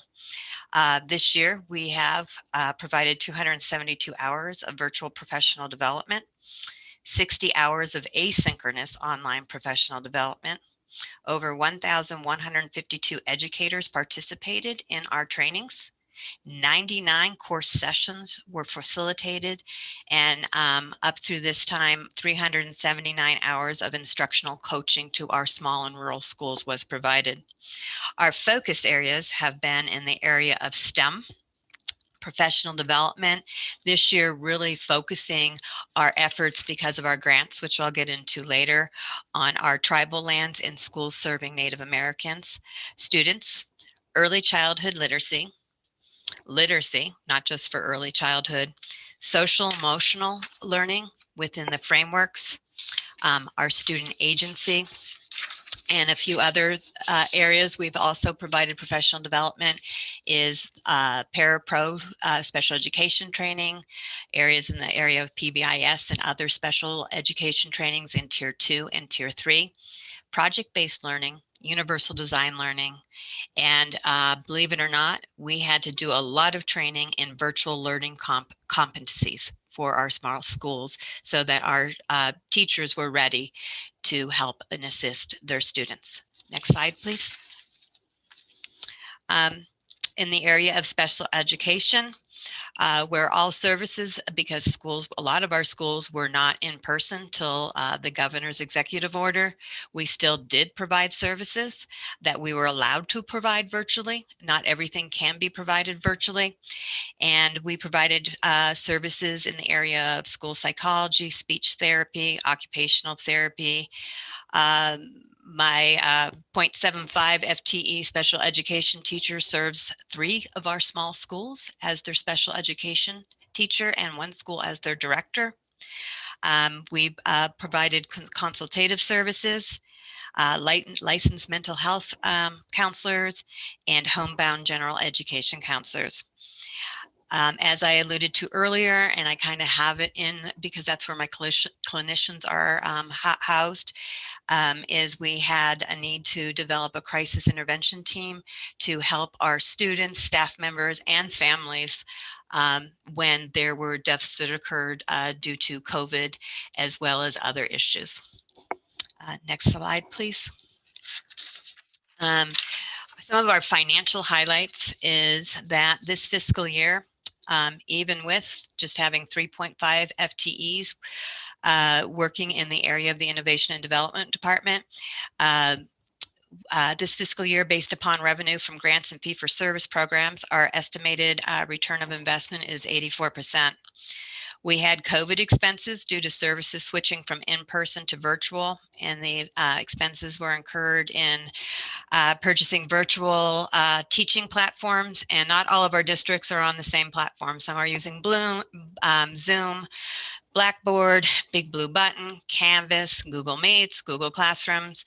So we had to switch and be adept in all of them, as well as be able to have access to those platforms. We had some increases in salary and benefits due to the extra time it took to first establish an evidence-informed e-learning principle. So we're just not shooting from the hip, but that we are grounded in, our work is grounded in e-learning principles that lay the foundation for all of our services, and also the increased time it took to retool classes and services to online, supplies, and lack of technology equipment, much like the schools.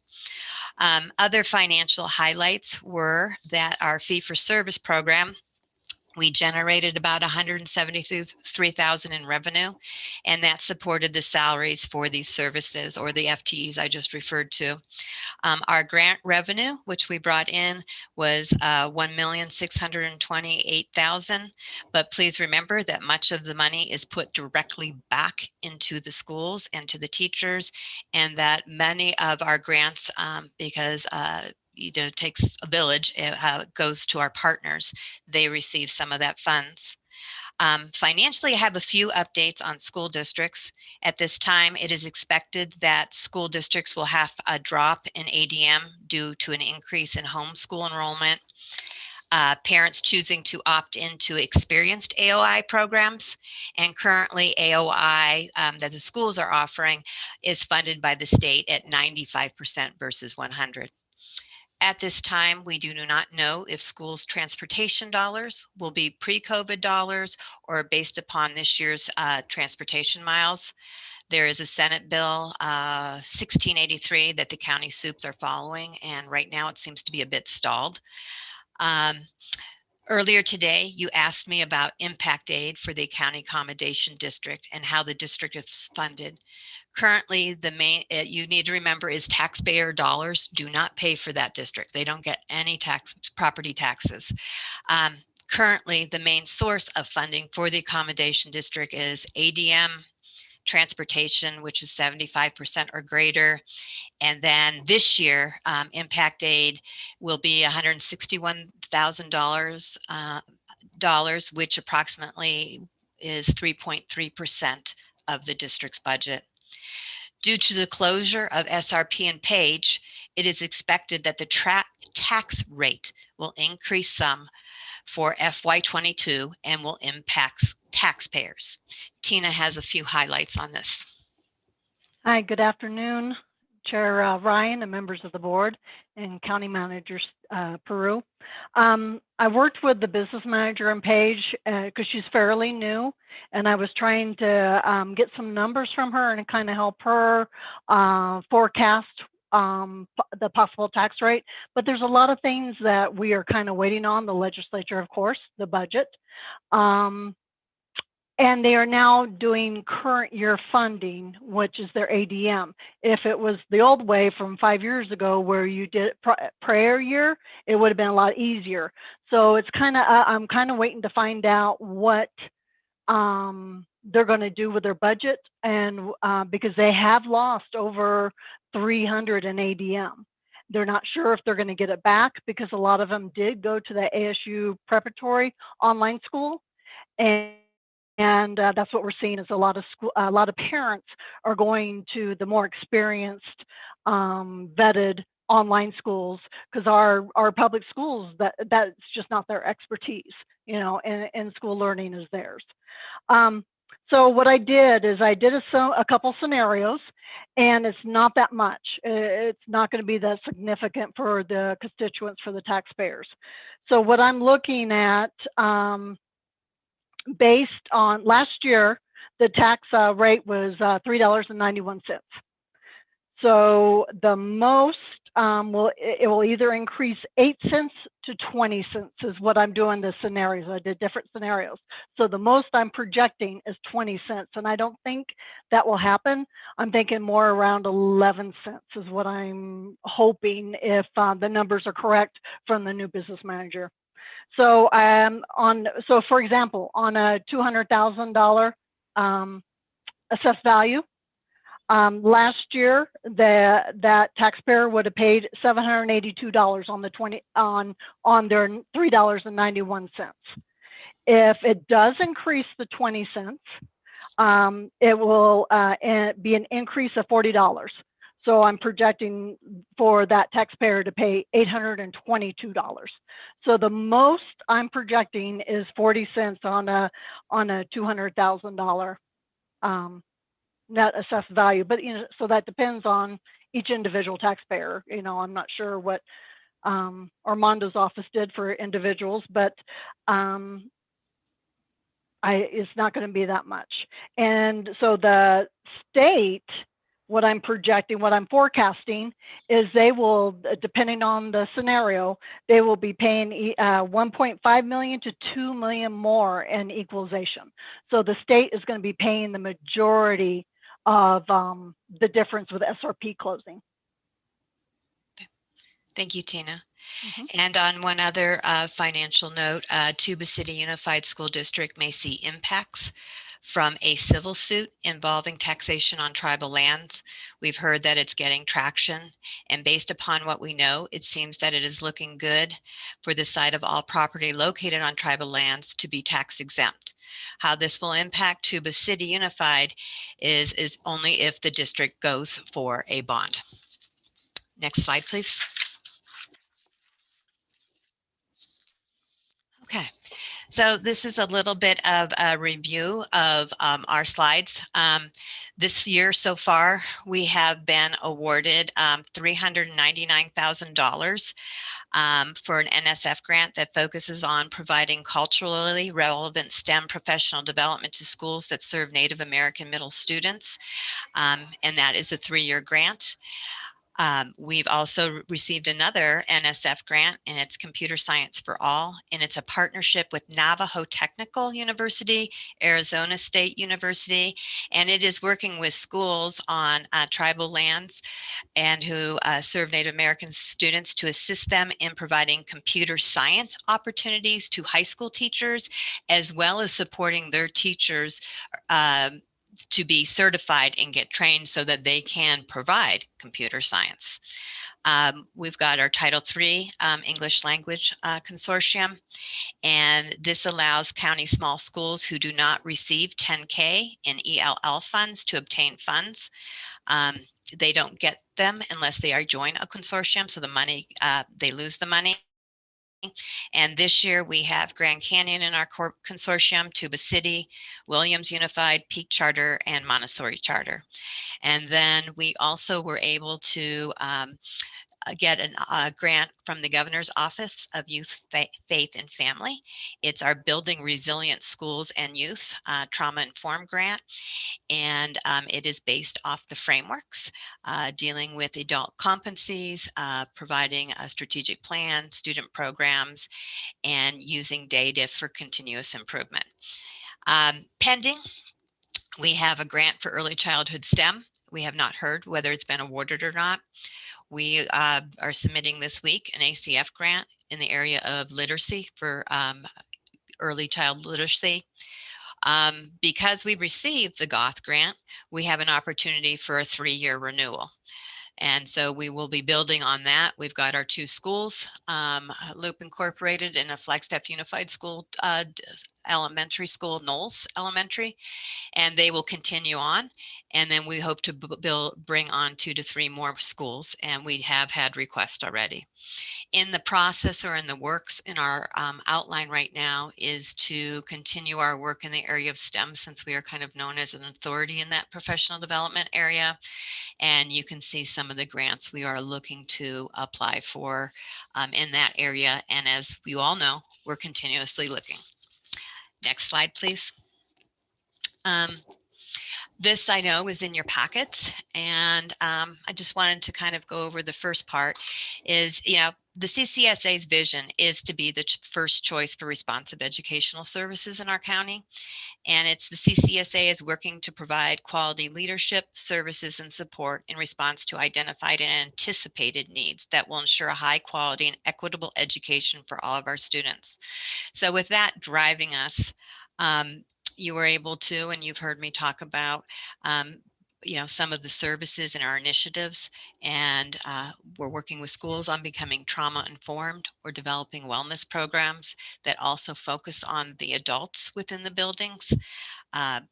There is a need because of our teacher retention, attrition issues that we develop a very serious teacher induction program as well as mentoring program that supports our schools.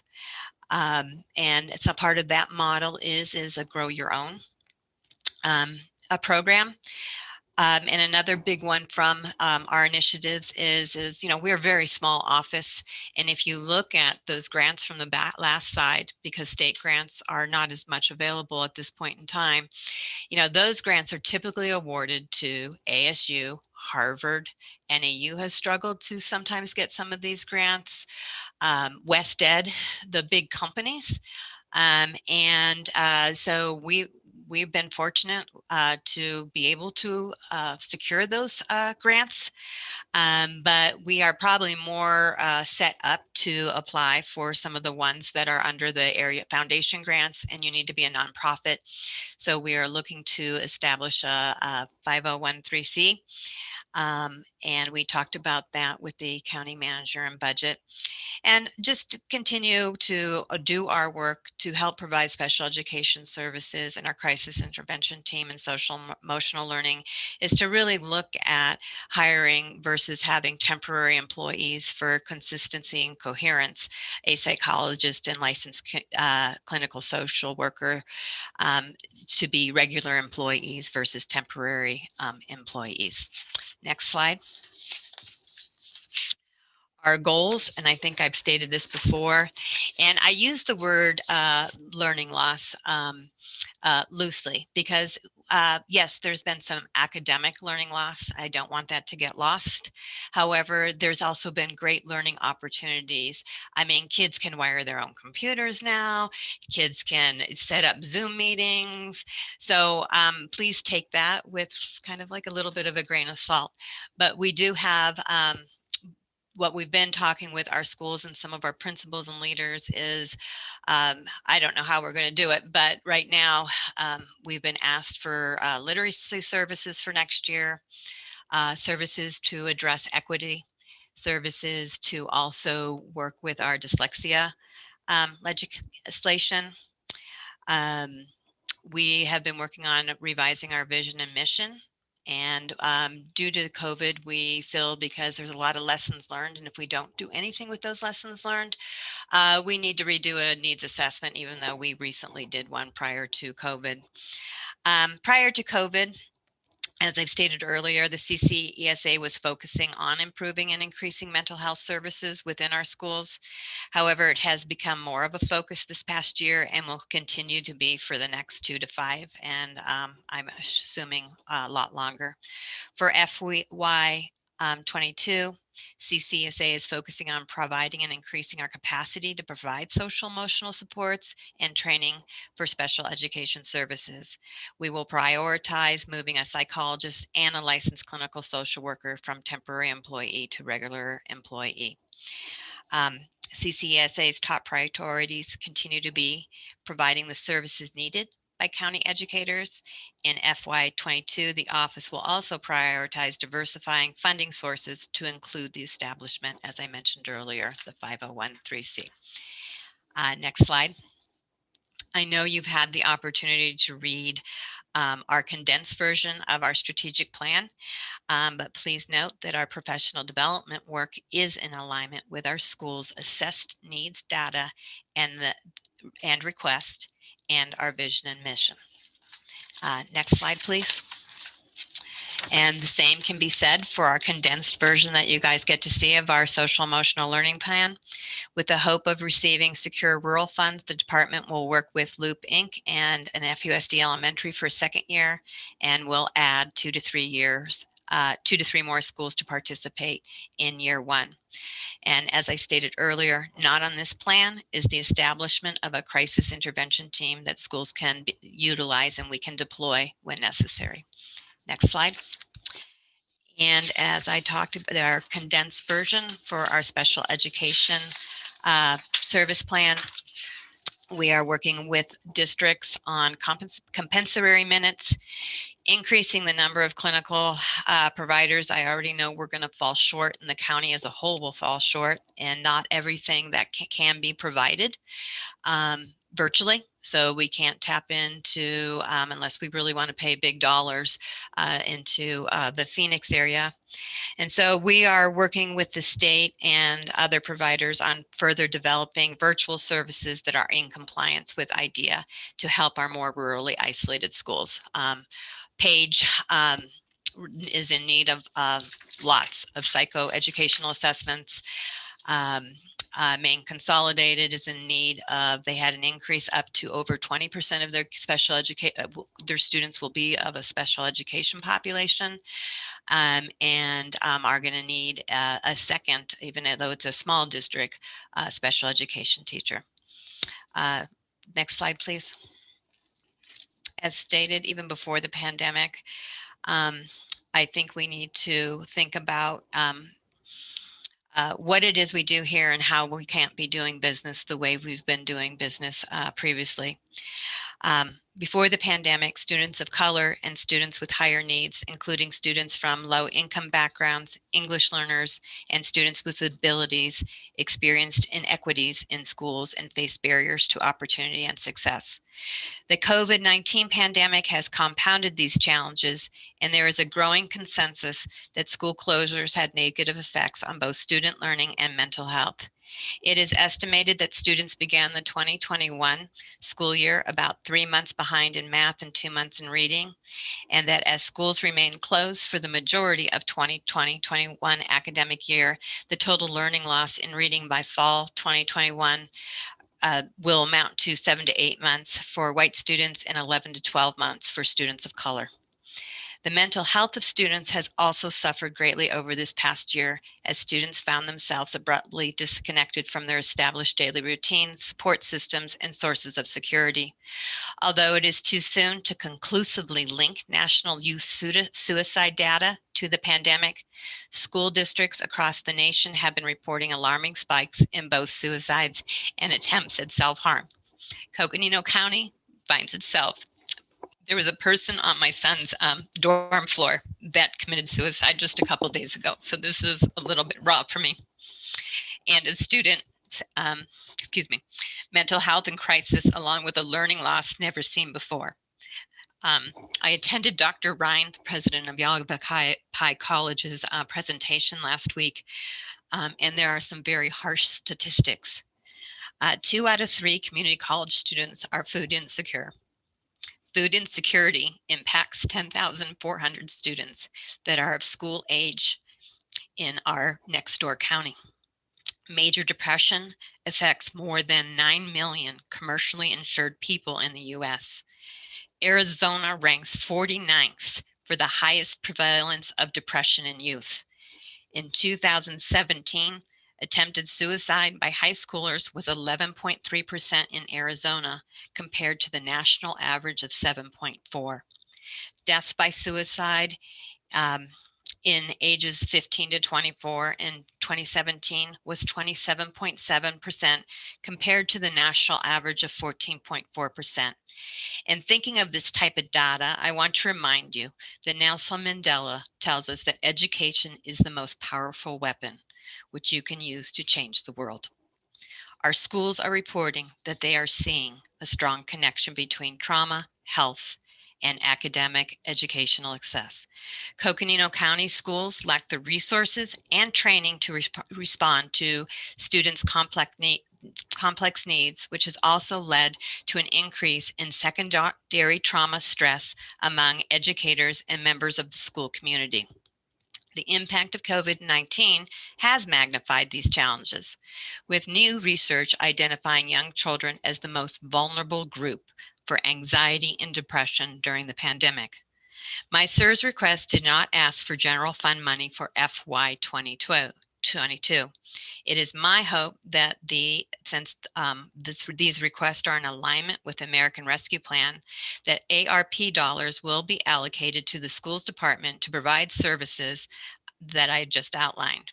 If you read the ARP, the needs of our county schools are in alignment with the plan. If county art plans are not allocated to our department, I hope it would be considered that the 25% allocated to roads would partially fund the SIRS requested. And moving forward, if the Secure Rural Schools Act is reauthorized, I really would like to begin discussions as soon as possible to discuss that the statutory side of the office be funded through the general budget and through a phase-on-in approach, so that those statutes 301, 302B, and 365 can at least receive, those services can at least receive partial funding. It'll ensure retention, higher quality services, and like I said, I only have 3.5 FTEs doing all this work, along with some temporary employees, and they all have other jobs. And so as we move forward, the unprecedented challenges facing K-12 school systems countywide are going to require a coordinated action from the county, our districts, our charters, state and federal leaders, and a sustained multi-year effort to transform and rebuild the county schools. And I know a lot of people are saying, well, all this money is being sent to the schools. Well, we have schools that are looking at possibly having to, throughout our state, lay off teachers because those ESSER funds and those funds are barely meeting their needs to cover their COVID expenses. So we cannot think that our schools are getting a bunch of money and should be good to go. Next slide, please. Legislative landscape. We talked a lot this morning about secure rural schools. But there is also Senate Bill 1683 that I talked about earlier that is in the legislature, and if this bill's passed, it'll stabilize transportation. There is House Bill 2022. It is stalled in Senate. To the best of my knowledge, it's still stalled.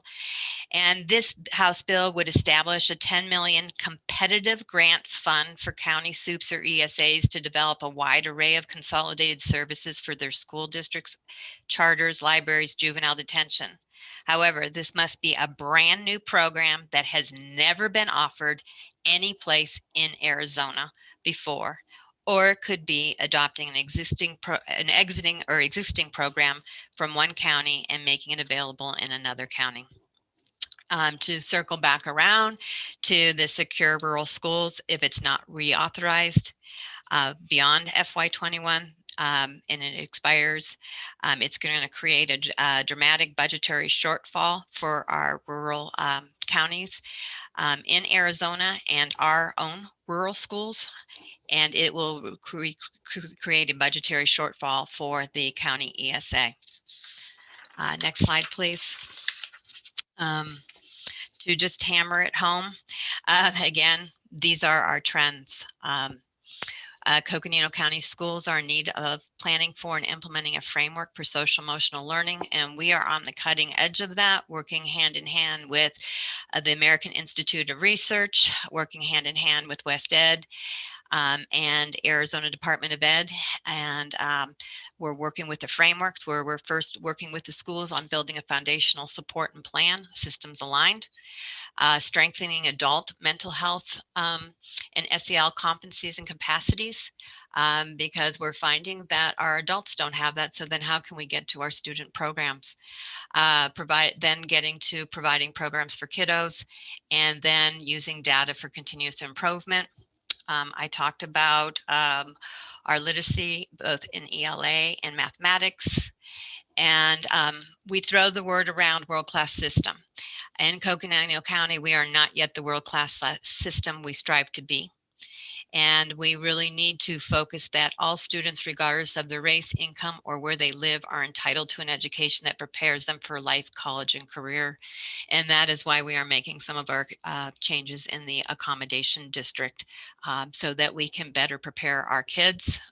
And then I talked about our special education services as required by IDEA, as well as our IDEA, and the social emotional. And just letting you know, funding for ESAs at state level have decreased.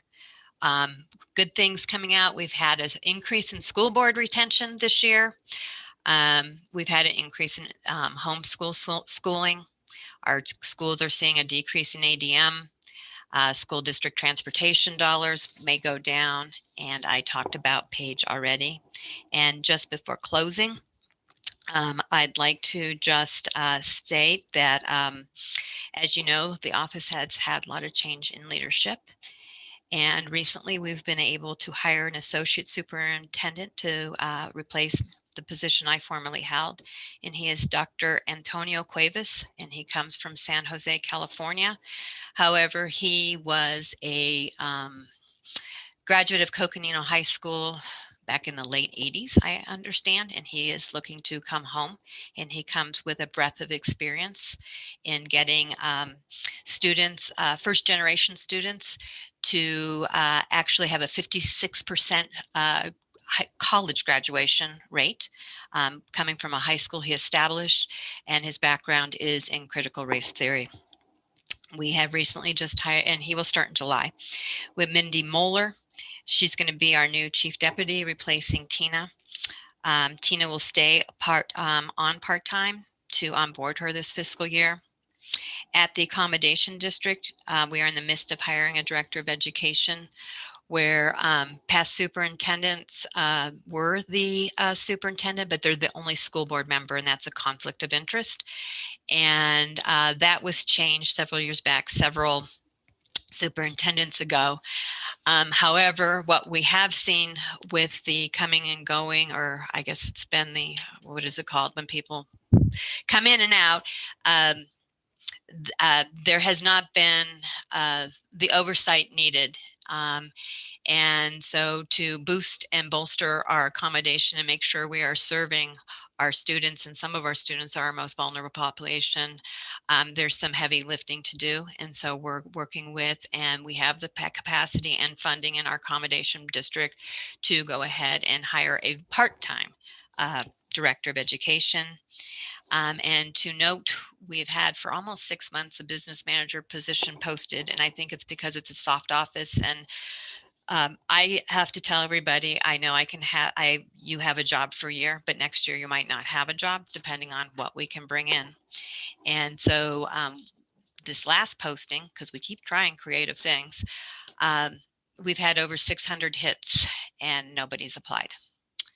And so with that, I want to also thank Tina, her 26 years, and she has done a lot for this agency. She has helped establish this agency, and through her creative thinking, we have been able to provide services under ARS 301, 302B, and 365.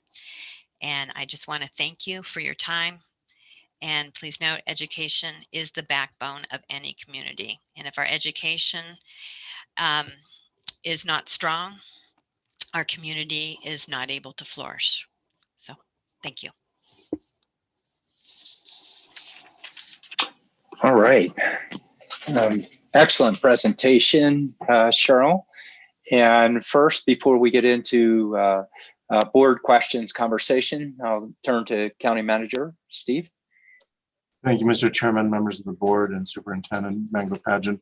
So as the superintendent outlined, the request that she has submitted will be put, of course, will be directed towards the ARP discussion as we start to accumulate those requests and start to confirm the framework that we're using. So again, we'll route the request in that direction as requested. Thank you. All right, thank you, Steve. And actually, I want to compliment you on not only the work that you've been doing, but your presentation, where the focus is associated with the areas of support associated with schools. And we kind of have a history going back and forth with different superintendents. We get teachers that hop in, they want to start a new school. And how do we distinguish the role of the school superintendent, the support services, and the needs out there? And what I want to say is this is an excellent presentation. You've had a lot that has come through in past years that has had these areas of focus, but even more so. Where are the needs? How do you address it? What can we do? Fine line, county government. We're not here to run school systems, and yet there is a need for accommodation school. I don't question that, particularly how our state funds schools. And then you also have the responsibility associated with the youth and our juvenile department, which is a whole other piece that you didn't even get into, but I know you're there. You're definitely working on that constantly. Fair question, just from a wise fiscal management perspective, no matter what, we've had the conversations, have said, if we lose SRS, we definitely need, we need to cover the school superintendent office. Wise fiscal management, I will hop over now on the discussion side of what we have. And I think you're making a fair appeal. There is an area that we need to incrementally start transitioning school superintendent into the general fund so that we don't have to absorb it all at once should we lose the SRS funding with it. Other pieces, look at the, you're pointing to our statistics. We're looking at social determinants as we go through our conversations. We went through a presentation by Stronger as One. You're citing some of our unfortunate statistics associated with suicide amongst our youth or throughout our communities, challenges that we have in a rural area. In the meantime, while we sit here and we go through our evaluation of, where do we place funds? Where, the courts, we have so many different needs. How do we get support programs? What do we do there? By the same token, the schools are on our front end of it. And so your focus on how to support them where you're not performing their role, but bringing in that support is a critical piece. So, I would suggest that we can't do it all at once right now to do a transition associated with it. There's a cause and effect, but I think you're making a fair appeal that we really focus on, these social determinants, the impact, what you're doing, the programs that you have with schools. And, I would hope we as the board, pause again, take a look at it, start to operationalize more so than we have in the past. Part of it is that gradual transition of funding, but other opportunities that you're focused on. We've got to get there with the board. We're balancing it with many other programs, but I think you've done an excellent job of, really professionally coming in and focusing your presentation on areas of need and what we need to also focus in on and help to fund with this. That's my piece on it, but I want to roll through with the different board members, see where discussion goes. No matter what board pieces continue next week on, okay, we hear everybody what the needs are. Now, how do we balance it all out with what, and you just heard our discussions. We're also dealing with compensation versus FTEs throughout the organization. So I'll start off with Supervisor Horstman, and we'll just go through numerically each board member as we've been rotating through. Patrice?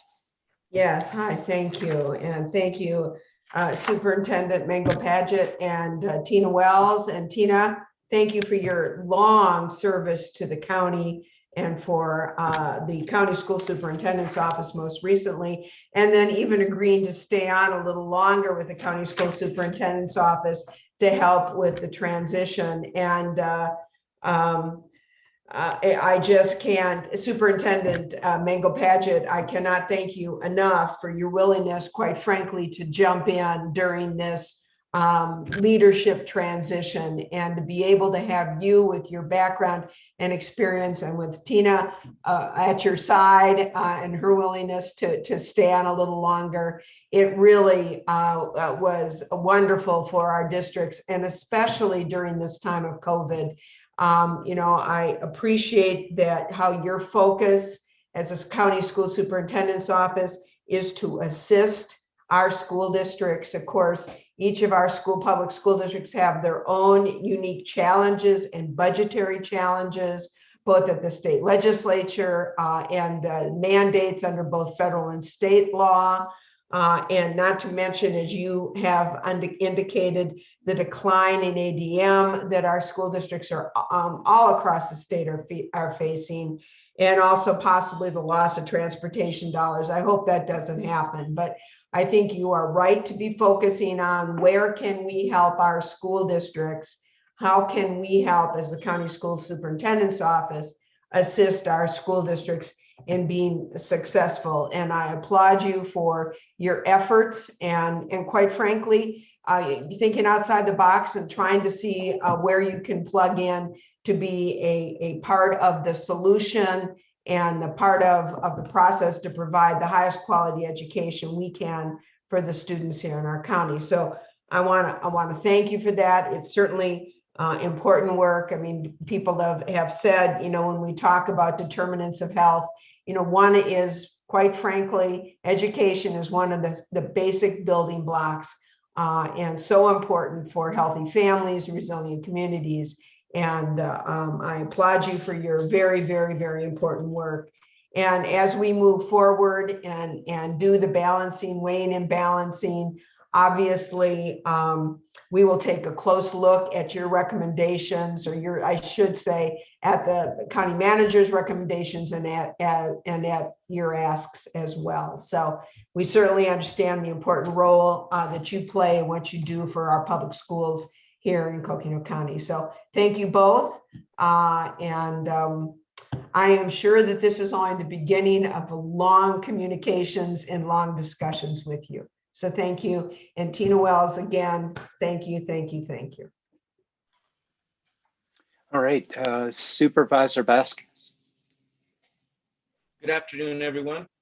First off, I just want to say thank you for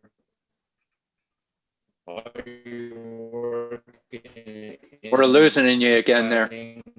Quality education for our rural communities. Supervisor Vasquez, How about now? whatever Can you you hear me? Yep, we got it. That's it. Hello? Yeah, I apologize. Okay. All right, so I was just saying, I really appreciate all you're doing to provide quality education for our rural areas. Having come from an education background, I can truly appreciate the efforts that it took for you to get your staff and the school districts in the county up to speed on online learning. It was definitely a hard process. It definitely took a lot of support and efforts. I do believe I might have even taken one of your classes out there back last year when it was first going in that direction on online learning. So I really appreciate all those efforts. And I know with the rural areas, it's very difficult with the issues the broadband and whatnot. But I appreciate those efforts and appreciate your leadership as a team, getting out there and really putting out quality education for our kids in those rural areas. And so I just want to say thank you. And no questions. All right, Supervisor Begay. Okay, I'm on. Hi, Tina, and hi, Cheryl. Great presentation. There's a lot here that you presented to us, and I'm thinking that these terms that you were using is within the school district. You know, a lot of it applies to the school district operations. And I really looked at like your top priorities for enhancing resources, you know, in your as you outlined. One of the ones is that I'm focusing on providing increasing capacity to provide social emotional support in the school system and training within our special ed services, ESL, special education services. It's really important because a lot of time it's really hard to retain psychiatrists and others that, you know, we have to rely on in the area of special even directors. You know, it's hard to retain them, and for some reason, you know, we just need to even psychologists. You know, I think we just really need to do something in that area as retaining those. And I know that you're coming out and talking about doing a lot, you know, and looking at program operations, you know, and how you would like to do things. The other area is prioritizing diversifying funding sources to include the 501c, which is a nonprofit organization, nonprofit status. I think that, you know, we have to look out all over for anything that's going to come up that's going to help us, you know, with funds, you know, to ensure that we provide the services that are needed, you know, within our school system. And then, of course, conducting your school needs assessments. You know, what are the needs and where and why and how much is it going to cost? I mean, it's a whole shebang of pretty much trying to get your information together, collecting data and stuff like that. But in the long run, you know, I think you know, it's going to work for you. And then expanding early childhood literacy services. I think that's very important because I say that because my father always said, you know, if you can discipline your kids, you better do it from when they're small, not till they're like 18 years old.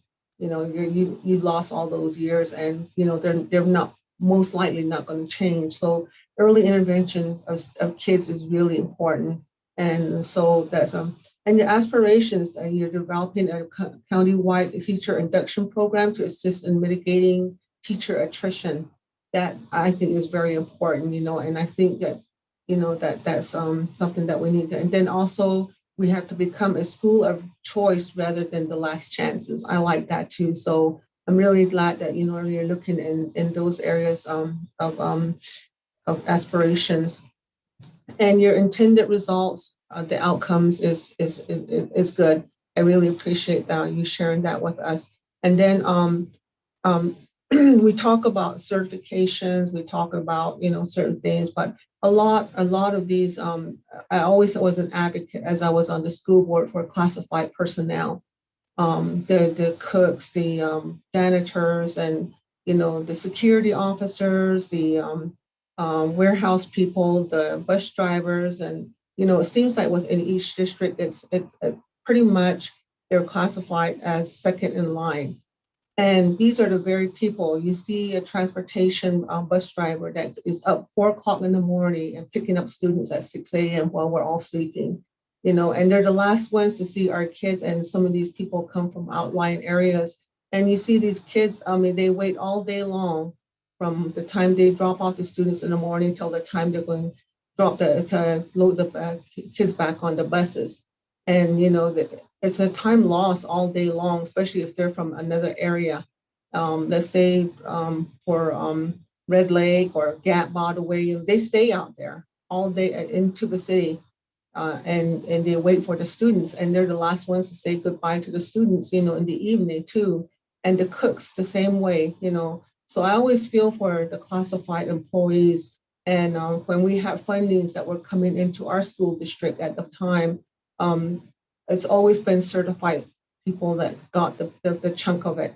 And then the classified people got, whatever they can get.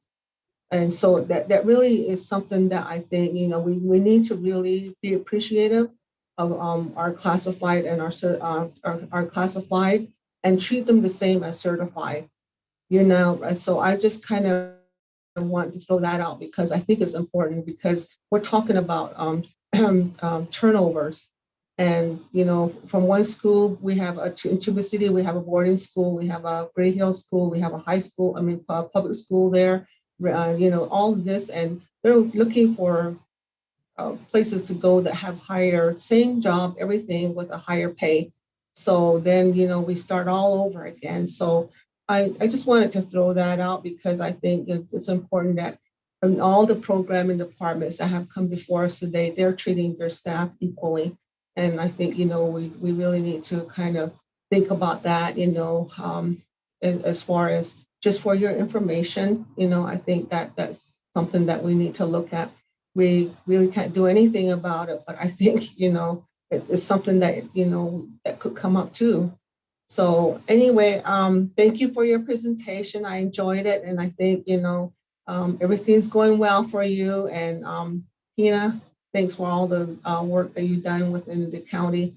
And so greatly appreciate it. And I've known you for a long time as a board member and also an employee of the school district there. At one point in time, I was a board secretary for years too. So, but anyway, it's nice to see you and nice to know that, you're helping, at this level and within this department, for the sake of our kids, everyone. So thank you very much. And Cheryl, thank you for, let your staff know that we're thankful that, you're doing all the work out there and that, it's greatly appreciated. All right. Supervisor and Vice Chair Fowler, Lena. Thank you. Thank you. And it is very challenge. We are in a state of challenging times, and we've been hearing about we've been really working on the mental health or just having discussions. And, it's really is emotional and very difficult to find resources and also to really see how to address mental health within children, and that means within the family as well. So I'm just wondering with the network of community nonprofits to see if there may be a way to partner with them, because we're so limited here. So that's one of the things that I would suggest, and maybe you're already working on that, but I think that would be a way, one way of approaching the situation in, I know there are not all nonprofits reach to all of the corners of the county. So that's a big challenge. And then, I'm wondering what is the role when it comes to exactly what you're, the mental health counseling and what is the school, what are their abilities, that right there, and where do we come in? What do we fund? So that's just a thought that's there. I'm sure you see every one of the schools, what their responsibilities are and capabilities and the resources that are within the schools. And then what's our layer? Where do we come in? or where does your office come in, and where does the board fund provide the funding for a service that is needed there? So the other is that, the networking and the partnership for services that may be needed out there. That may be another way of addressing that. Here's another case where it's very much like the fees that we are now losing, but SRS, we've been addressing that, or trying to address it by advocating every year. And now it's making it sound like this year may be the year that we have to absorb that. However, we may have an administration that may be able to help us and with our advocacy to be able to get that, make sure those funding does come through. So those are the only thoughts I have with our very limited time. There are others, but those are the ones that I think during this budget season, we're just addressing budgets right now. So thank you so much. Yeah, and just on the partnerships, we're partnered with NARBA, the Guidance Center, and so some of the work that they do, they're doing at no cost, and some of our grants are paying for some of their work. And we've partnered to reduce the cost, and because we have a lack of clinicians especially service our rural areas, just had one IGA and another one's coming to use the NAU psychology interns, and so our people would then supervise them because we don't have enough to go in to do the psychoeducational assessments. And we're doing the same approach with NAU for licensed clinical social workers. So the psychologist, our lead psychologist here that I alluded to, that are now temporary employees, will be their supervisors, and they will be ultimately responsible, but it's getting more people in the field. So we have worked really hard on that area to have partnerships in that area.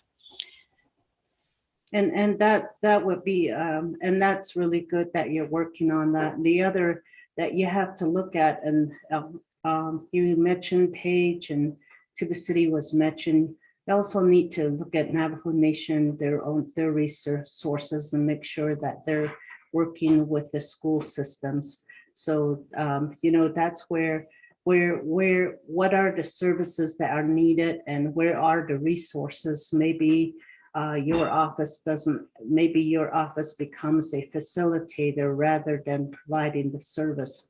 So, it's just a new way of looking. I know that the Tuba City Regional Healthcare Corporation also provides virtual counseling to some of the students in the school systems, and even parents. So that's the other resource that may be there. So I think they're looking at the resources. That might be a way. Outside of that, we need to look at the SRS. We know that the board has always said we're going to have to absorb that cost. And every department that's coming in is coming in with huge requests, and we just have to see how things are going to work out. Thank you. And just so you know, we're in very initial conversations. President Nez has a task force on their social emotional learning, and I've been working with and had 2 conversations with Dolores and Dr. Kelvin White as to how we can better work together. But those conversations are in their infancy. That's really good. That's the Navajo Nation Education Department. Yes. All right, thanks. And then one last thing, I know we're out of time, but part of what we're working on with our juvie and jail system is we have some things we do need to change. And so that is part of what I'm working on, and hopefully with our new part-time director of education. So I just didn't want you to think I completely forgot them. Thank you. No, we know you only have so much time on your presentation also on that. Thank you, Cheryl. Let's see. Let me check in with our county manager at this point. Mr. Okay. Chairman, we're good. Thank you very much with the presentation, Cheryl. Thanks so much. Thank you. And with regard to the rest of the day, we're going to, we can call it for the day. I know that a couple of board members need to do some traveling. So tomorrow then we would be convening at 8 a.m.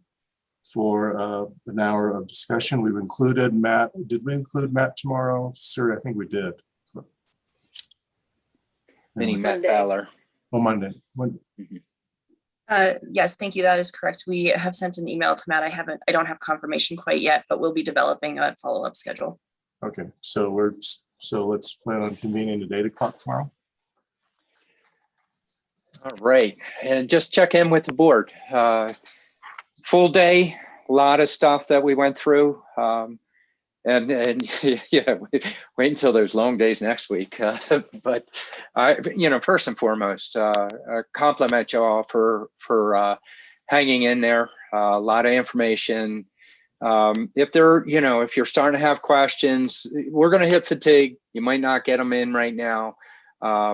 Let's use our times before and after the day. See what we can shape up for. Some of the questions of where we need to go with Steve and Siri and guys next week on it. Any follow-up comments or questions that we have? Not. It would be good to see the ongoing list that we're creating. I don't know, Siri, maybe you're just providing that at the end of the, after maybe the end of the week. I don't know what day we are. You mean with regard to the requests and the status of the requests? We've got an increment list we can provide. I guess the kind of the daily tally of what discussions, what's happening. Is that what you're asking, Lena? Yeah. Maybe. Please, Supervisor Fowler, I could either share that now, or if you wouldn't mind, I think we have a wrap-up discussion to kind of make sure we have all the items on there. I know there were a few added today, so if you don't mind, we'd like to present that tomorrow morning. Oh, it's fine. I'm just mentioning it. That's all. Thank you.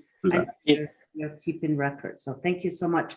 Thanks, everyone. Have a great evening. Bye. Well, take care. Be well, everyone. All right. I'll go ahead and adjourn it, and everybody safe travels. We should let you adjourn it before we leave. Sorry about that, Chair. That's good. I love it. All right, see you. Take care. See you tomorrow. Bye. Bye.